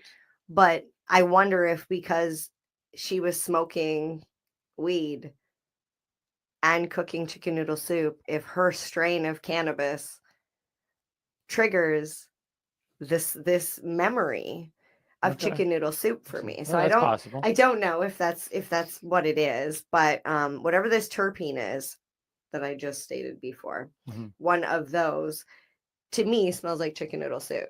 And I giggled because when I did research on their website, it says you can't make soup out of it, but it sure goes nicely in a bowl. And I thought, chicken noodle soup. It was like it was confirmed. Right. Okay. But not confirmed. But not confirmed. And I just want to add you're on the that right path. the GMO cookies by Spinach Yep. is cost friendly. If you can find it at one of your local retail stores, Mhm. great, because it's all sold out on the OCS website. It is a very like a desired strain because high THC, lower cost. OMG. Right? Right? GMO cookies. Mog. And that's it. That's the strain. Like you just took a drink. That's Mary Jane's strain for the week. Mary Jane's strain. All right. So now we just talked about a strain. We're going to do. Usually we do strain or no strain Mhm. with like the occasional guest. We've played strain or no strain. Yes. So there's some on this list that I just wanted to kind of run through with you and see whether you can pick out which ones are strains and which ones are not strains. Okay. Okay. I'm worried about where you got your list. You Don't need- worry. you Don't don't need to worry. be worried. Okay. Okay. Here we go. Strain or no strain with Mary Jane Baker. Who's done this game before? Jenaway McLean did it, Yeah. and she did very well. Mhm. Who I else think did it? that was the only one. No, I think someone else did it. Doesn't matter. You're going to be able to kill it here. Are you ready? Sure. Here we go. Purple monkey balls. I want to say yes. Is that your final answer? Sure. It is, in fact, a strain. Purple Oh. monkey balls is a strain, everybody. OMG. Something I would probably try. Once. Right? Okay. So 1 for 1. Lady J. No. I feel like that's a rapper. No, that is a G.I. Joe character. Ah! I made that one up. She's one of my Okay. favorites. She's one of my favorite fictional characters. And see, of all I wouldn't time. have known that because I don't watch Lady G.I. J. Joe. Mafia Burger. Oh, no. Is it a strain? I've never heard of it. Why are you so adamant that it might not be? No. You convinced? Yeah, it sounds like a burger restaurant.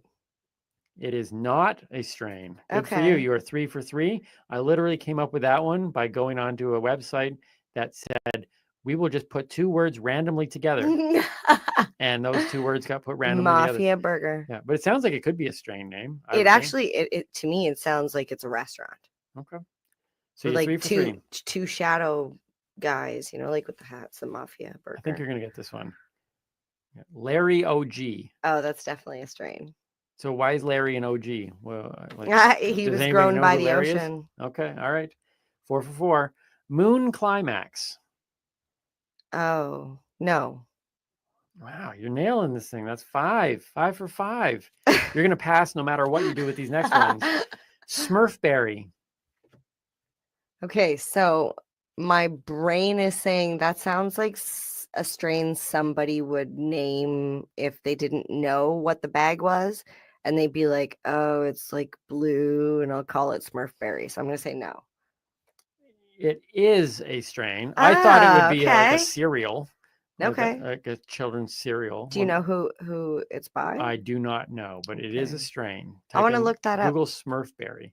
So you have 5, 5 and 1. And last one, Papa Shango. No. I feel like you're trying to trick me with that. That is, in fact, a wrestler. And I did not know that either. He was a voodoo expert, Papa Shango. He was creeped me out. He was on wrestling. Well, that was good. You got like you got 6 out of 7. Very good. I'm sad though. I didn't get a perfect game. I know Smurfberry. I take competitions very seriously. Smurfberry. Well, Google it up. You just make sure if you want to fact check it and let people know later I on whether or will. not you. You know nailed what's it or so not. funny? Do I have a minute to tell them very do. quickly about Alexa? Yes. Yeah. Go ahead. Yeah. Sorry, I was being quiet for a second because if you are listening to Alexa right now, I apologize. Hey Alexa, turn off bedroom lights. Just in case. Yeah. So I like to play Song Quiz. It's a game you can play with it. So you just activate your device and then say open Song Quiz. And the other day, it asked me, just like it always does, what genre would you like to play? And I said the 90s, just like I always do. And it said, who's playing? I said, it's MJ. They said, from where are you playing from? And I said, my bedroom, because I never say where I'm from, right? And earlier that day, I had played Song Quiz and said I was the magnificent Miss Mary Jane Baker from the land of cannabis, because I thought I was just being smart and I was having a little bit of fun. Turns out I go to play and it says, your opponent is the magnificent Miss Mary Jane Baker from the land of cannabis. And I was like, oh no. So no matter what I do, So I can't lose. So you were playing with yourself. Yeah. All right. Yeah. Did Is you- it and did weird you that I win? was in the bathroom at the time? Did you win? I thought we went over this. I was playing myself. So you did win. Yes, I won. I remembered. I have to say yes. Okay. Yes, All right, I you won. All right. Nice. Okay. Congratulations. Thank you. Alexa drives me crazy. I hate when she says, I'll be like, Alexa, turn off my bedroom lights. And she'll be like, turning off just turn the You lights don't off. even have Alexa. Wait, I have Google. Is that why you hate Alexa? Because she's not even at your Fine. house? I have Google. If you want true story stuff, I have Google. And I'll Yes. and then Ask she Google, yells it out. Ask Google, who is Timmy Boyle? Yeah. And then ask, who is Mary Jane Baker? But you have to ask Google, not Alexa. Ask Google, who is Timmy Boyle? Yes. Who is Mary Jane Baker? Yes. That's a test. And then mention in the comments below this video. Yeah, what let it us know. says. Yeah, tell us what it said. Yeah. All right. Let's teach Timmy. Like when it's teaching Timmy day, I get all You're gonna excited. have to move that skate though. Or please don't send me away. He's crying. Please don't send me away. Bye. Goodbye, Mr. Boot. Goodbye, everybody. Oh my God. It's The like the IKEA commercial. Do you remember that one with the Podcast lamp? people are wondering what in the world's going on. Why are they making weird voices? Do you remember the IKEA lamp commercial? Yeah, I made you cry. Every time. Do you feel sorry for this lamp? I don't understand. It's just a lamp. You left it on the curb. That's why it's a perfectly good lamp. Get my boot back on. Okay, Sorry, I so won't put teaching order on Timmy, that. we're gonna need your space there. Teaching Timmy. It's hands-on, but not quite hands-on. Okay, So, all right. like I said, we're trying to build education for newbies. Yes. So new consumers, just like babies, small children, when you're introducing new food into their diet, you should introduce one new thing at a time, and you should monitor how they react. Right. So in this, we are going to, I got you a nice binder. So it says healthcare, but it Yes. also says heal, care, THC. Well, I guess it says heal air, heal R. Anyways, doesn't matter. It has THC in the middle. Yes. I like how you did that. Yes. Thank you. Health I would care. like to take credit for that, but But it's not it's you? not in my idea, no. Okay. All right. Well, it's a very good idea. Whoever did it. Yes. So Yeah. I got you a binder specifically instead of a little book with like pages that are stuck in it, because I feel if you're going to have a book, you should be able to move the pages around. Okay. Just so that way, if some people like tabs, you put all the strains that you like in the front, all the strains you don't Okay. like in the back. You can organize it by indica, sativa, hybrid, however you want to do it, alphabetical order, yada, yada. Okay, I can see already the benefit of having a notebook. It seems like a lot. It's kind of like how I learned so much about my diet. Yep. When I started to track my food. And some people are like, "Oh, I don't want to take the time to track my food. It takes too much time."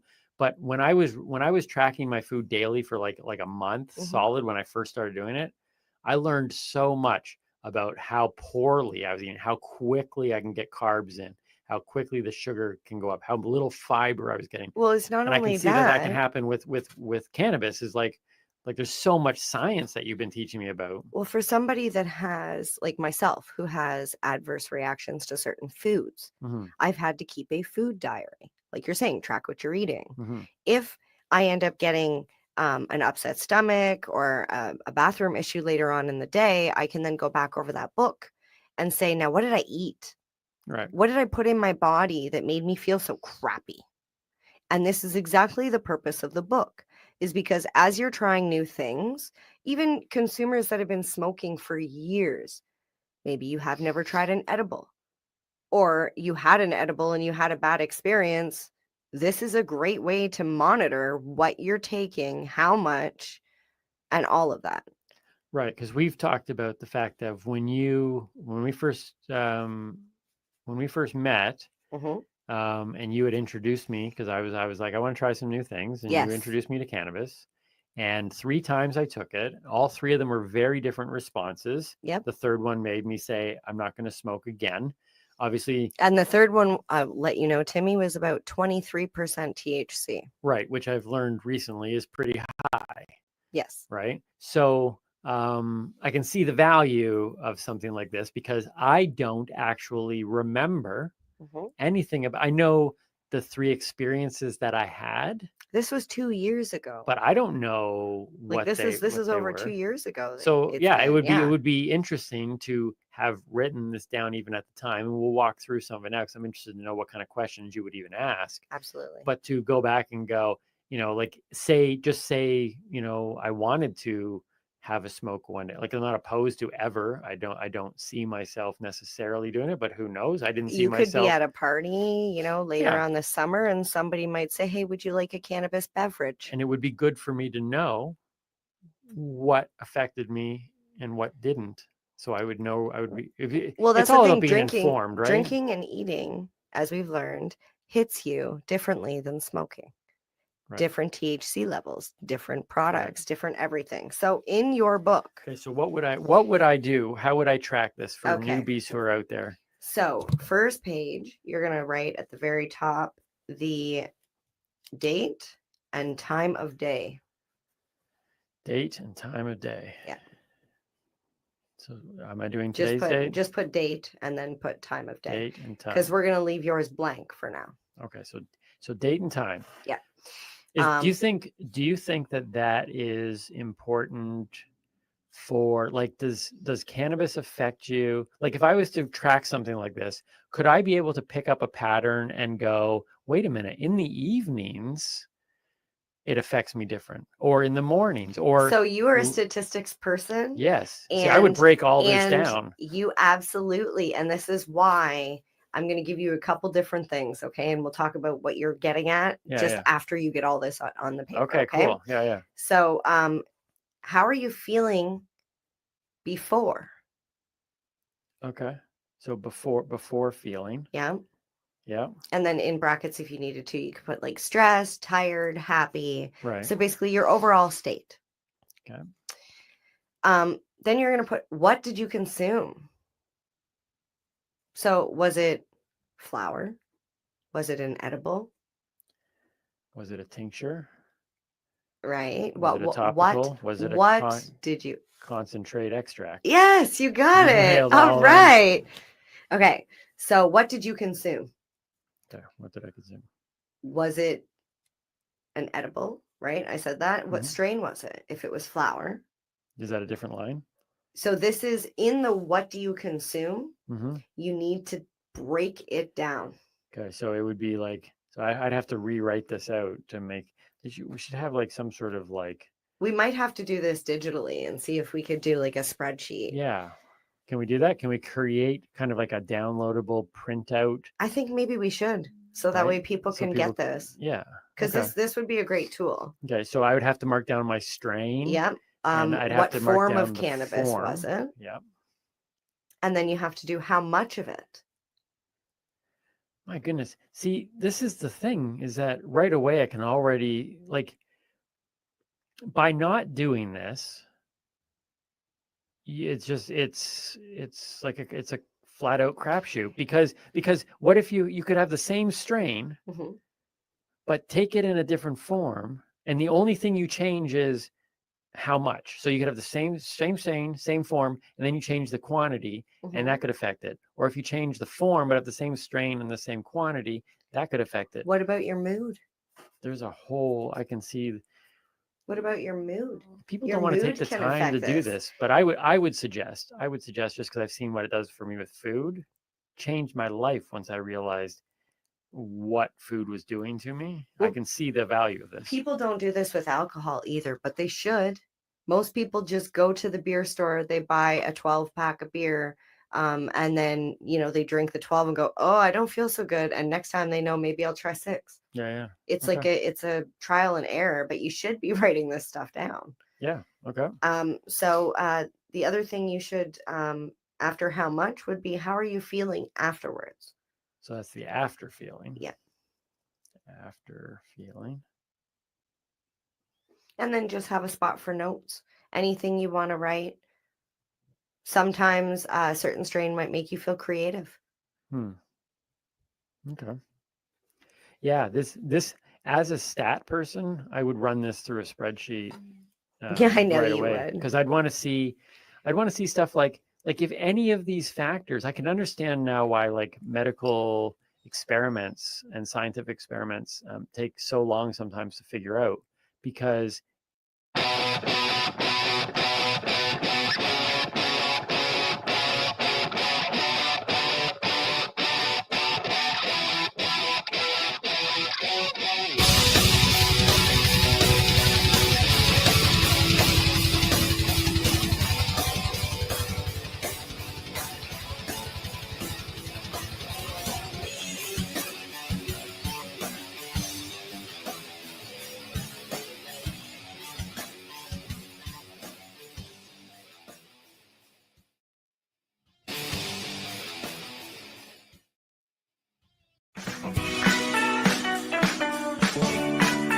Hi, I'm Timmy. And I'm Mary Jane. He's the newbie. She's the doobie, and this is the show where we toke cannabis. Talk. From both sides. Is that even possible?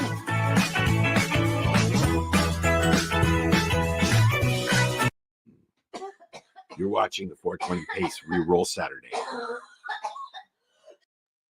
You're listening to the Pace Radio Network here at paceradio.net. The views expressed by the individuals during this broadcast are their own opinions, and they may not be the same as those of their group or other organizations they may be involved with.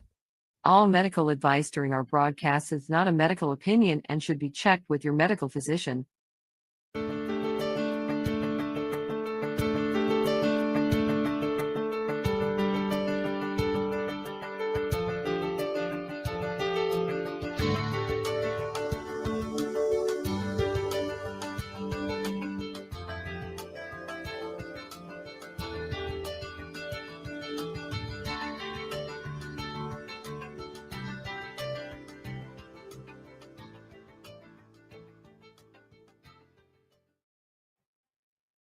Hello, everyone. I would like to thank you for joining us today.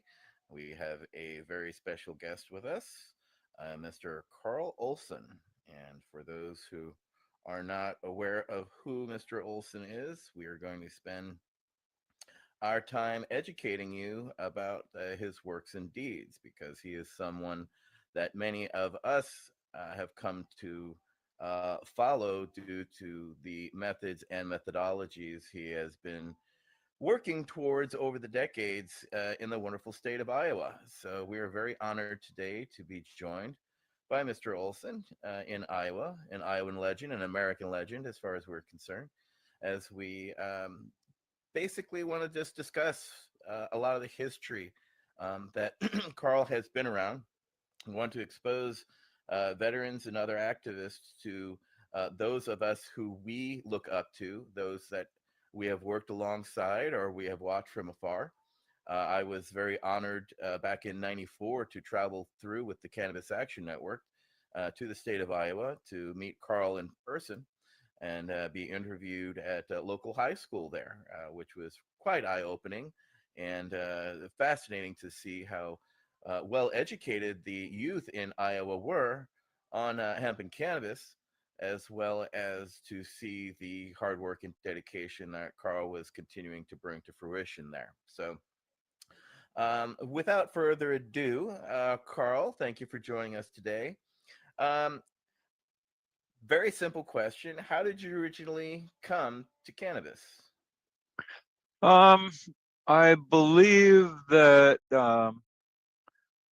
I saw a movie in high school or somewhere in there called Assassin of Youth, and it was so overblown that it tweaked my interest in cannabis, and so and then it just seemed like coincidentally I would run into people that were using it, and so those two things came together, and I tried it, and I was like, I was just thinking that the way they brainwash people to hate certain minority groups just flashed into my head, and it just made me extremely depressed or whatever. Just, I mean, the psychological impact that it had on me was just mind blowing. I just thought the government knew that they were intentionally lying about this. Now I don't know if that's true or not, but that's how I felt about it at the time. Like this wasn't an accident, that it was very intentional and very evil. So that's how I originally came to cannabis, and then after a while, I started thinking I was having like a religious experience, and so I started looking for other people that were looking at it that way, and so I found them, and I ended up joining a group called they were involved with the Jamaicans, with the Rastafarians, and so that was what I got involved in because they saw cannabis as a sacrament, and the true sacrament, not the wine symbolic sacrament, but the real thing, something that you use all the time and in congregation, and it increases the spiritual experience that you have when you're involved in an activity with other people. So that's how that happened, and then we got arrested over and over again, and our cases were widely publicized. We were on 60 Minutes in 1979 in a segment called Holy Smoke by Dan Rather, and my case, and then I filed with an application with the DEA for a religious exemption, like the exemption for peyote, and that case went to the U.S. Supreme Court in 1990. And if you read any case about sacramental use of controlled substances, you'll see my case cited as the leading authority by why you have to be put down. That's an interesting way of putting it, but yes. Yeah. For sure. But what you're talking about is you're talking about your original 20-ton bust, or well, I guess the first one you were able to get through, but the second one, I guess, was the one. Well, my first state arrest was 120 pounds, and then my federal arrest was 20 tons. The 120 pounds, I was found, in a car with 120 pounds of marijuana. The 20-ton bust, it was a couple dozen people on a remote island in Maine, Deer Isle in Maine, near Bangor. Wow. And so, yeah. No, Hey, Carl. Yeah. Tom Riley. Yeah. How you doing, Al? Tom Riley. I'm doing great, man. Tom Tell Riley. these guys. You knew Tom? Did you, or you just know about him? No, I went to high school with him. Oh my God! We were in. We were in the same graduating class. There was only 42 of us. Oh yeah, man! I knew him from the get-go. Holy cow! And he went to Seton Hall. And the next time I saw him is what you were talking about, that Dan Rather interview on whatever the hell it was. And there he was in Miami in a Tell these guys about this. Tell them. Oh, he came to Iowa and testified in my case and said I was a member of the Ethiopian Zion Coptic Church. So he was one of my main witnesses. He actually came to Iowa and took the witness stand. And so did Melanie Dreher. You know Melanie. Melanie lived with us down in Jamaica at Star Island, and then so she testified at my trial too, saying that it was a legitimate religion. Of course, by then the Florida Supreme Court had already said it was a bona fide religion, centuries old, and regularly used cannabis as its sacrament. So, but Melanie and Tom Riley were awesome expert witnesses at my trial. So, and of course, I was found guilty of possessing the sacrament, and which I claimed to be my own, and went to prison for that. And I don't know how long Tom did in prison, but probably longer than I did. And in prison, you started to self-educate yourself and started to read and then apply, correct? No, I did that at Star Island in 1979 or something like that. I moved to Star Island in Miami, and I went to prison in 1984. So between 79 and 84, the church headquarters there, we lived in a commune. They bought me law books, and I started reading the Bureau of National Affairs weekly law reports, and got a subscription to the Southern Reporters, the Northwest or the Southern Reporter West publication, and U.S. Code annotated, Florida statutes annotated, and just started reading every kind of thing I could get my hands on, legal stuff. So I did that for 5 years, and the guy that ran the Dade County Law Library noticed my interest and started helping me with learning how to do legal research. So by the time I got to prison, I was already pretty well legally educated and already had a case pending with the DEA.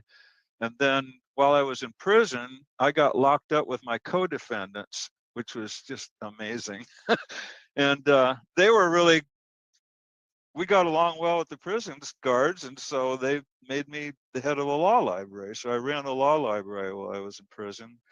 Then when I got out, I got a paralegal degree and started working for the state government and the Department of Transportation. I did that for 13 years. And that's probably what I was doing when you met me. That would have been about the time the Cannabis Action Network was trekking through Iowa. And I met Jack Harrer and Chris Conrad. They were doing the hemp tour, and they came to Iowa. And then I became the state coordinator for NORML from 2002 to 2012. And then I started this Iowans for Medical Marijuana thing with George McMahon and Barbara Douglas, so that we could, well, the Rates case in 2005 said there was no argument for medical use. And so we had a Supreme Court ruling in Iowa where they said the medical necessity defense wasn't available because the legislature had already determined that Schedule I means no medical use. And so medical necessity wasn't an open question. So they said, and if that wasn't true, the Board of Pharmacy would let us know. So I got a hold of Al Byrne here, and we decided we were going to challenge the Board of Pharmacy, and we pulled it off in 2009. They ruled, or 2010, they said it was medicine based on a whole ton of expert witnesses that Al and Mary Lynn got together, and Normal provided a couple, and so did Marijuana Policy Project. So, but it was a show. We had 4 public hearings in 4 cities, 8 hours each of testimony from all over the planet, and doctors from everywhere, and it was just overwhelming. And they were all transcribed. I still have the transcripts of every one of those, all 4 8-hour hearings, and yeah, it was amazing. So, thank you, Al.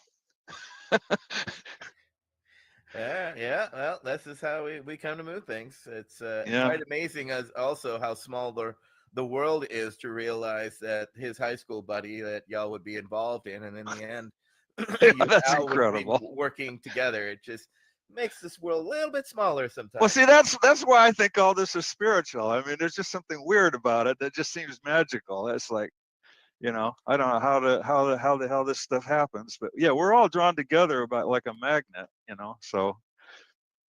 Yeah, and Well, Riley was hard to miss, by the way. He was 6'8" or 6'9". I mean, Yeah. he was the center of our high school basketball team.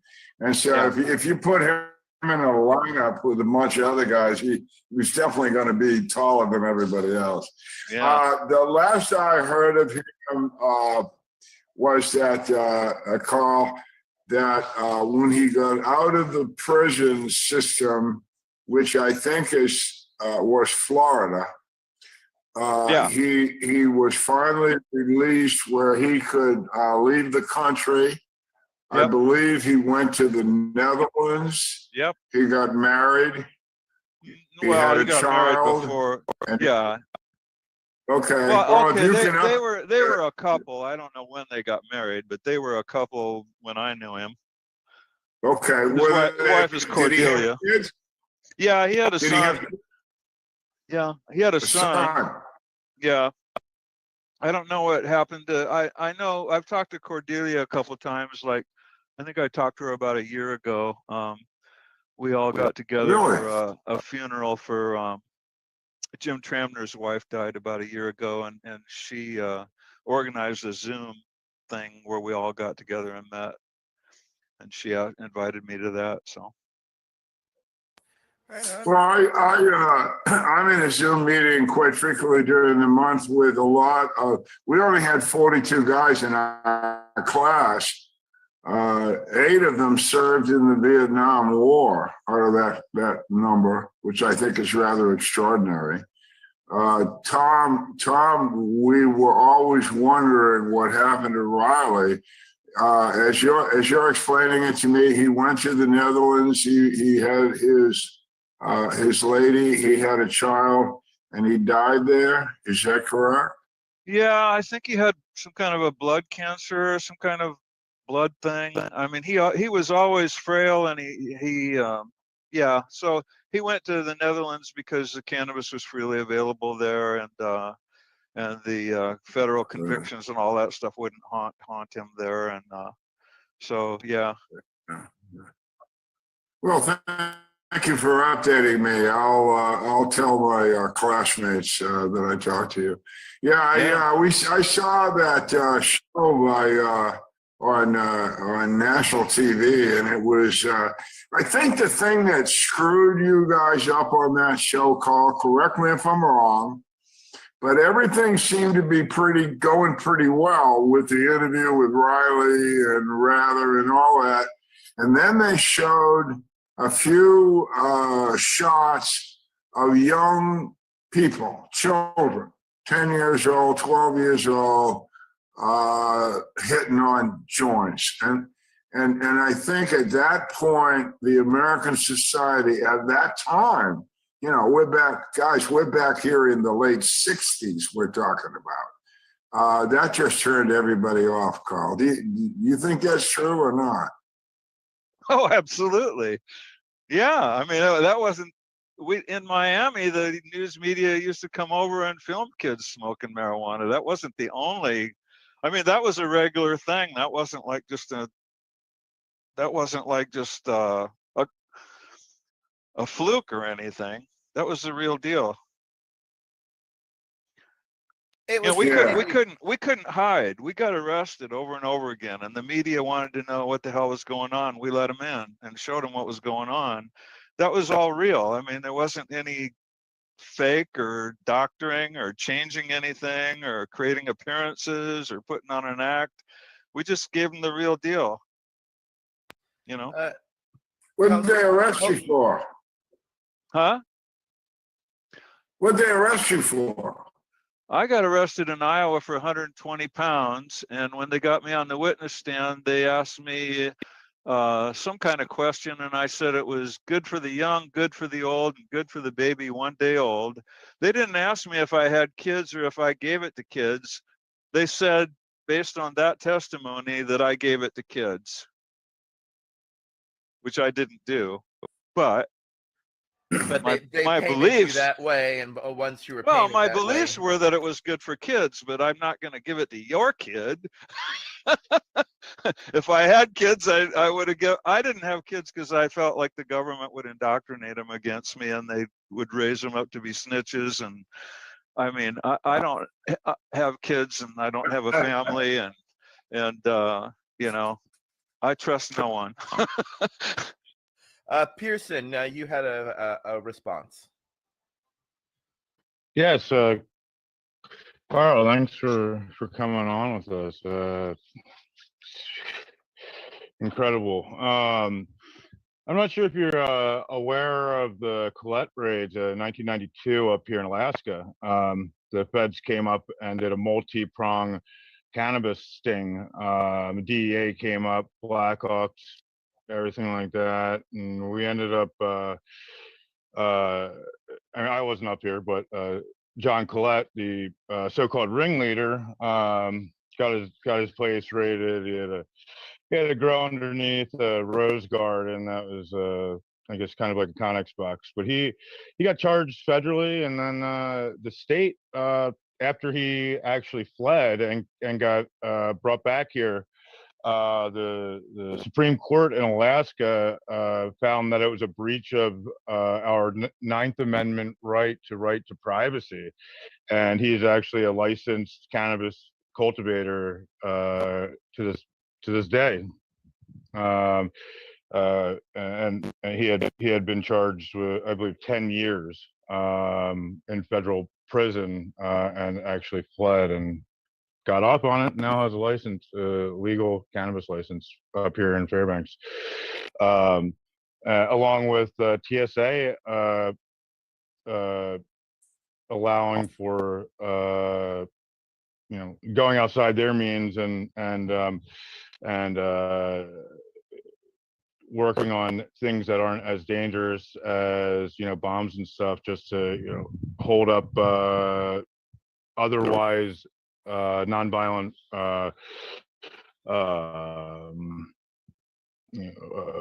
consumers. I just want to say thank you for your courage of bringing this plan into the communities and helping. Yeah, my reaction when I started using it was that the world was at war and violent, that cannabis made people peaceful, and so I thought by distributing as much as I could, that I would be bringing out a change in the way people think, and that they would become more peaceful and friendly. And so that was my thinking about it, was to spread cannabis far and wide. Now, I didn't live in Alaska, so Alaska was famous for Raven versus State, so Alaska's always been progressive, if you want to call it, on this issue. Yep. Absolutely. We're a red state, and I haven't met a Republican up here that would go against it. Oh, never mind. That was misleading. Yes, I have. Republican. But it is elected different, officials. though. Yeah. Absolutely. I mean, your what was the name of didn't you have a senator that just died or something, Young or John something? Young. Or John Young. John Yeah. Young. He's the longest federal House representatives. He was a senior or the dean of the House, and he had been in for decades, and he has always been with veterans and cannabis, and he Yeah. had a bill going that we were really following, where you wouldn't lose your Second Amendment rights because you are a consumer of cannabis, and Yeah. unfortunately he passed away recently. And I always enjoyed speaking with him loudly in town halls. He was a good guy. Yeah. Cool. Well, Hey, Carl. Raven, interesting you bring that up. I was on the board of Normal, and the lawyers for that cause came to DC, and we had some money then, I believe it or not. We ended up $50,000 for that particular case in Alaska. But Yeah. I always thought, and I don't know if this ever influenced your thought, but I thought that when Alaska legalized the use of cannabis, even publicly, you could go into a bar up there and light up a joint. Nobody gave a shit. And that went on for like 20 years. I might be off a few. And then nothing happened. Nothing bad happened in 20 years. You know, it wasn't like axe murders increased by 100% or something. Oh, it The wasn't only thing that Assassin of changed Youth? huh? I said it wasn't the Assassin of Youth. Exactly. Yeah. But anyway, did Maybe you missed me any when of that when I talked about that. Alaskan law? Did any of that Alaskan law influence how you approach law in Iowa? Oh, only as far as a encouragement, or I mean, it just a bright spot. Not particularly, no. I mean, it just created that, like, okay, this can happen. I mean, like, don't give up. There's hope. That was how I looked at it. I didn't really. Yeah, Alaska was always that kind of a lighthouse off in the distance with a bright light kind of circling every once in a while. You're like, oh yeah, it happened over there. It's a possibility. Yeah. Must have been the vodka or Except, something. I don't know. Yeah, except in the winter. Yeah. Where that's the only time you can see the lighthouse. Right, Yeah. exactly. Mhm. All right, our next question is going to be from Tony Landry, Council Member Landry. Thank you, ATN. Thank you, Carl, for being here. I think we chatted a little bit. You like growing hot peppers and stuff? That's me. Yeah. Yeah, we chatted before on Facebook. Yeah. I'm talking to you from deep South Louisiana in Cajun country, Lafayette, Louisiana, and we eat a lot of hot peppers down here. So Yeah. connection there. Okay, I have a question for you. I don't know anything about Rastafarianism, and this question says, I'm going to learn something here. Okay. It says, could you please explain the connection between Rastafarianism and cannabis beliefs? Well, Rastafari is a big deal in the Caribbean, not just Jamaica, but all over the Caribbean. And it is a religion that uses cannabis as its sacrament and traces that back through Africa and India. During the slave trade, the Europeans enslaved Africans and Chinese and Indians. And so the name ganja comes from India, and the religion comes from Africa. Rastafari is Prince of Peace, or it's a biblical term, but it's an African term, but it means the same thing. It comes from Christianity that split off from like the Catholic Church and the Eastern Orthodox Church split. Eastern Orthodox Church filtered down through Africa. The the country of Egypt was called Coptic, and the language was Coptic. The entire continent was called Ethiopia at one time. Then the Coptic religion spread down to Ethiopia in the 7th century, and then the chain of emperors in Ethiopia, it was a theocracy. They claimed direct descendancy from the Solomon and Sheba. Sheba was from Africa. And so they have this whole genealogy thing, and there's a Ethiopian Tawahedo church, and they split and schismed, and when the Marxists took over, it's no longer a theocracy, and now the original version of that Ethiopian Rastafarian thing is headed in Jamaica. They have a pope in Jamaica and another one in Ethiopia, and there's a schism between the two. So they don't use cannabis as a sacrament, but the Rastafarians do, okay? And so Bob Marley, just before he died, converted to this religion that doesn't use cannabis as a sacrament. But they do believe Rastafari is God, and they worship a person, okay? And that person's dead now. So it would be kind of like Jesus or something or whatever. So my religion believes that Christ is a collective, and that we are, when you're looking at someone else, you're looking at God face to face, that God lives in us, and collectively we are God.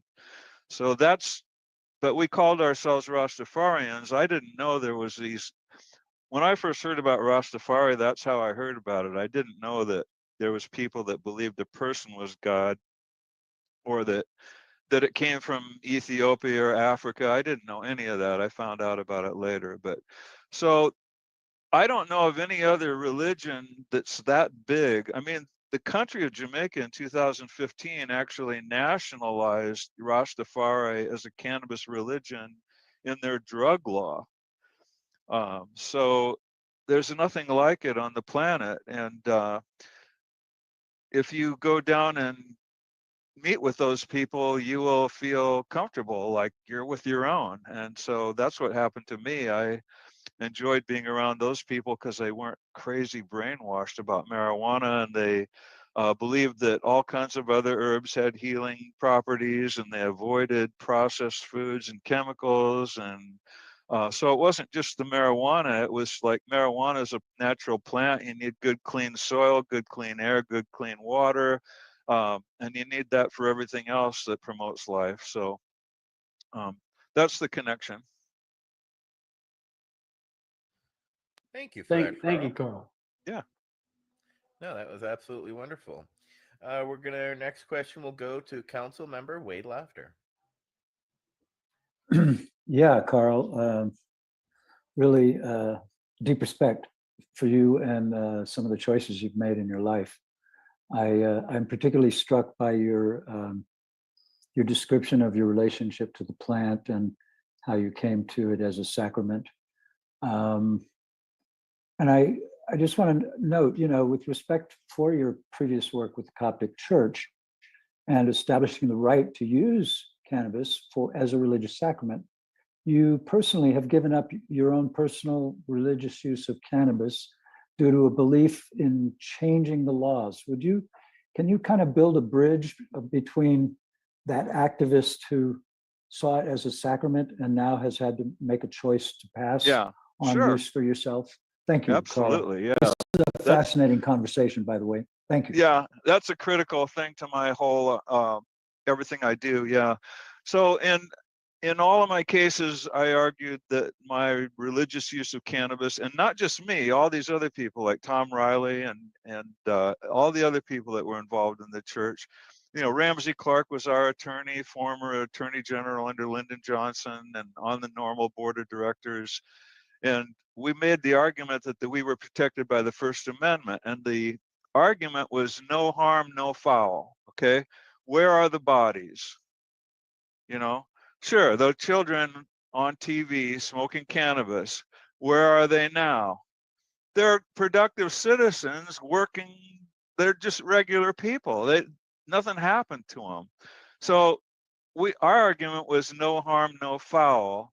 And so when we went to the Supreme Court, while my case was pending, when I went to the Supreme Court, all the other people had dropped off by then. I had this petition with the DEA to create an exemption like the one for peyote. All the other people had given up, lost their appeals, and I was the only one carrying this thing from a civil perspective. So all these cases were criminal cases, so I created the civil case with the DEA to apply for an exemption. So I'm not the defendant, I'm suing them.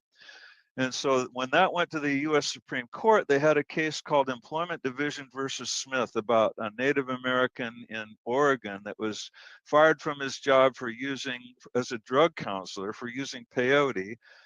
And the argument was that that was protected by the First Amendment to the US Constitution.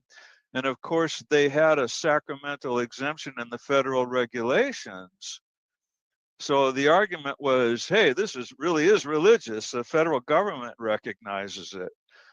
The ruling in that case was that as long as the Oregon drug law was neutral toward religion and generally applicable, so Oregon drug law did not have any exceptions for religion or unauthorized for non-prescription use of controlled substances, no exceptions.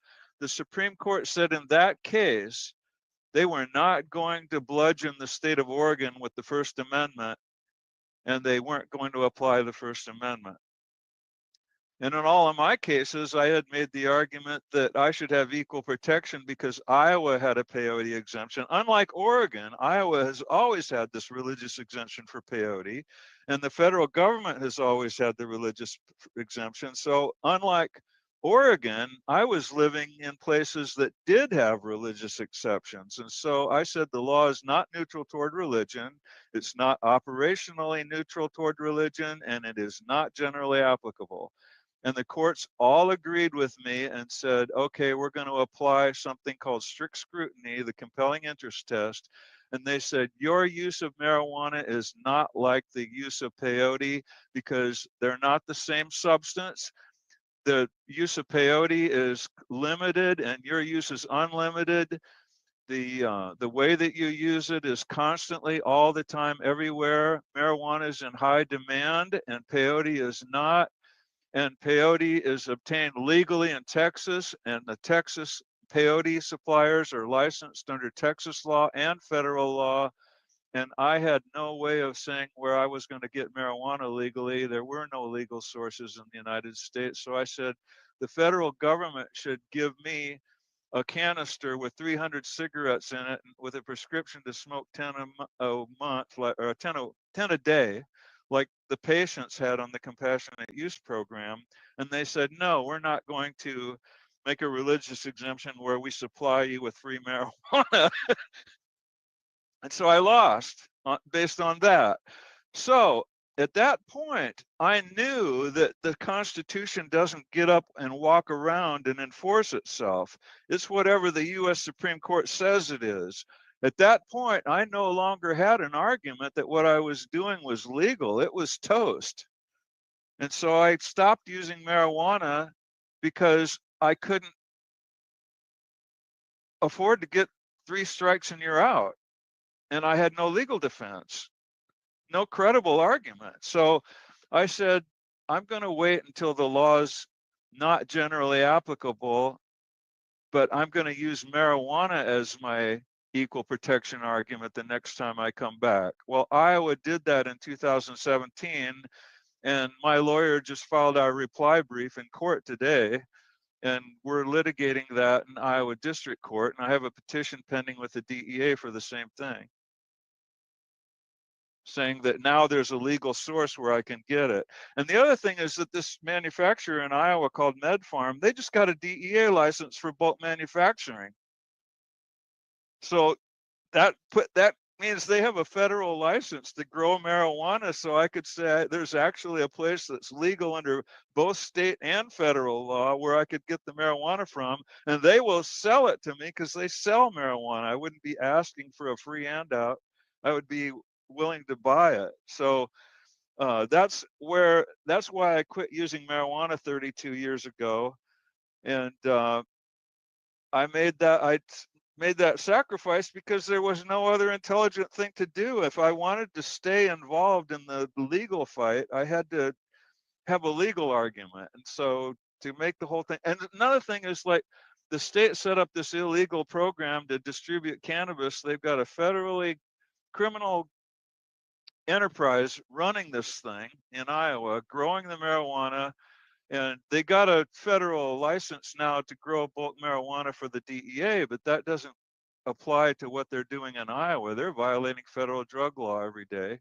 So I was able to use that and go to the board that regulates the program and say, well, I had declarations from Iowa legislators saying that we just violated federal law. We're violating federal law in the newspaper, on the TV. And I gave that to the board and said, are we? And they looked at me like, you're not supposed to ask that question. Of course we are. And so I said, if there was something we could do to fix that, should we? And they said, yeah. And I said, well, hey, there's an exemption we could get. Peyote's got one. There's no way the government could say we don't qualify. We got this well-controlled program here with no diversion, no adverse health impact. We should qualify for an exemption. That's safer than the peyote exemption, for God's sake. And they said, okay, let's do that. So then they backed out of it. They wanted the legislature to enact that into a law. And so the legislature said, we're going to apply for federal funding guarantees. Then the Department of Public Health said the only way to get federal funding guarantees is to apply for this exemption Olson is talking about. And then they didn't do anything. So I had to sue them for mandamus to file the damn thing. So they filed for federal funding guarantees. And I filed that with the DEA saying, wait a minute. And I attached the document where they said federal exemption was the only way to get the federal funding guarantees, and said, they know they need a federal exemption and you know you can give them one. That's what this is about. This is not about federal funding guarantees. We need an exemption from federal drug law to make the whole thing legal. And so that's what I was able to do by saying, I'm not breaking the law. Why should you? Like, didn't you ding me my whole entire life for breaking the law, and now it's just okay for everybody to break the law? When did that happen? I got to say, Carl, I have such deep respect for your commitment to making change in the law. I have a justice boner. I'm going to lean back and just enjoy it. Thank you. I could see it. I could see this whole thing in my head, and that's what keeps you going, is to be able to visualize the thing and see it. That makes it easier to make the sacrifice because you know the payoff is there. The only thing is to live long enough to get there, you know. And like I'm feeling pretty good, you know. I'm 70 years old and I don't feel bad, you know. So I'm going to live long enough to see it. Well, and we're going to keep working at it hard enough so that you can see it in your lifetime. So we're going to do our part in September for our lobby day as we go up and kick them in the proverbial mental nuts and see how they respond and move on from there. Because yeah, we want to actually have the program completely redone. After talking to Alice Randall, who joined us on a previous one, and she warned us because we wanted to reopen the Compassion IND program for veterans and veterans access, and she told us, no, don't do that. You know, actually create and have them create a new system outright, because we don't want that crappy hemp grade cannabis that they grow in Mississippi and dry on plastic in the sun compared to the quality cannabis that we sell over the counter every day in California, Washington, Oregon, etc. So it's Well, that's just, another thing. The DEA was just completely routed by the U.S. Department of Justice in 2018 for running an illegal pot farm in Mississippi for 50 years and in violation of the international treaty and federal drug law. And so these are the kind of things that I store in my tool chest because I'm not violating any drug laws. And so when they start getting picky with me and saying, oh, well, you know, you're dirty, we can't work with you and all, I'm going, hey, pot calling the kettle black here, come on. Like, you're not clean. Like, how can you tell me I'm unworthy? Like, Jesus. And the irony is this you'll find in, that we giggle at is, of course, now since of course Michael Krowitz was part of the group that helped change international law, which has of course changed the treaty status, or at least our hand in it, and we're trying to get hold of the USAG's office to, or much less get the media to notice that we're currently out of sync now with international laws and treaty, and somehow no one in the media wants to talk to us, and no response back. So we're probably gonna have to do our own FOIA request, or to find out what is actually happening there. We are people advocating cannabis education here at paceradio.net. Limestone City Hydroponics is Kingston, Ontario's hydroponic shop. Take your growing to the next level and create the optimal environment with a tent kit, or maximize your yield with an ebb and flow flood table kit. Either way, Limestone City Hydroponics has more sizes and options to fit your needs. Are you looking for the power of the sun that adapts to your budget? Then look no further, as they have professional grow lighting. They have indoor grow systems that are easy and cost effective, with many options to fit your living space and lifestyle. Cultivate your growing potential. We have everything you need to succeed. And if you can't make it to the store, they offer local delivery to the greater Kingston area. Remember, when you're looking for experts to help you grow, then look no further than the locally owned Limestone City Hydroponics, 105 Sunderland Drive in Kingston, Ontario. Call them at 613-548-0420. Enjoy the buzz of legalization with Campbellford Lifestyle Shop. From lights to plant nutrients, books, consumption accessories, and more, we've got all your basics to grow or consume cannabis. Visit our info center or take a look at our piercing services and body jewelry, now available in-store through Campbellford Lifestyle Shop, 17 Bridge Street West, Campbellford. Are you looking to get your medical cannabis grow license? Limestone City Hydroponics can help patients through the process of obtaining their license to grow medical cannabis. What's that? You don't have a doctor? If you meet the medical criteria, Limestone City Hydroponics has a nurse practitioner who can assess and provide medical cannabis prescriptions. What are you waiting for? Contact Limestone City Hydroponics at limestonecityhydroponics.ca or call them at 613-548-0420. Pace Radio is the people advocating cannabis education radio network. Legacy 420 have an awesome array of cannabis-infused beverages, from pop to Nature's Nectar's teas, all in amazing flavors. What a selection.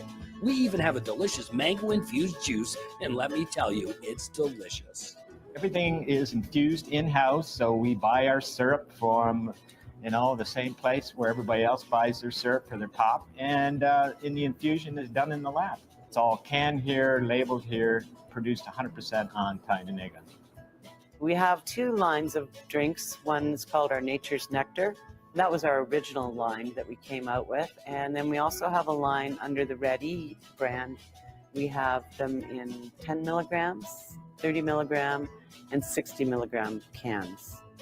What a great selection for a get-together with friends or after a long day. Remember, if you want to wet your whistle with on-site lab-tested products, come see your trusted partner. Legacy 420 out on your road.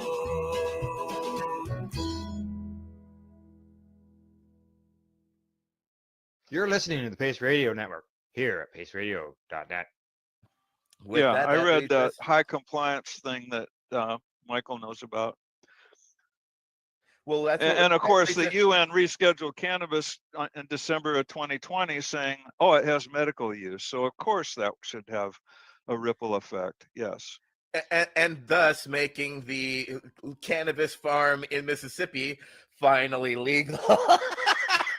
Yeah, I don't know how that. Yeah, I assume that they fixed all the problems with that. And of course, they licensed Med Farm here in Iowa to do the same thing as the Mississippi pot farm, because they can't keep up with the demand, and the quality of the marijuana they grow is not. They want more variety, and they licensed Dr. Sicily in where's she from? Arizona or New Mexico? I can't remember, but anyway, she does the PTS studies. Arizona. PTSD. Yep, Arizona.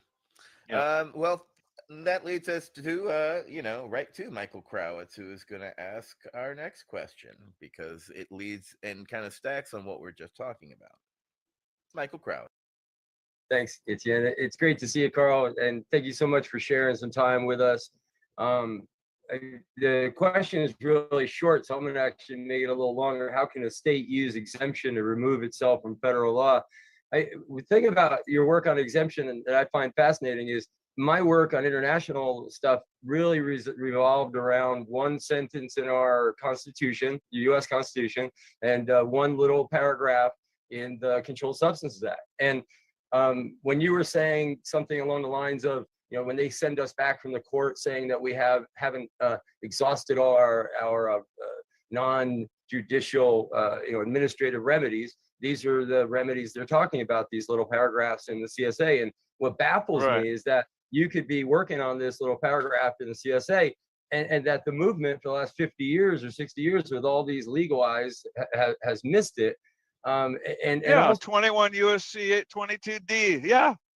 And I also want you to tell us, if you could, wrap up a little bit about where this work is. Like, how many states have put in okay, good. Yeah. proper applications, where those applications. A friend of mine wanted that question to be asked and wanted me to answer that question. So that's good. I have a friend in Hawaii who's a doctor, and he's been working on this. And so anyway, yeah, Hawaii passed a resolution, unanimous in the House and Senate, to have their Department of Health investigate this exemption argument. And the Department of Health in Hawaii responded by saying, we're ashamed of our state and we don't want to draw any attention to ourselves, so we're not doing it, because it didn't have any mandate that the department do anything. It simply told them to check it out. So they checked it out and said, we're too ashamed to even bring this up, so we're not going to do anything. So now they're stuck, and they're going to have to get a law and signed by their governor to force the state to apply. But it did get passed unanimous in the House and Senate. In Minnesota, it went quite a ways in their health bill last year and this year, but it didn't make the final cut. But it was kicked around by the bill to apply for the exemption was introduced by the two co-chairs of their medical cannabis board, who are legislators. They have a different kind of a composition board than what we have here in Iowa. Our board here in Iowa is strictly medical professionals, and my experience working with Al with the pharmacy board here led me to believe that that was the best audience that I could find, is medical professionals. And so I went to them feeling confident that medical professionals would understand what I'm talking about, because they know about red tape and federal regulations, and especially people that are really deep into the medical profession. And sure enough, they understood it right away, and they agreed with me. One of them gave me $100 to help sue the governor last year. And that's the one that contacted you, Al, and said he wants to join your group. So I'm hijacking the medical board. I mean, the board that regulates our cannabis program here is co-petitioners and activists. Yeah. Well, hijack accordingly. Yeah. Yeah. So that was Michael's question about if other states have picked up on this. So yeah, 2 states have picked up on it, but I know people really well in those 2 states. Like the doctor in Hawaii, his attorney is the son of one of the people in this Coptic church. So like, isn't that a coincidence? And the guy in Minnesota, he gave me, like, him and Randy Quaid, who was the chair of the normal board, gave me $2,000 back in 2013 to file a separate appeal in the case Michael was in, our scheduling case that we had, the Coalition for Cannabis Scheduling. I tried to argue that state law was accepted medical use, that you couldn't get any more accepted than a state law, that medical opinion was nowhere near as significant as a state law. That establishes medical use beyond any reasonable doubt.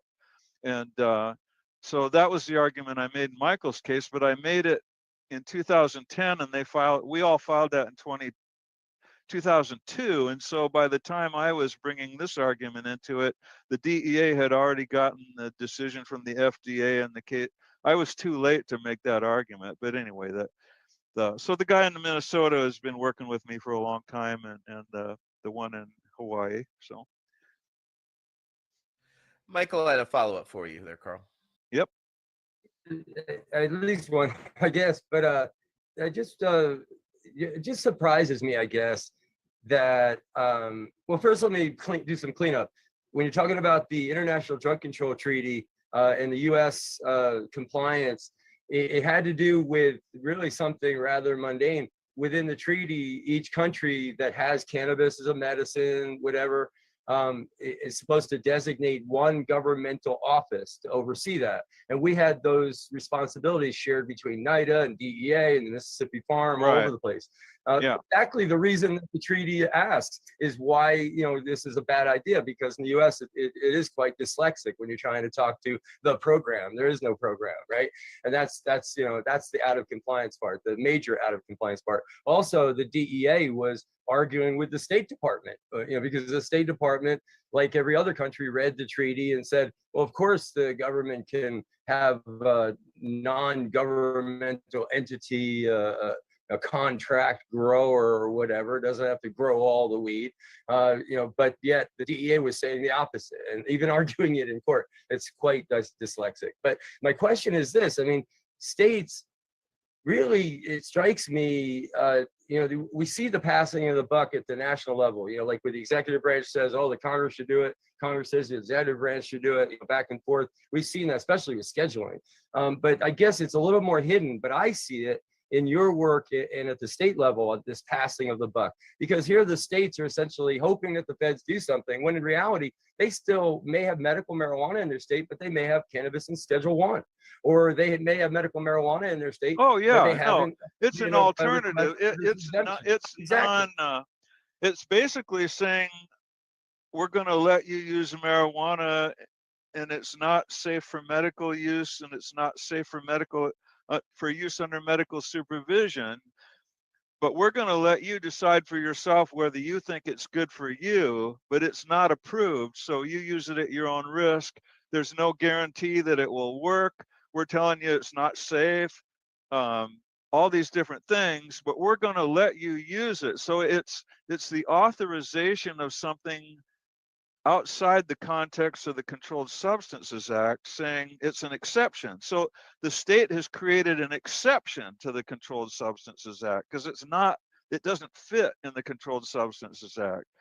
That's what the federal exemption would do, the same exact thing.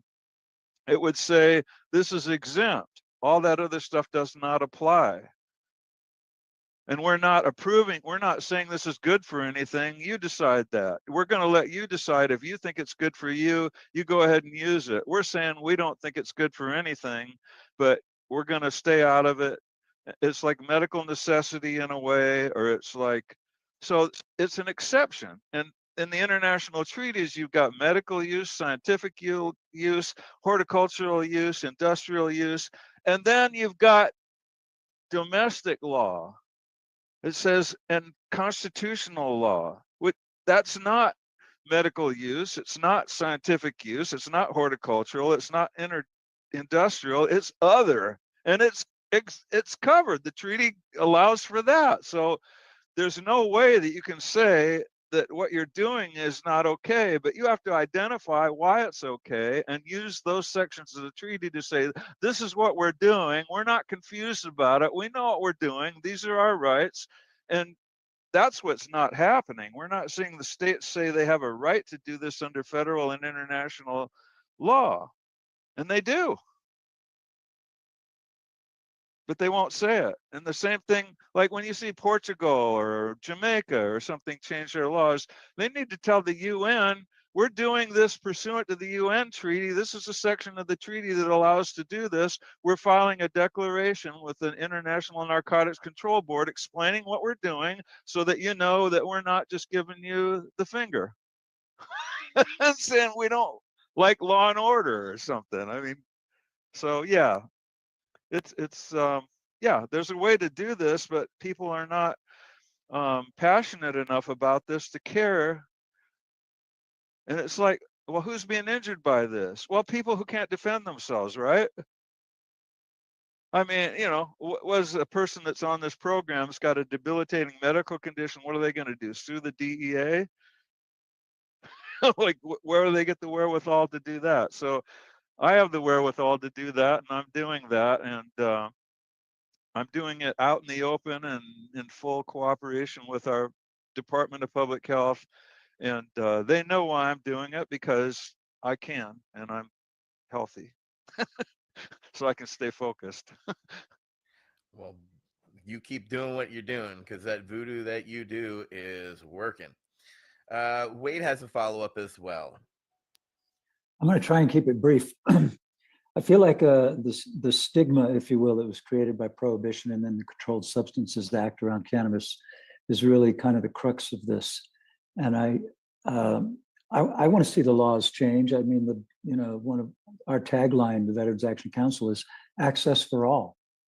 That's our goal. Sure. This plant is not harmful, but there's all this residual craziness in the laws that exist now. And I guess as someone who uses cannabis every day myself and have for many years, and I'm of similar age to yourself, Carl, I can't get my head around not using for 30 years. Deep respect for your willingness to do it, because it gives you that platform to stand on, that it's part of your religious sacrament, but you're passing on it because you don't want to go back to prison and you want to be able to say, I'm not committing a crime, you guys are. At what point do you think you might finally be able to smoke a joint again, man? What's that going to look like for you, Carl? Well, first of all, let me just go back to the example with the Department of Health in Hawaii saying we're ashamed of this and we're not going to stand up for it and defend it. So that's the stigma part of it, okay? In Iowa, I've shown our Department of Health that there's a way to go forward, and they're owning it. I mean, reluctantly, but they are owning it. I have a written declaration from them saying Carl Olson is right. The only way to settle this is to get a federal exemption. So basically, I've dragged them kicking and screaming to saying, we're not ashamed. We know what we're doing. We're proud of it, and it's the right thing to do. So that's the stigma part of it. As far as smoking cannabis, the Department of Health just filed their brief on July 8th opposing my application for a religious registration in the program, saying that it's not my religious practice to use cannabis extract, that my religion requires smoking cannabis.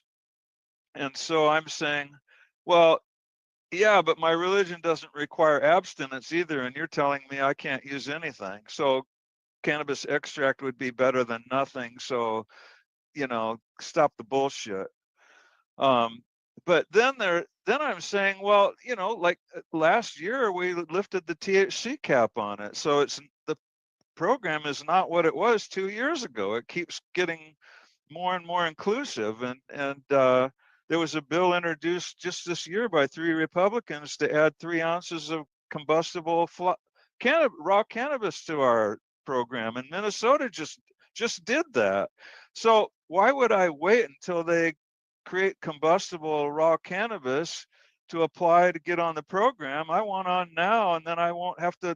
And not only that, if I applied for it after they add smokable cannabis to it, they'll still try to say I can't have it. So I see myself being in the same boat as 10,000 Iowans on this program, and we will all rise or sink together, and I am with them, and my use will be the same as theirs, and it will track that way. Whatever they can do, I can do. That's the argument that we have in court right now. So I can't answer your question, but I can tell you that that's the direction that I'm going. Well, we hope you can self-realize that sooner rather than later as well. I smoked cannabis for 20 years, so I still remember what it's like. I want to do that. Yeah, it's still good, I bet.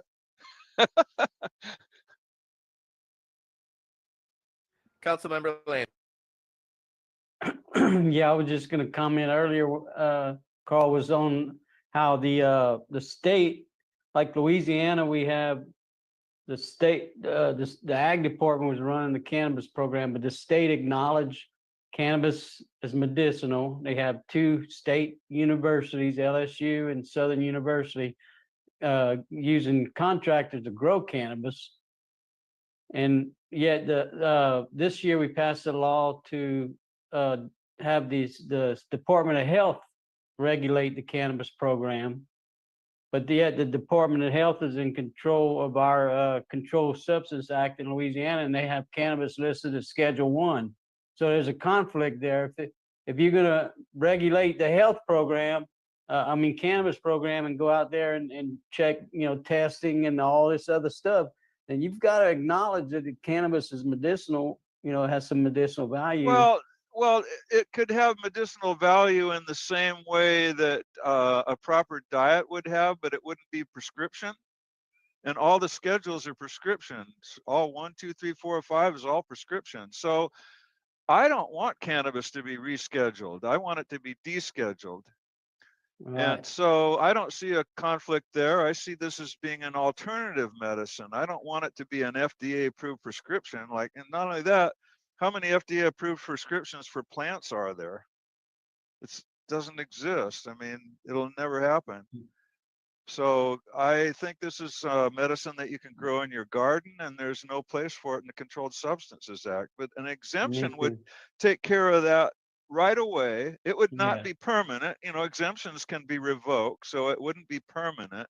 It would be a step toward everybody realizing that we need to come up with a permanent solution to this, which is descheduling and coming up with safety regulations like we regulate food or something. It's not prescription, but it can't have contaminants in it. It has to be standards that it has to be acceptably grown and packaged and that kind of regulations. Right. Yeah. Just minimal. Unless you're growing your own. Safety regulations on, consumer Yeah. safety. Yeah. That's the bare minimum. That's all we need. I think there's a space, a parallel marketplace for like farmers markets. We have people selling vegetables at farmers markets. We're not out there testing them for pesticide or anything every morning when Right. we should be able to have. It would be like that. Yeah, it would be regulated, but not to death. Homegrown would not be regulated, and it would be when you get into the commercial aspect of it. And in my church, we weren't into the commercial aspect of it. It was like we all used it, and we had to have a ton of it around, and you would share it, and so it wasn't like we were selling it to each other. So. Yeah, and the farmers market model would be if you had some, like the head of the farmers market, you go by and show them what you have. You can only bring in a certain amount, and once you sell that there, that's it. It's not like somebody could go in and with a truckload of it. It'd just be a mainly. But anyway, your Department of Public Health can keep marijuana in Schedule 1 and give an exemption, which is an interim solution to lead to taking it completely out of the schedules. It can be in the schedules as long as an exemption exists for it. That makes the schedules don't apply to that. Yeah. So, and then if you get enough of that, eventually the Schedule 1 will be like, well, it's not doing anything. Why do we leave it in Schedule 1? We're not even applying Schedule 1 to it anymore. So the exemption would lead to the eventual repeal of that nonsense. And that's how you could tolerate leaving marijuana in Schedule 1. As long as you have an exemption, that nullifies the effect of Schedule 1. And that can just hold for the future and get fixed later. And of course, all these bad things that are supposed to happen are not going to happen. So the evidence just keeps piling up that it's not dangerous and it's not harmful. So the exemption would come from the federal government to the state, the health department, or the health department? Yeah, because when the state sets up a program, like you said, that seems so inconsistent with the scheduling, what they've done is created an exemption at the state level, but they haven't used their thinking cap and thought, well, hey, maybe we need a federal exemption, and maybe the international treaty has an exemption in there. They're not putting all the pieces together. there's nothing. I mean, this is not just a local matter, it's an international thing. So, but the international controls all have these escape valves in them. And so when the state creates an exemption, they've already started that escape valve process. So for them not to look for the federal exemption or the international exemption is batshit crazy. So that's the problem. And of course, in Hawaii, they didn't hear about this exemption argument until they were 20 years into their program, right? Because they did this in 2000, the year 2000. I was in at the ground level in Iowa. I had this argument prepared before we even enacted our medical marijuana law. So I carefully grafted it into the conversation the whole entire time from the get-go. I didn't come in 20 years after the mess was created and everybody was in their, you know, positions and you know, locked in stone where they can't change their way of thinking. I was able to manipulate this while they were still thinking and hadn't solidified their thinking on it yet. So I was able to get in there and help them see this the way I see it. And I've been very successful at that. And of course they're reluctant because Iowa is looking around going, well, no other states are doing this. Why should we do it? And I'm going, well, because I live here. Well, thank you. That helped me kind of get some direction in Louisiana, what I should ask for. I'll email the Department of Health, Secretary of Department of Health, and try and get some response. Yeah, characterize what you have in your state as the state creating an exception to the Controlled Substances Act, an exception from the scheduling, and then explain how that same process works at the federal level. But first, you have to get them to buy into, we've already done this. Yeah. And that's what we're doing. And we're committed to that. That's the road forward. And then you say, okay, well, that's the same road at the federal level and international level. Thank you, Carl. Yep. Councilmember Landau, you have a question. Yes. Hey, first of all, thank you so much for all the hard work and all the sacrifices you've made to pave the way. I was wondering, I watched a documentary in 2015. I don't remember the name, but there was a guy that they interviewed that he says he's one of 3 people that has a religious exemption, at least at the time, from the federal government. I know there was a bunch of cannabis churches in California, but they were all ended up selling. So they all got cracked down and shut down at a point.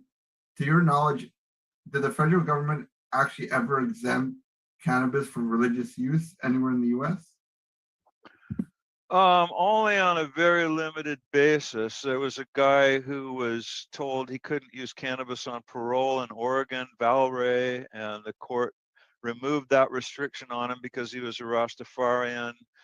There was a group in, I can't remember, Idaho or somewhere, Bauer, where they got arrested for large scale, and the court said they could make an argument for personal use based on Rastafarianism, but they never did come back and make that argument because that would be a small thing if you're facing distribution and felony charges, and they won't let you apply the religious exemption argument to that. There's Dan Quaintance down in Arizona lost his case. Roger Christie lost his case in Hawaii. God, on and on and on. Michael Mooney in Hawaii. So not really. Now the ayahuasca has been found to be protected. The UDV church in New Mexico, they were receiving ayahuasca, a tea with DMT in it, which is Schedule 1, from Brazil, and the DEA seized their sacrament at the post office, and they were able to get that back, and the US Supreme Court said that was exempt from federal drug law, but they don't actually have an exemption from the DEA, so we don't know if they got arrested in some other context, would that case protect them in some other context? Like, so no, this is the peyote exemption is the only solid one. And of course that peyote comes from Texas, and the Texas distributors are licensed in Texas, and they're licensed at the federal level. So there's nothing else like it. These new licenses for bulk manufacturer for people like Med Farm, which is the grower here in Iowa, start to bring that more into the realm of possibility for marijuana, where you could make a complete argument end to end. This is where I'm going to get the marijuana from, and this is how I'm going to use it. And you don't leave all these open things where the government can't figure out what you're doing, you know? I mean, if you want the government to give you a license, you have to tell them what you're doing, you know? And I know if I don't do that, I'll end up in prison again. So I don't have a whole lot of choice here. Yeah. Right on. Council members, do y'all have any follow-up questions? We've kind of gone through our orchestrated ones. Just wondering before we kind of wrap up if anybody had any follow-ups. Dun, dun, dun, dun, dun. All right.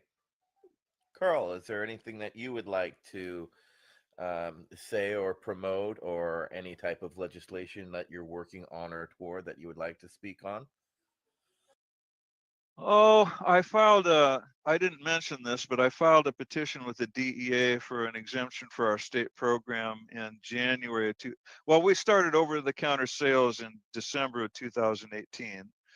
And I wanted to file a petition to exempt that activity in November of 2018, but my attorney dragged his feet and didn't get it filed until January of 2019. So then after I filed that petition with the DEA, I went and presented that to the board that regulates our program here in Iowa and showed it to them and asked them if this whole thing was an illegal enterprise under federal law.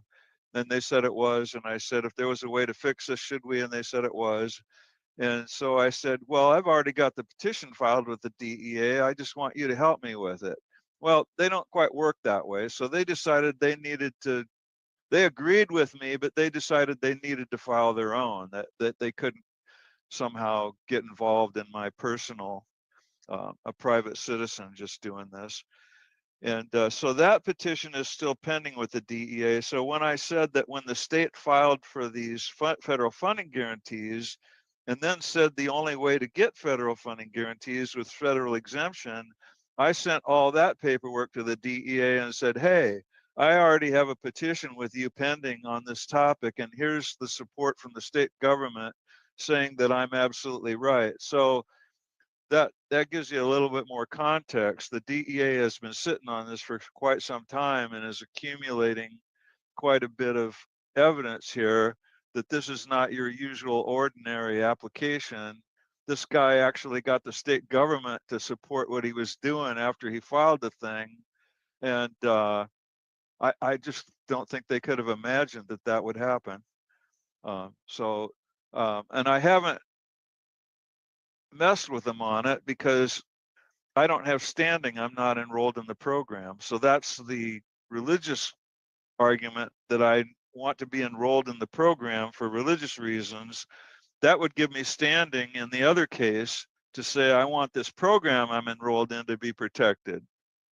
So it all dovetails and fits together like that.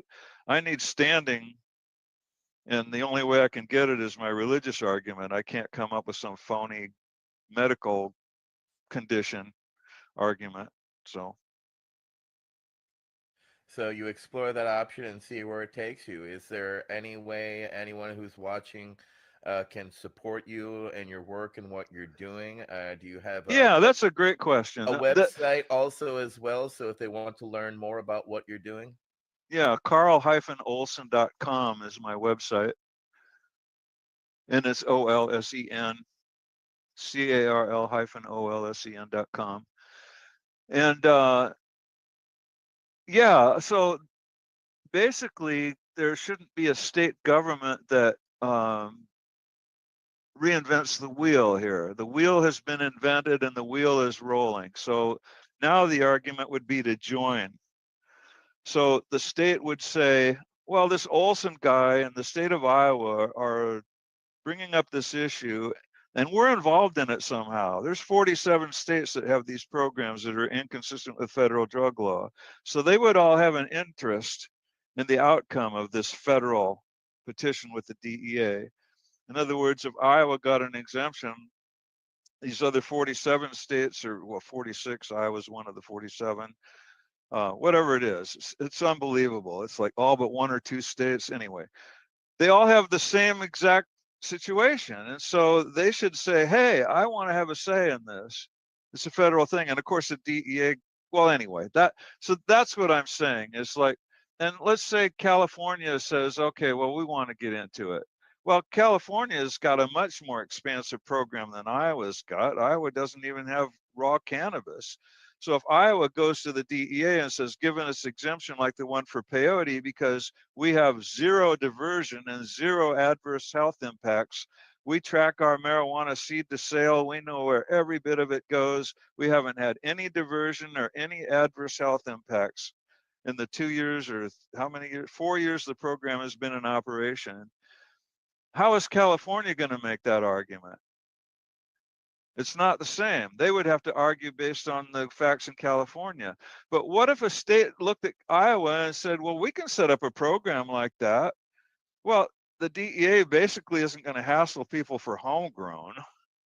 And they're not paying this crazy federal tax penalty, 26 USC 280E. So the cost of the business expenses that can't be deducted from the large cannabis facilities and is passed on to the consumer, the homegrown makes it much cheaper. So the state could say, we're going to set up a highly regulated extract program and we want a DEA exemption for that. We won't worry about the homegrown. We don't need an exemption for that. Or they could say, we want that exempt too and fight that fight. Iowa can't help with that because we don't have that. But there's no reason the state couldn't argue for the whole enchilada. I mean, nobody's even trying this. It's a shame. So anyway, that's how people could help. That way you don't have to reinvent the wheel. You can just say, hey, Iowa's already doing this. We need to support Iowa and don't let them hang because we're all hang together. So yeah. Well, needless to say, I can't thank you enough, Carl, for joining us tonight. I think George has a follow-up. Yeah, just kind of tying into what you just finished up with, Carl. Is there any state that you think that their current program like would fit into an exemption? Is there that you're aware of? There must be, I don't know how many states had these low THC programs like Iowa had. We just took the THC cap off and set it to a gram limit instead of a percent, you know, and that we had a 3% by volume, but no limit on how much product you could buy. So you could theoretically buy all the THC you wanted. It would just be diluted to 3%. So now we went to a 4.5 grams for 90 days, but they can sell 100% pure THC product now. So any state, there must be like a dozen states that have programs more restrictive than Iowa. And I would imagine that they don't have any diversion or any adverse health impacts. So they could immediately say, if Iowa gets one of these, we're a shoe-in. We would just get one automatically. It's the states that have programs that are more expansive than Iowa, like Minnesota, Illinois, Missouri, South Dakota. The states surrounding Iowa have much more like raw flower. So their argument would be a little bit more substantial. You know, the DEA might say, we don't think your program is run as well as Iowa, but that would be subjective. I mean, who says it's not? The DEA, or does the state think their program is not well run? I mean, like, what the hell? So I don't know exactly, but yeah, there's some states that could just pick this up immediately. Now, assuming Iowa wins, you know, if we win something, I think several states could just immediately benefit from that. The ones with more restrictive programs. Well, thank you very much, Carl. And I'd like to thank all of our council members for joining us. Pearson had to jump off. Gage, Al, Nate, Wade, Mike, Tony, George, myself, Etienne.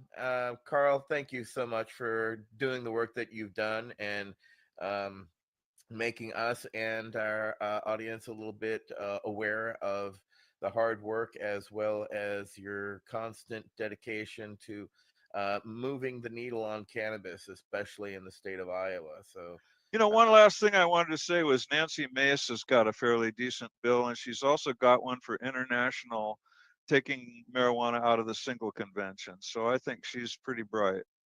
we are actually in contact with her office. So yes, Yeah. we have Yeah. we are being very strategic in putting ourselves and placing ourselves at the table, because if Yeah. you're not at the table, you're on the menu, right? Yeah. Schumer's bill is kind of weird. I mean, 25% excise tax and Yeah, expungement for juveniles only. And, they talked about know. that last year, and we told them, pardon me, 2 years ago, that that was a no-go. Well, 3 years, Yeah. Jesus, like 2019. Obviously, he's pandering to the Republicans because he needs their votes. But Well, you also have to understand that 280E, they're making over $4 billion a year, and they've got to figure out how to balance where that's going to come from. oh, I didn't They, know it was I didn't know that was a significant factor in the negotiations. But well, that amount of money will kind of make it quite significant, because right now it we are could. low-hanging fruit. I'm in the midst of a settlement for Berkeley Patients Group, Oh, okay. going into our Yeah. 23rd year. In October, so everybody is being hit systematically because it's low-hanging fruit. So yes, Okay. descheduling, but is something that we want to see besides a rescheduling. Now, if they issue an exemption, there's no tax. So think about that. If the state got an exemption and then they tried to go from there to like, oh, we're going to do a 25% excise tax. I mean, the exemption would completely eliminate 26 USC 280E, gone. No tax, tax-free. And then they would come in and try to impose a 25% excise tax on top of no tax. So yeah, they're going to fight this exemption thing for what you just said. Oh yeah. Well, I was the test case for the state of California for taxation on medical cannabis. So Yeah. I'm well aware of the realities, and they basically told me to sit down, shut up, sit in the corner, and take it, which is basically I had to do, and I had to go do an offer and compromise in the Yeah. end. But that's the reality of the tax man when they want money. Well, I really want Al? this exemption. Hands off. Yep. Al, you had a follow up? Well, I think the thing that I took away from this federal discussion over the last 2 days or so is that they are actually considering taking cannabis out of the schedule system. I think that's remarkable. Yeah, we've discussed we've discussed in past conversations, like, what would our minimum be? 3, 4. Well, all of the faults, Carl, in that bill would be overcome. My objections would be overcome if they deschedule it, because then the gloves are off and capitalism would take over and the whole thing would be over. But I'm sort of heartened by the fact, again, that they're discussing no schedule. They're going to treat it like a plant. Oh yeah, no, I like that. Yeah. Well, that's the thought, anyways. Yeah, that's the thought. Yes. Yep. All righty. Well, thank you very much. Thank you, everybody, for coming. Carl, again, you're just amazing human. So keep up doing what you're doing. We appreciate you. I would like to check in with you again in the future to see your progress, but also thank you for giving us all little tips and our little 10th Amendment realities of little loopholes that we can look to exploit so that we can continue to keep chipping at this wall of prohibition, so that we can finally all sit in a room together and pass that joint over to Carl. Yeah, the 10th Amendment would be that exemption. Yes, absolutely. Because it's not the Commerce Clause argument that lost in rage. So Yep, absolutely. And they said she didn't exhaust her administrative remedies, and they said scheduling was an administrative remedy. Well, exemption is another administrative remedy. They didn't even mention it. Yeah. Well, yeah. Now, was that a feint, or was that, on purpose? Oh, I'm sure it never occurred to them. Nobody brought it up. The federal government brought up the scheduling thing, saying she should apply for scheduling. So that was actually an argument, but nobody said a word about exemption. But that is a federal administrative remedy. Right. That was the lawyers missing that one, unfortunately. Yes. Oh, yeah. Not the first time. The government lies to you by not telling you things. Yes. Right. We all us veterans found that out for the first time via our recruiters, right, gentlemen? Well, thank you, Carl, for joining us tonight. This is our VAC Roundtable number 40. Carl Olson, you just keep up doing what you're doing, and we're going to keep doing what we do. We're actually going to Washington, D.C. in September for a lobby day, so we're going to be doing what we can to push the veterans issues forward. And thank you for your guidance, your mentorship, as well as your stewardship, because what you are doing and continue to do enlightens others, that give them an awareness that there is someone holding up a light in the darkness for them to see. And that person for these many decades has been you. So we do hope that you are fostering and finding someone, just in case your arm gets too tired, holding that. My attorney is really into this. He's awesome. Yes. He is and he's younger than I am, so he'll outlast me. Yeah. Right on. So the bases are loaded and I'm up to bat. So get ready. Right on. Well, hit it out of the park, my friend. Yep. And I look forward to a day when we can actually share smoke together. And I look forward to that day and that time. So thank you, everybody, for joining us for a VAC Roundtable number 40. Carl, thank you. Thank you, everybody.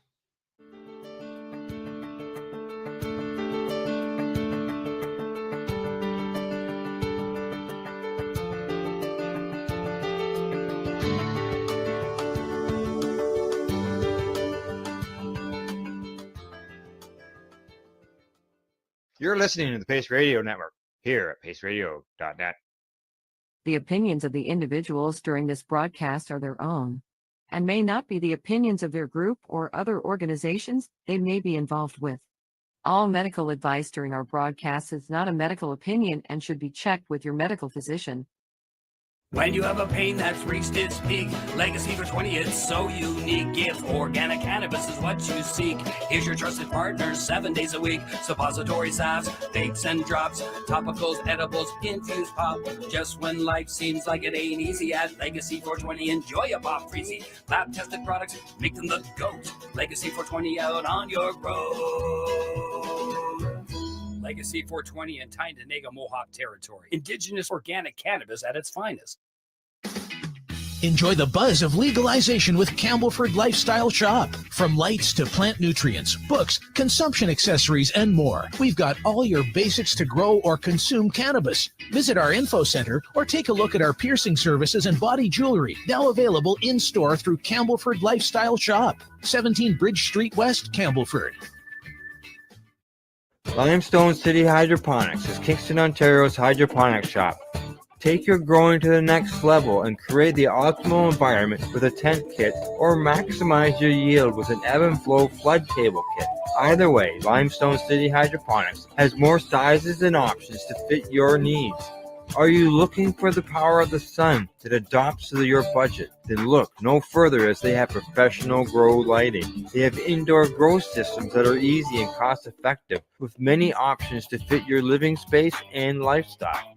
Cultivate your growing potential. We have everything you need to succeed. And if you can't make it to the store, they offer local delivery to the greater Kingston area. Remember, when you're looking for experts to help you grow, then look no further than the locally owned Limestone City Hydroponics, 105 Sunderland Drive in Kingston, Ontario. Call them at 613-548-0420. We are people advocating cannabis education here at paceradio.net. You're listening to the Pace Radio Network here at paceradio.net. The views expressed by the individuals during this broadcast are their own opinions, and they may not be the same as those of their group or other organizations they may be involved with. All medical advice during our broadcast is not a medical opinion and should be checked with your medical physician.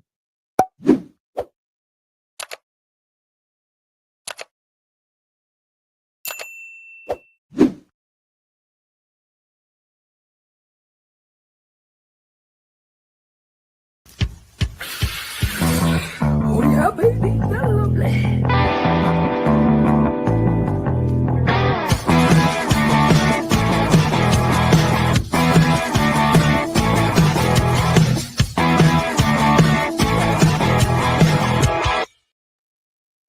Good morning. It is April the 3rd, and welcome to Psychedelics and Cannabis Educational News. I'm live here at paceradio.net and 420pace.ca. As you can tell, I'm a little stuffed up today. Got myself a nice cold going on here.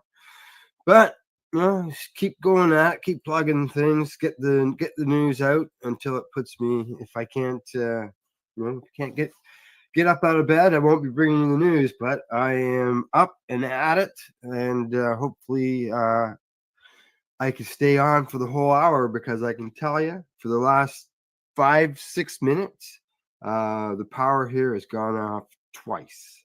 So who knows? I may just disappear here in the next coming minutes, or I may survive. Who knows? We'll just see what happens.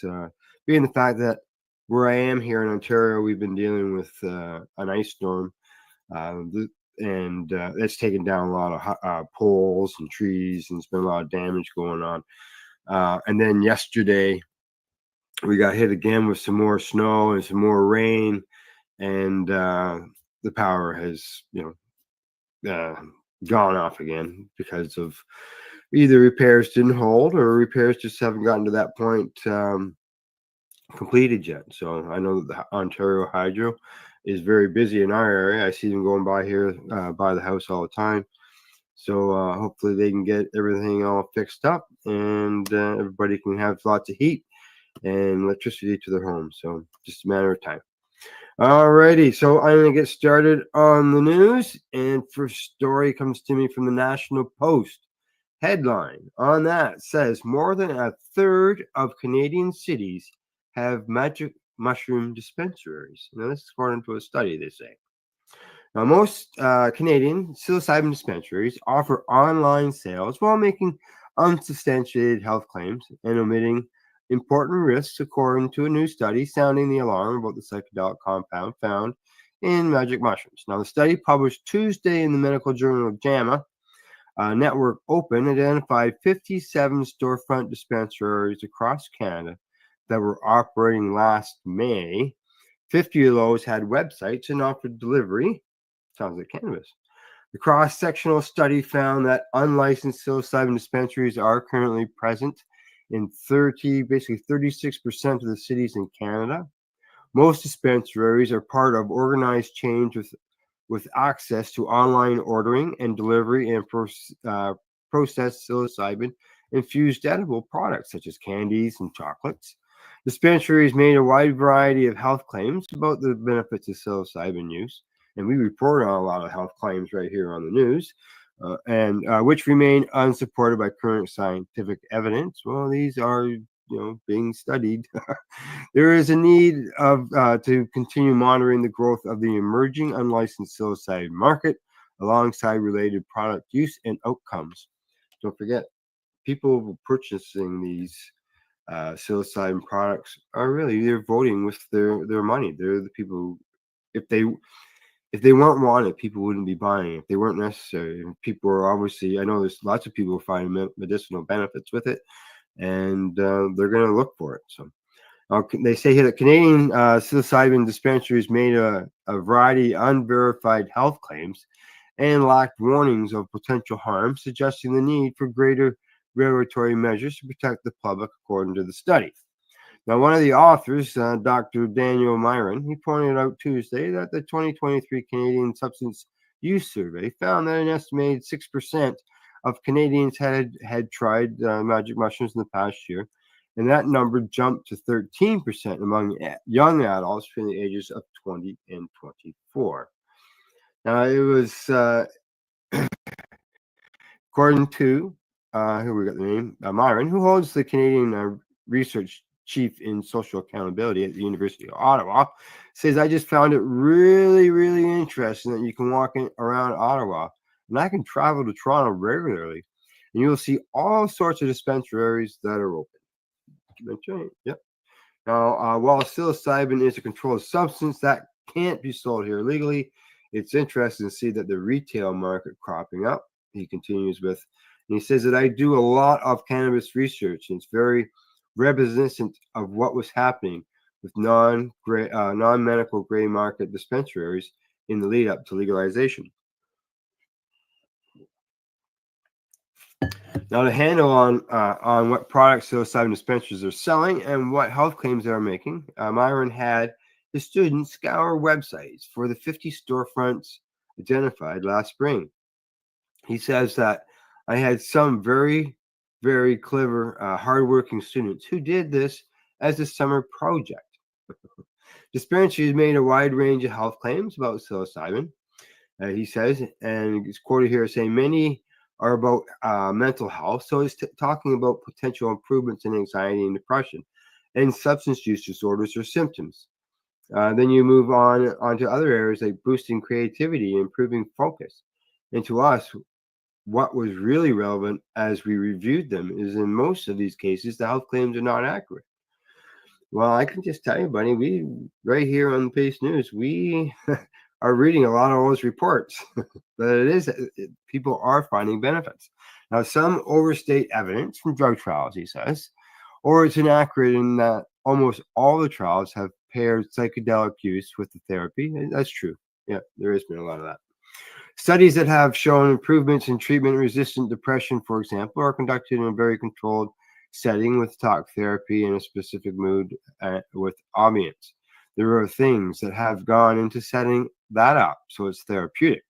And that's not what's being presented most of the time on the website. It's more of the notion that you can use this recreationally and will have a substantial mental health benefits.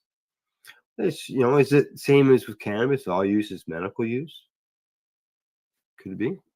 It says there's very little data about what some of the health impacts or adverse events of psilocybin use might be. For example, is it safe to use during pregnancy? You have very few studies that are decades out of date. Yeah, that I couldn't tell you. I haven't seen any reports on pregnancies and the things in psilocybin. So, a few of the psilocybin dispensary websites commented on the risk of mania and psychosis or schizophrenia, which are actually the areas in which there's more evidence that there's a potential risk. There's a sufficient evidence that most trials are excluding people with a history of mania or psychosis because they're concerned about being precipitated or brought on by use of substances. Most Canadians who try psilocybin are getting their products from dispensary storefronts or online sellers. The concern would be that if this is the main source of information that people are getting, it may be an incomplete picture of both the potential health benefits that people expect to receive and possible adverse effects. Need more studies. I can hear that repeated on the cannabis end. It's going to happen here on the mushroom end as well. Ontario topped the study's list of provinces with the most psilocybin dispensaries. It had 38 storefronts, and 18 of them were in Toronto's metro area. British Columbia came second with 17 storefronts, mostly in Vancouver. Now, across the country, 815,000 individuals were within 1 kilometer of a dispensary. There's been a large increase in the number of stores since the study was conducted, Myron says. Researchers went into the project assuming most of the psilocybin dispensaries would be one-off, low-level stores. And they say that we actually found that there was quite a high degree of sophistication and centralization where it seems like many of these are being run by chains. Now, psilocybin is an illegal substance under the Controlled Substances Act in Canada. Nadine Radin, who speaks for the Toronto Police Services, said in an email, and she continues with anyone selling or producing psilocybin would require an exemption from Health Canada, and without that would be committing an offense and could be subject to a charge under the CDSA. When a report is made to the Toronto Police about an illegal dispensary, it is investigated, and any decision to proceed with charges is based on the findings of that investigation. We also work with the city, as brick and mortar shops could also be subject to bylaw, permit, and zoning infractions. Getting thirsty, folks. Oh, it's cold, I'm telling you. I just hope it ends soon. It goes on to say, but in terms of priorities, enforcement by the Toronto Police Services is largely focused on the trafficking of illegal drugs that are resulting in overdose deaths and having a traumatic and devastating impact on our communities. So we're talking fentanyl. We want to go after the fentanyl. We're not so much worried about the mushrooms. So good to know. Good to know. All righty, there we go. That one is over. I'll move on to the next story. And this one is coming to me from the Marijuana Moment. Oh, colds, I'm telling you. Gotta get rid of this thing. And the headline on it says, scores of federal medical...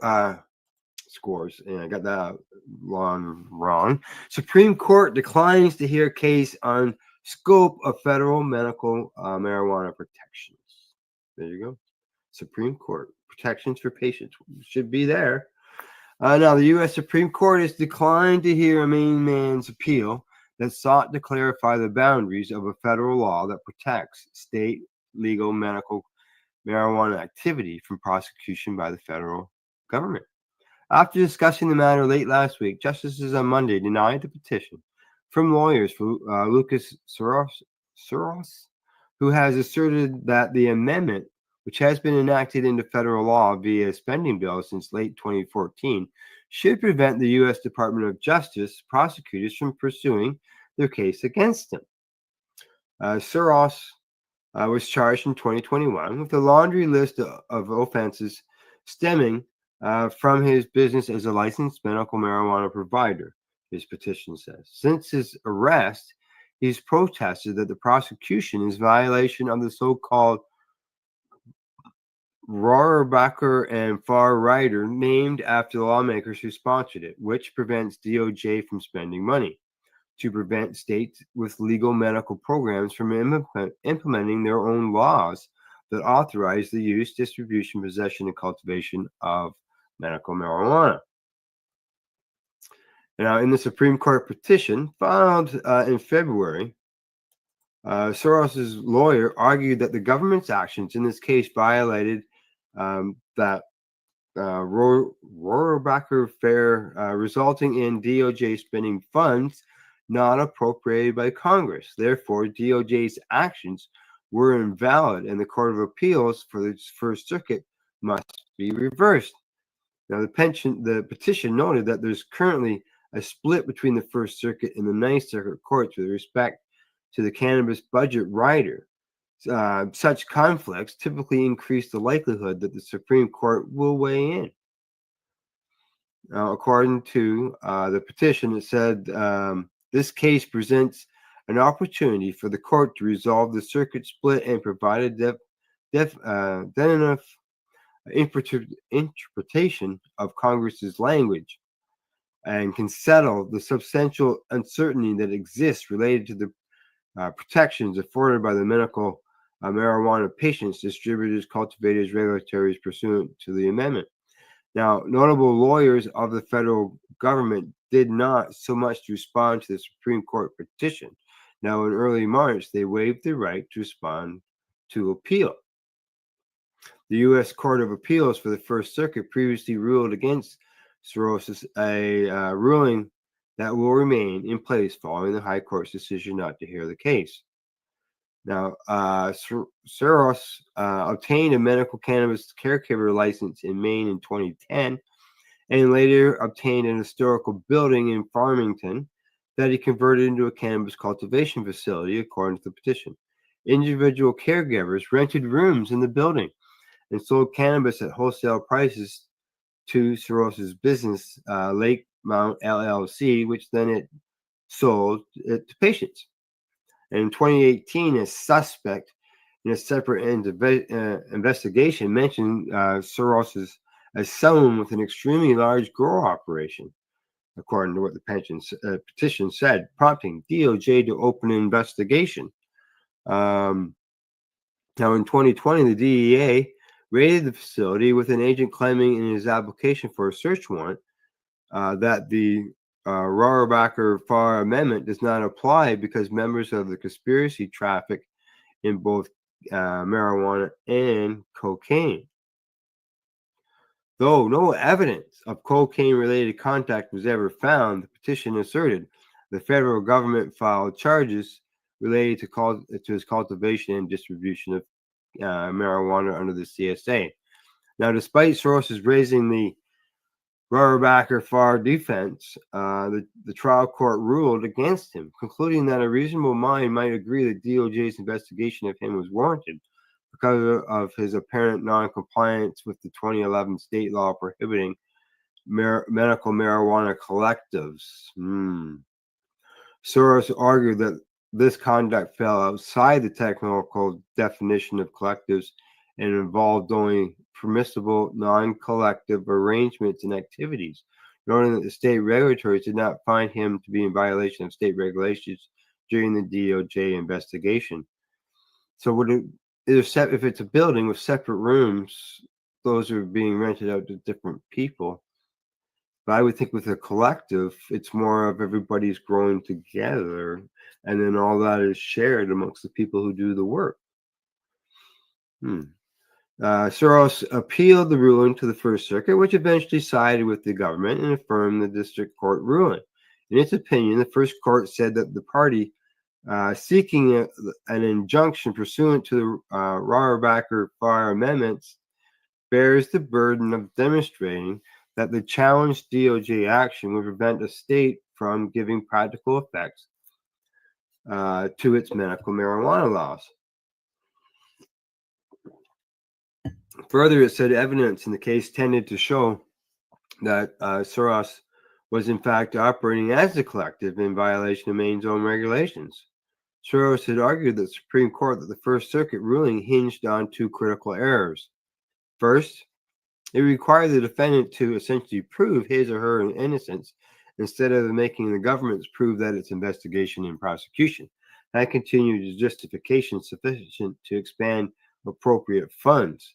Additionally, the court failed to define the contours of what standard or provide appreciable guidance to criminal defendants as to how to demonstrate such substantial compliance, the petition says. Now, the lawyers for Soros called the outcome not tenable, writing in the brief, current and prospective participants in Maine's medical marijuana program deserve clarity as to what showing must be made to establish substantial compliance. So basically, you've been charged, but we're not going to tell you how to comply.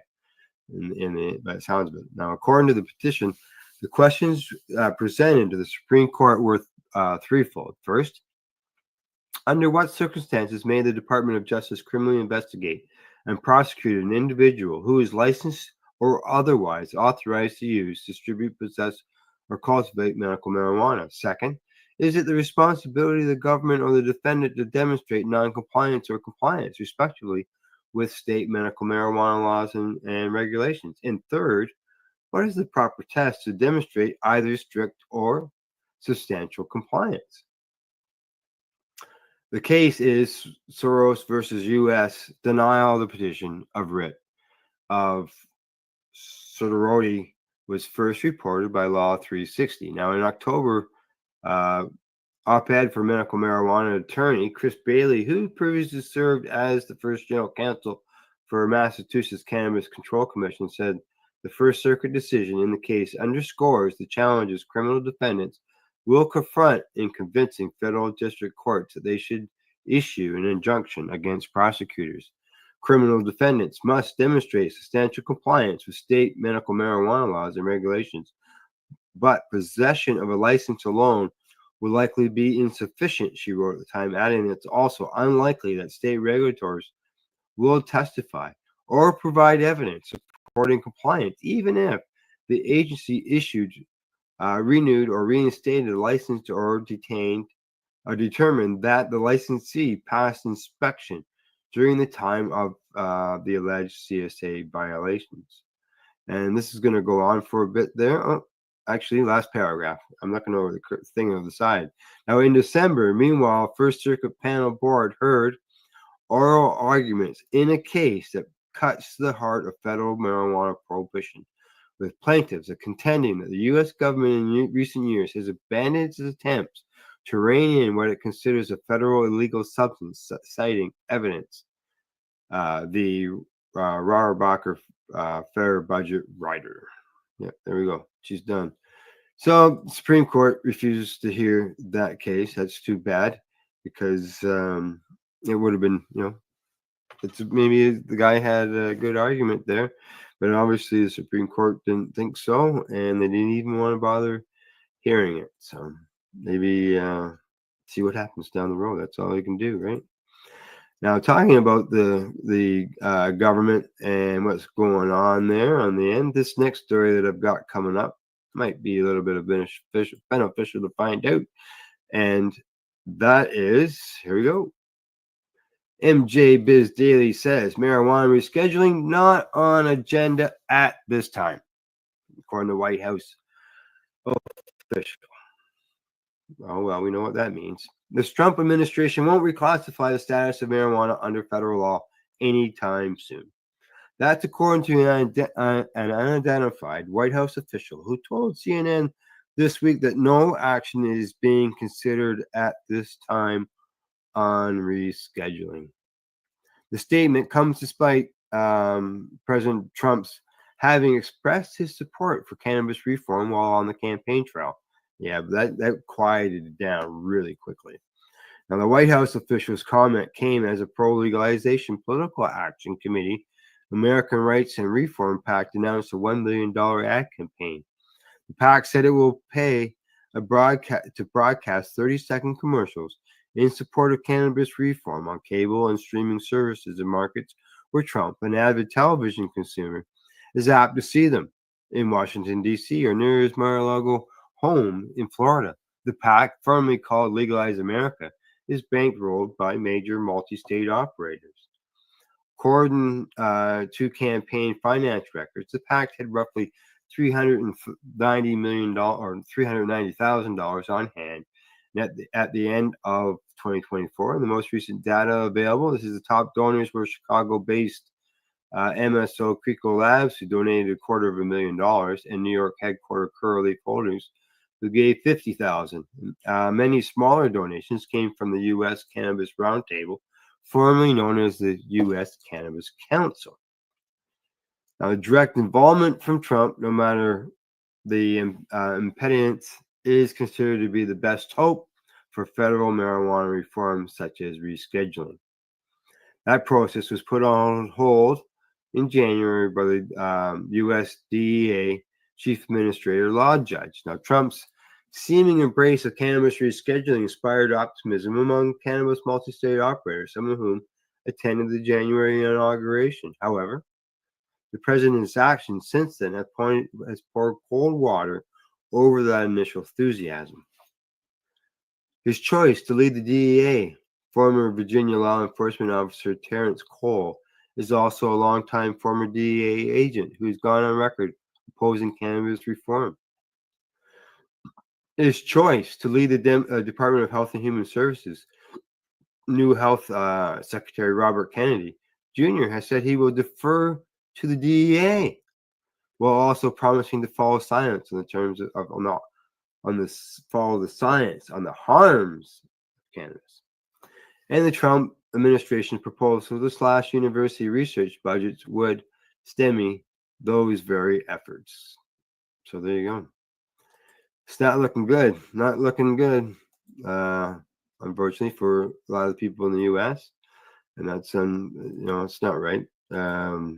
It's all there's over 70% of the people support it. There's all those states that have legalizations, all those states that have medical. They should. And I'm sure lots of people agree with me that they have to do something down there, and the federal government Someone's got to make a change. Someone's got to do it. All right, on to my last story before I go to break. Yeah, this is story number 4. And the headline there from Strat Canada says that court dismisses the argument that cannabis seeds are not defined in the Cannabis Act. A federal judge has dismissed an application for judicial review from a man who argued that his cannabis seeds were unfairly seized by the CBSA, which is Canadian Borders Service Agency. Now, in the ruling posted March 28th, the Honorable Justice A. Grant dismissed an application from a man who had several hundred cannabis seeds seized by the Canadian Border Services Agency upon his return to Canada from a cannabis expo in Denver. And this is in the summer of 2023. The man challenged the decision to seize those seeds, arguing that the seeds were not cannabis. They told the court that the 465 seeds were not considered cannabis by the seller and are instead considered hemp seeds due to the lack of cannabinoids or THC. However, according to the seizure report, the CBSA officer found a small box labeled cannabis seeds and several other packets. The box's label was also contained statements such as check with local laws and regulations, and some of the packets contained words such as feminize or germinate and indicated how long it would take for a seed to flower. In addition, the man, Mark Merrick, argued that the Federal Cannabis Act does not define cannabis seeds as being cannabis, and that seeds were instead classified as hemp. The court rejected this argument as well, noting that the definition of cannabis under the Cannabis Act does not deal with the distinctions between marijuana and hemp, both of which come from the cannabis plant. Wrote the judge, that's what the judge wrote in his ruling, and he goes on to say, having unreasonable characterized the seeds as cannabis, it was also reasonable, indeed inevitable, that the delegate to determine that the seeds should be held as forfeiture. As noted above, Section 117-2 of the Customs Act does not allow for the return of properly seized cannabis. The minister was bound not to return the cannabis seeds, and the decision to this effect was therefore reasonable. So there you go, buddy. You lost all your seeds. If you're going to make that argument, you shouldn't have them in containers or whatever, stating that they're cannabis seeds. And how can you say they're not cannabis seeds? You got this all over the thing. But no, I know a lot of us. I talked to Tamara last night on the Pace Radio show about this, where back like when we first started with the medical program here in Canada, that cannabis seeds weren't cannabis because of the fact that they weren't proven to be viable. There's no roots or nothing on them. So you had seeds, that was it. They weren't considered cannabis seeds, just seeds. So I don't know, but that fellow lost his argument, and he will not be getting his seeds back. So, all right, I'm gonna go for break, get myself a drink. I'm just, this cold is just killing me here, but I'm trudging along. So I'll see you in about 3 minutes. You're watching the Pace News, Psychedelics and Cannabis News right here at paceradio.net. You're listening to the Pace Radio Network here at paceradio.net.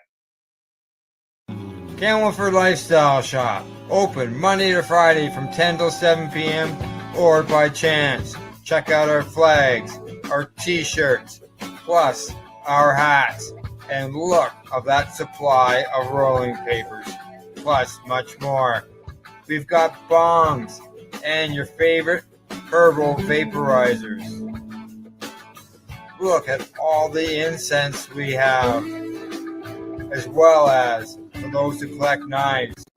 Check out these knives in our collection. And while you're here, stop in to see Shay at the Piercing Room, where you can get poked by Shay. Daily deals, check them out. Camelford Lifestyle Shop, 17 Bridge Street West, Camelford, Ontario.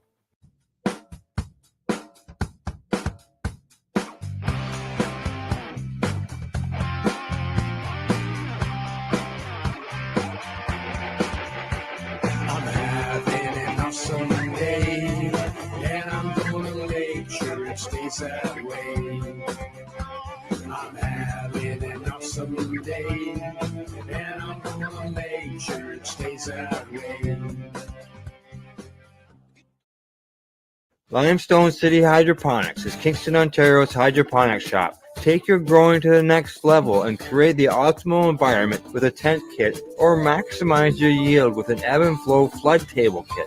Either way, Limestone City Hydroponics has more sizes and options to fit your needs. Are you looking for the power of the sun that adapts to your budget? Then look no further, as they have professional grow lighting. They have indoor grow systems that are easy and cost effective, with many options to fit your living space and lifestyle. Cultivate your growing potential. We have everything you need to succeed. And if you can't make it to the store, they offer local delivery to the greater Kingston area. Remember, when you're looking for experts to help you grow, then look no further than the locally owned Limestone City Hydroponics, 105 Sunderland Drive in Kingston, Ontario. Call them at 613-548-0420. Rerolled Saturdays. Check it out. Nothing but non-stop cannabis and psychedelic programming. Find it at 420pace.ca. You're listening to the Pace Radio Network here at paceradio.net. Hey, I know, just so you know, we're back with Pace News. I know how that lady in that background, that promo sounds with all that coughing going on, because that's what I did during the whole break, was do some coughing. So, all right, here we go. I get through this and get some more medicine into me. Next story up. Here we go. This comes to me from the West News Magazine. Headline says, drive-through for cannabis facility approved. Drive-through cannabis. Why don't we have that here? We should get it. The Cleaver-Crower City Council unanimously approved the bill on March the 24th, allowing an existing cannabis dispensary in the southeast section of the city to include a drive-through facility. I don't know of any in here in Canada that have a drive-through facility. I haven't seen any reports of any, but I don't know why not. Is it they concerned that somebody would try to rob them through the window? Maybe passing between vehicle and the window. I don't know. We have drive-through banks. People could steal the money as the person's receiving money from the machine. But I don't know. Maybe it's something to look into. If you're here in Canada, drive-through cannabis stores. Why not? The ground floor of the building at 105 North Lunenburg Boulevard, just north of Ladue Road, began an operation as a dispensary in 2021 and was sold last year with the name changed to Key Cannabis Dispensary. There was already a drive-through facility in the back that a former tenant PNC Bank built in 2004. It will now be converted to a cannabis delivery use. Why not? This came on the heels of a 4-2 vote for approval at the March the 3rd Planning and Zoning Commission meeting. It will be a single drive-through lane configuration with the pickup window. Orders must be placed via website prior to arrival. It's open from 8 a.m. to 10 p.m. daily, the same hours as the site's walk-in, retail store. Makes sense. Director of Community Development, Jason Jaga, noted in addition to what was included in the original bill. He says, I want council to know that AT&T, also on the premises, has inquired with my office about the possibility of installing chains to block access to their parking lot. It's something that was a concern with council, and it was something that was discussed at the Planning and Zoning Commission. So we have given the guidance to be able to do that. These will just be little changes to say private area. And I know the code enforcement staff is also working on them for some repairs to that parking lot. So that must be a little different. So yeah, drive-through cannabis stores. Why not? Makes sense to me. You still, it's all, as they said, that's, you order it ahead of time. You still can ask for ID and all that type of stuff from a driver who comes up to the window. Something maybe, I don't know, something to look in. See what, maybe I'll do some searching after the show and see if there's anything within the regulations, wherever, that would stop somebody from opening a drive-through cannabis store. So see what happens. All right, next story. This one comes to me from the Marijuana Moment. It says the Supreme Court sides with trucker who was fired over THC testing following use of CBD product. Well, that's good news. The U.S. Supreme Court on Wednesday ruled in favor of a trucker who sued a cannabis company after he was fired over a positive THC test that he says was caused by consuming a hemp-derived CBD product. The justice's decision means he can seek triple damages from the company that made the product under federal anti-racketeering laws. Douglas Horn filed a legal challenge against Medical Marijuana Inc. in 2015, suing under the Racketeer Influence and Corrupt Organization Act, which is the RICO Act. He alleged that the company falsely advertised the product as having 0% THC, which is why he decided to try it for pain management. His employer later fired him when he tested positive for THC.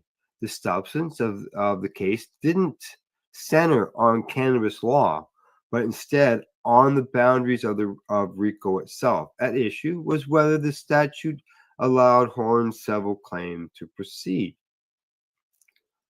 While RICO cases are generally associated with large-scale prosecutions of criminal organizations, the statute can be applied in civil matters as well. In this instance, Horn claims to have been injured in his business or property because his employment was terminated due to the positive THC test. He alleges that Medical Marijuana Inc. committed mail and wire fraud, which caused his economic harm. The question before the High Court was whether economic harms resulting for personal injuries or injuries to business or property by reason of the defendant's acts of purposes of civil RICO, according to the description from the court. Now, Justice Amy Barrett says that medical marijuana is left fighting the most natural interpretation of the text, that injured means harmed, with no plausible alternative in hand. This is a battle that cannot win. And that's what she wrote in her majority opinion in the case, which was decided on a 5-4 vote. Justices Sotomayor, Alan Keegan, Neil Gorsuch, and Congia Brown Jackson joined the majority opinion. The case has now been remanded back to the lower courts for further proceedings consistent with its opinion.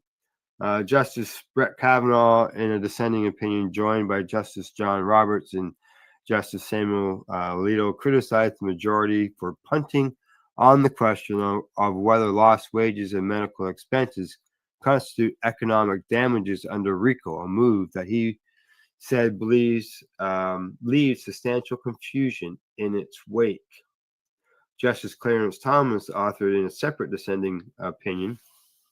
Some justices during arguments held in October appeared skeptical that the Horn's firing was a personal injury issue at all.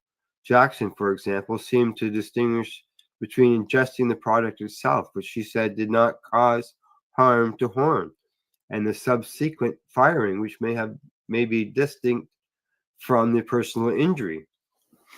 She says that there are personal injury claims that derive from the person being harmed by the ingestion of the product, right? She says they're bodily, physically harmed because they've taken this thing. I don't read this claim to be that kind of injury. He's not saying that the product itself injured him in any way. Lisa Blatt, the lawyer representing Medical Marijuana Inc. at the hearing, dismissed the distinction. She says, if I ate poppy seed bagels and failed a drug test, it's a personal injury. If I took medicine like doxycycline, which is an antibiotic, and I can't be out in the sun and I lose my job as a lifeguard, it's a personal injury claim. But why are you saying that? Jackson shot back, looking for some sort of grounding in legal precedent. And she says, I mean, you're just saying that. This distinction matters because in medical marijuana's view, RICO doesn't allow victims to recover triple damages for personal injuries. No one under this statute can ever recover for personal injuries, full stop. Never, never, Blatt told the court. Now, Kagan pointed out that at its core, the case is not a good RICO claim. He buys this thing, he ingests this thing, and someone else fires him. This is not a good RICO claim for that reason, but it has nothing to do with the reason that you're giving. Now, Esha Anand, the attorney for Horn, acknowledged later in the hearing that the fired trucker has a heavy burden on remand if the Supreme Court allows the case to proceed. But that's not the argument before you. Anand added that she believes her side can demonstrate that the business harm Horn suffered from the direct result of the civil RICO violation of Medical Marijuana's Inc.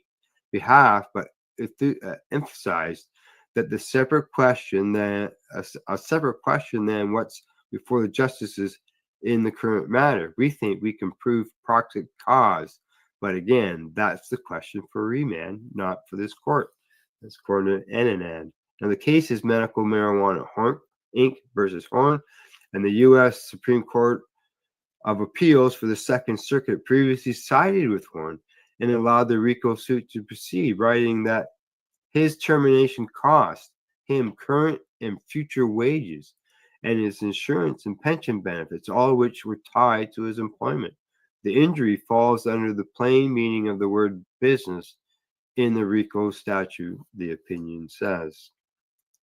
But Medical Marijuana Inc. appealed that ruling, and the Supreme Court justices agreed to take up the case last April. Now, the business contends that RICO's text is clear, but in the other direction, plaintiffs cannot sue for personal injuries. Plaintiffs cannot pass that bar by brandishing receipts for the economic cost of personal injuries. The case is closed, the company said in a brief in the case. A number of notable groups filed friend of the court briefs, including the U.S. Chamber of Commerce, the U.S. Hemp Roundtable, and others.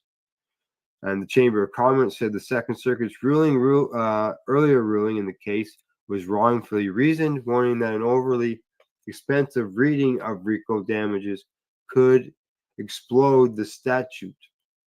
The Second Circuit was dead wrong to categorize this case as arising from the defect inherent in the statutes as writing that only Congress can fix, it said. Now, the Congress did its job and allowed plaintiffs to recover only for injuries to the business or property, not for personal injuries and their indirect economic consequences. The necessary limits are textual and should be enforced in accordance to several RICO's establishment focus of economic injury. Are you back and forth, eh? Colds. Oh, colds just suck. That's all I can tell you. This is the first cold I've had all year. And here it is. Basically, spring is just waiting to be here. It's here, really, but we still get these winter storms. So, all right. I'm just going to finish up here. Just finish these few lines here and go from there. Let's see. The Supreme Court U.S. Hemp Roundtable first part told justices in its amicus brief that the hemp industry would be adversely affected if the court's ruling ultimately expands business liability. In tort cases, it says that here the RICO targets are industry participants. They argued that it is multi-layered and creates a myriad of societal benefits. The threat of expensive liability aimed at these or at those in the industry directly jeopardizes the roundtable and its mission. In its filing, in another amicus briefing or filing, the American Association of Justices sided with Horn, arguing that the Medical Marijuana Inc.'s claims about personal injury cases have no basis in the real world and cannot justify limiting the reach of civil RICO. Okay, let me just take a quick boo. Yeah. Alrighty. So let's see what happens down the road. Well, the Supreme Court sided with the truck driver. Who knows? Maybe it's going to come back at some time. I guess it was sent back down to the lower court, and just be a matter of time before that comes back before the court again. So, all righty, moving on to the next story. I got two more stories to cover, and we're gonna head out to BC right now with this story, and it is coming to me from StratCan. Headline says BC survey shows fewer young people using cannabis after legalization, but increased use among those who do. They always said, you're going to legalize cannabis, the kids are going to get it, it's going to increase this use, on the younger end of things, but not according to this report. A new report says young people in BC who have tried cannabis were at the lowest rate in 25 years in 2023, with youth less likely to consume cannabis 5 years into cannabis legalization. However, those who do not report using cannabis appear to be using it more often. The Blunt Talk report is the third of its kind to look at cannabis use among youth in British Columbia, drawing upon data from the BC Adolescent Health Survey. The survey is conducted every 5 years, with the most recent previous data coming from 2018. Findings from the newest 2023 BC AHS report show that the percentage of youth aged 12 to 18 who reported trying cannabis decreased from 25% in 2018 to 22% in 2023. Of those who did report trying cannabis, fewer said they smoked it, while more said they consumed it in the form of an edible. That's 73% versus 88% in 2018 and 23% versus 16% in 2023. Of those young people who reported consuming cannabis, fewer said they did so prior to driving or to being a passenger in a vehicle. Cannabis use became more common as age increased. Just 3% of youth aged 12 or younger reported trying cannabis, compared to 22% of 55-year-olds and 42% of 18-year-olds. The most commonly reported age to begin using cannabis was 14. I was 13. So yeah, I from what I've seen in the past, that's about a normal age, somewhere in that early teens. Despite these decreases, though, young people who did report using cannabis were more likely to use it regularly, and were more likely to say they needed help addressing their cannabis use compared to 2018. Young people in BC were more likely to have tried alcohol than cannabis, but of those who reported cannabis use, they were more likely to have used it regularly. You can see the numbers there in that chart going down. And yeah, 41% in 1998. I remember Canada at one time. The report by the UN and UNICEF and stuff said that Canadian youth were the highest in the world when it came to youth consumption. And look at it, it's half of what it used to be. And that's, you can see in the chart, it's gone down since legalization. You can see it right there.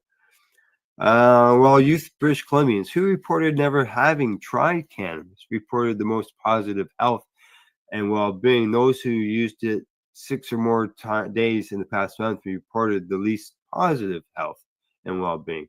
While cannabis use has often been more common among males, as in 2023 was the first year females were more likely to have reported trying cannabis.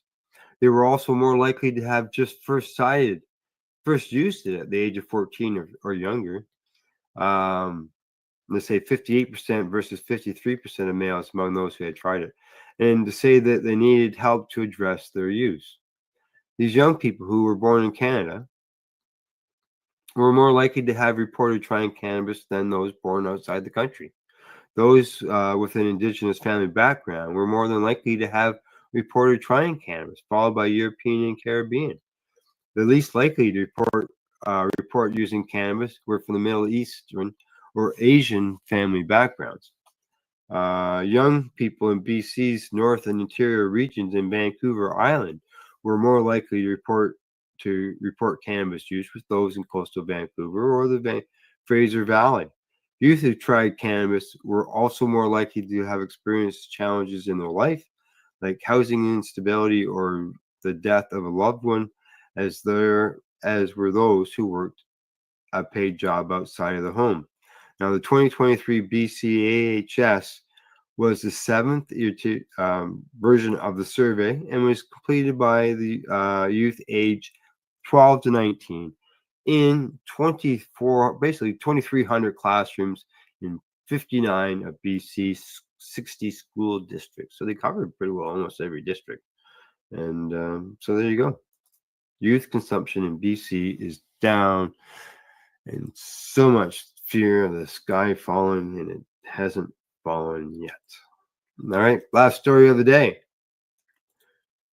This one here, it comes to me from the independent .co.uk, the newspaper over there, and the headline on it says, company claims to have first non-addictive cannabis painkiller.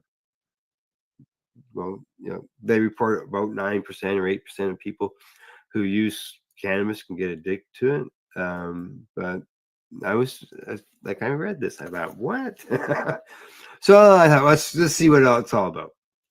Cannabis-derived drug is the first non-addictive, and clinically proven painkiller using the plant, a drug maker claims. Developed under the name Vir-01 by German drug company Vertenical. The painkiller is made from cannabis extract that includes low levels of THC. Controlled trials, which recruited about 800 people, found that the drug is an effective painkiller and does not have any serious side effects, any sign of addiction or potential for abuse. Well, is this something that they're making? Yeah, I'm trying to figure out what exactly this is. It doesn't seem to be, I don't know, it's a pill or what. Let's just keep reading on, find out. The new drug was tested on patients suffering from chronic lower back pain. Half were given the experimental drug and half a placebo. Experimental drug. Those who took the drug reported less pain and better sleep, according to the developer. Users of the drug in the trial also showed no evidence of becoming intoxicated because of the level of THC in the system was too low.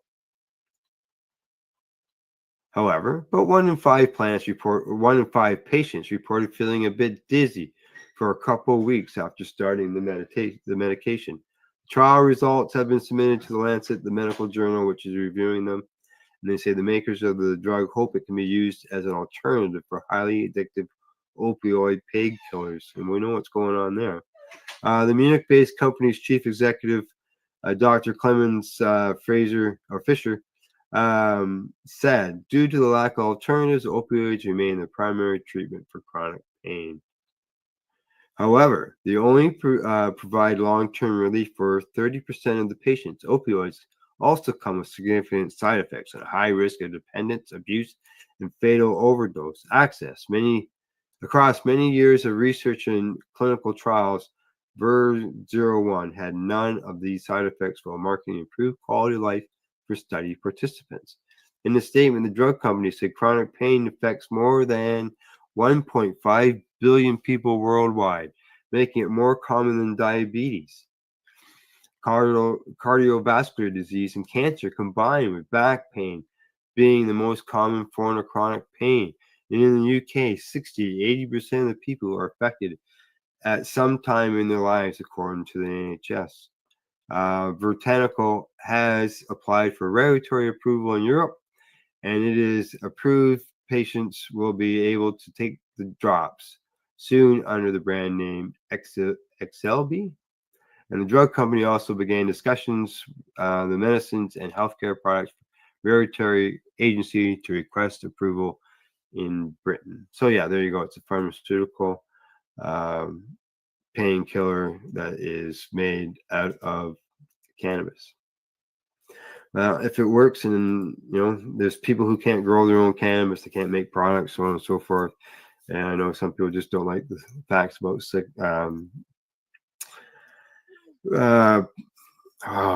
I know I lost the word, but prescription-based medicines when it comes to cannabis. And I can understand where they're coming from. So, alrighty, people. Other than that, I'm done. I got everything all read off. I made it through without the losing the power, which is good. and without breaking out in a nasty cough, so which is also good. Other than that, I'm done. I will be back on Monday morning, 10 o'clock, same time, same place, same location. Other than that, thanks for tuning in. Thanks for watching. And don't forget, educate, medicate, and do not incarcerate. You're listening to the Pace Radio Network here at paceradio.net. The opinions of the individuals during this broadcast are their own and may not be the opinions of their group or other organizations they may be involved with. All medical advice during our broadcast is not a medical opinion and should be checked with your medical physician. Enjoy the buzz of legalization with Campbellford Lifestyle Shop. From lights to plant nutrients, books, consumption accessories, and more, we've got all your basics to grow or consume cannabis. Visit our info center or take a look at our piercing services and body jewelry, now available in-store through Campbellford Lifestyle Shop, 17 Bridge Street West, Campbellford. Limestone City Hydroponics is Kingston, Ontario's hydroponic shop. Take your growing to the next level and create the optimal environment with a tent kit, or maximize your yield with an ebb and flow flood table kit. Either way, Limestone City Hydroponics has more sizes and options to fit your needs. Are you looking for the power of the sun that adapts to your budget? Then look no further, as they have professional grow lighting. They have indoor grow systems that are easy and cost effective, with many options to fit your living space and lifestyle. Cultivate your growing potential. We have everything you need to succeed. And if you can't make it to the store, they offer local delivery to the greater Kingston area. Remember, when you're looking for experts to help you grow, then look no further than the locally owned Limestone City Hydroponics, 105 Sunderland Drive in Kingston, Ontario. Call them at 613-548-0420. We are people advocating cannabis education here at paceradio.net.